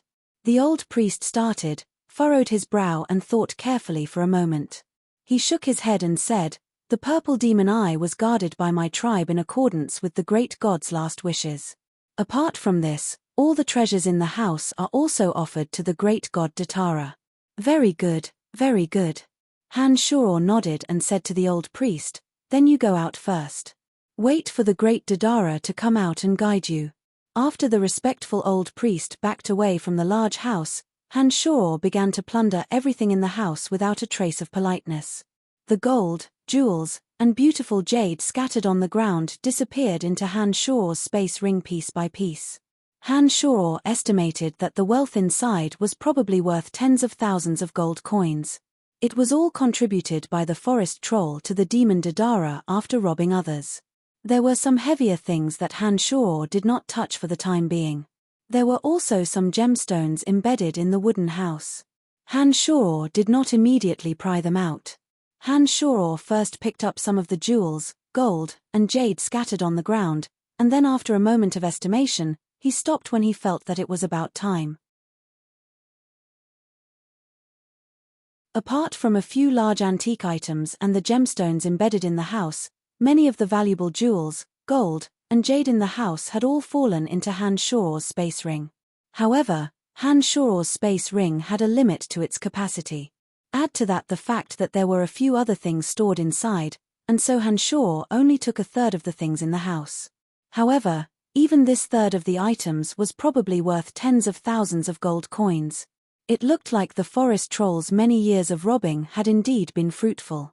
Since the little skull had become the great Dadara of the forest troll, Han Shuo began to rack his brains again. With the little skull's identity, Han Shuo could drive these forest troll to do some things. Han Shuo wasn't worried about the items in the house. It should be safe to leave them here. Sooner or later, he would have to return here to refine the wood elite zombie. Han Shuo wasn't in a hurry. Within the dark forest, the forest troll was a race that everyone loathed and despised.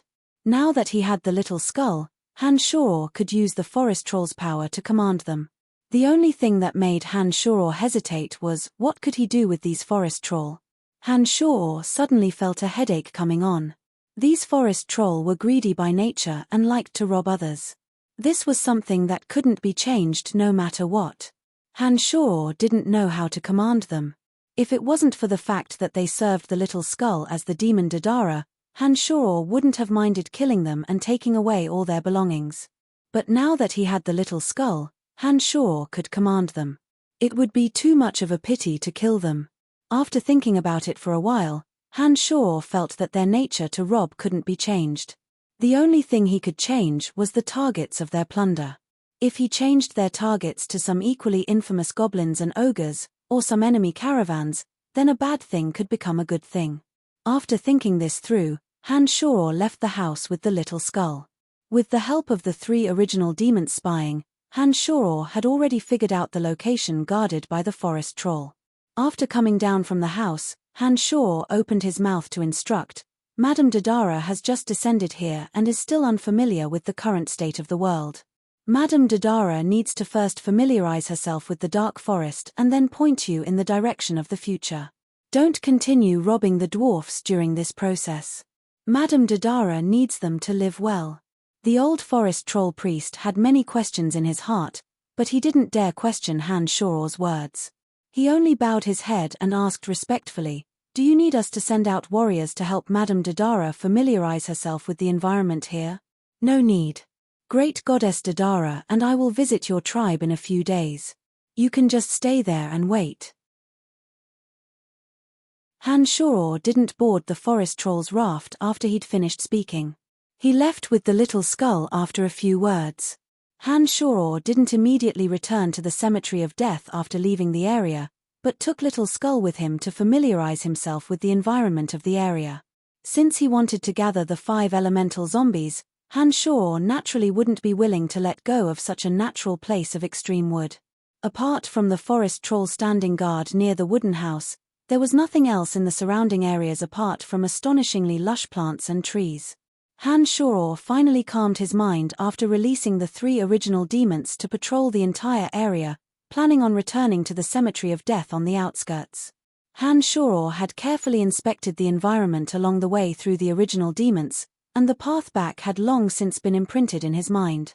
Han Shuo didn't directly enter the river to return, instead making his way back unhurriedly along the riverbank. Halfway through, Han Shuo felt a bit hungry. He looked at the strange fish in the clear river and had a thought. The demon slayer edge whizzed out and fell into the river according to Han Shuo's will. It pierced through 2 large fish and landed back in Han Shuo's hands. Little Skull left with the bone dagger under Han Shuo's command, returning with a pile of wood in his hands after a while, nimbly propping up the frame. With Han Shuor's flint, the two large fish had already been propped up by Han Shuor. He casually took out spices from his space ring and sprinkled them on the roasted fish. An alluring fragrance slowly spread out. A black shadow flew over from the distant sky. A strong wind blew past, causing Han Shuor's clothes to flutter. An unpleasant stench assailed his nostrils, causing a feeling of disgust to rise in Han Shuor's heart. When he raised his head and glared angrily, the black shadow went from low to high and rose into the sky again, becoming a small black dot. Damned stinky bird, so disgusting. Han Shuor cursed and flipped the two almost cooked fish. At this moment, the black shadow flew down from the distance with a whistling sound and landed not far from Han Shuor's head, suddenly rising into the sky again. However, Han Shuor, who was now on guard, saw the appearance of the black shadow this time. It was a harpy with the body of an eagle, but the face of an ugly woman. The harpy and the deep-water venom python were both level 3 magical creatures. She had the face of a human, but couldn't make a human sound. Her body carried a foul stench all year round, and she liked to eat human corpses. As long as the harpy had her eyes on you, she would continuously probe you until she found the right opportunity to suddenly fly over your head and use the stench on her body to make you dizzy. Then, she would use her sharp claws to tear apart your skull and eat it.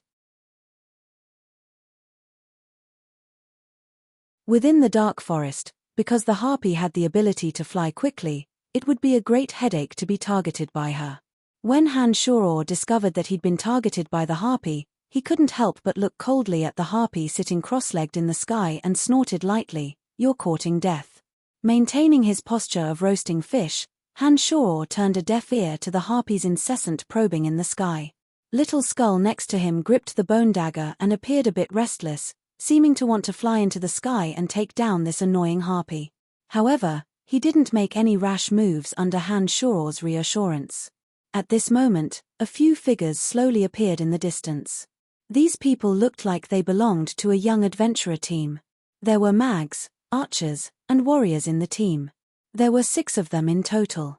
They looked at the harpy sitting cross-legged above their heads and cursed lowly at how annoying the harpy was. Han Shuor had been concentrating on dealing with the harpy when he heard their curses. He suddenly realized that the harpy's original targets seemed to have been them, but had suddenly changed targets when she saw that he was alone and tried to eat him first.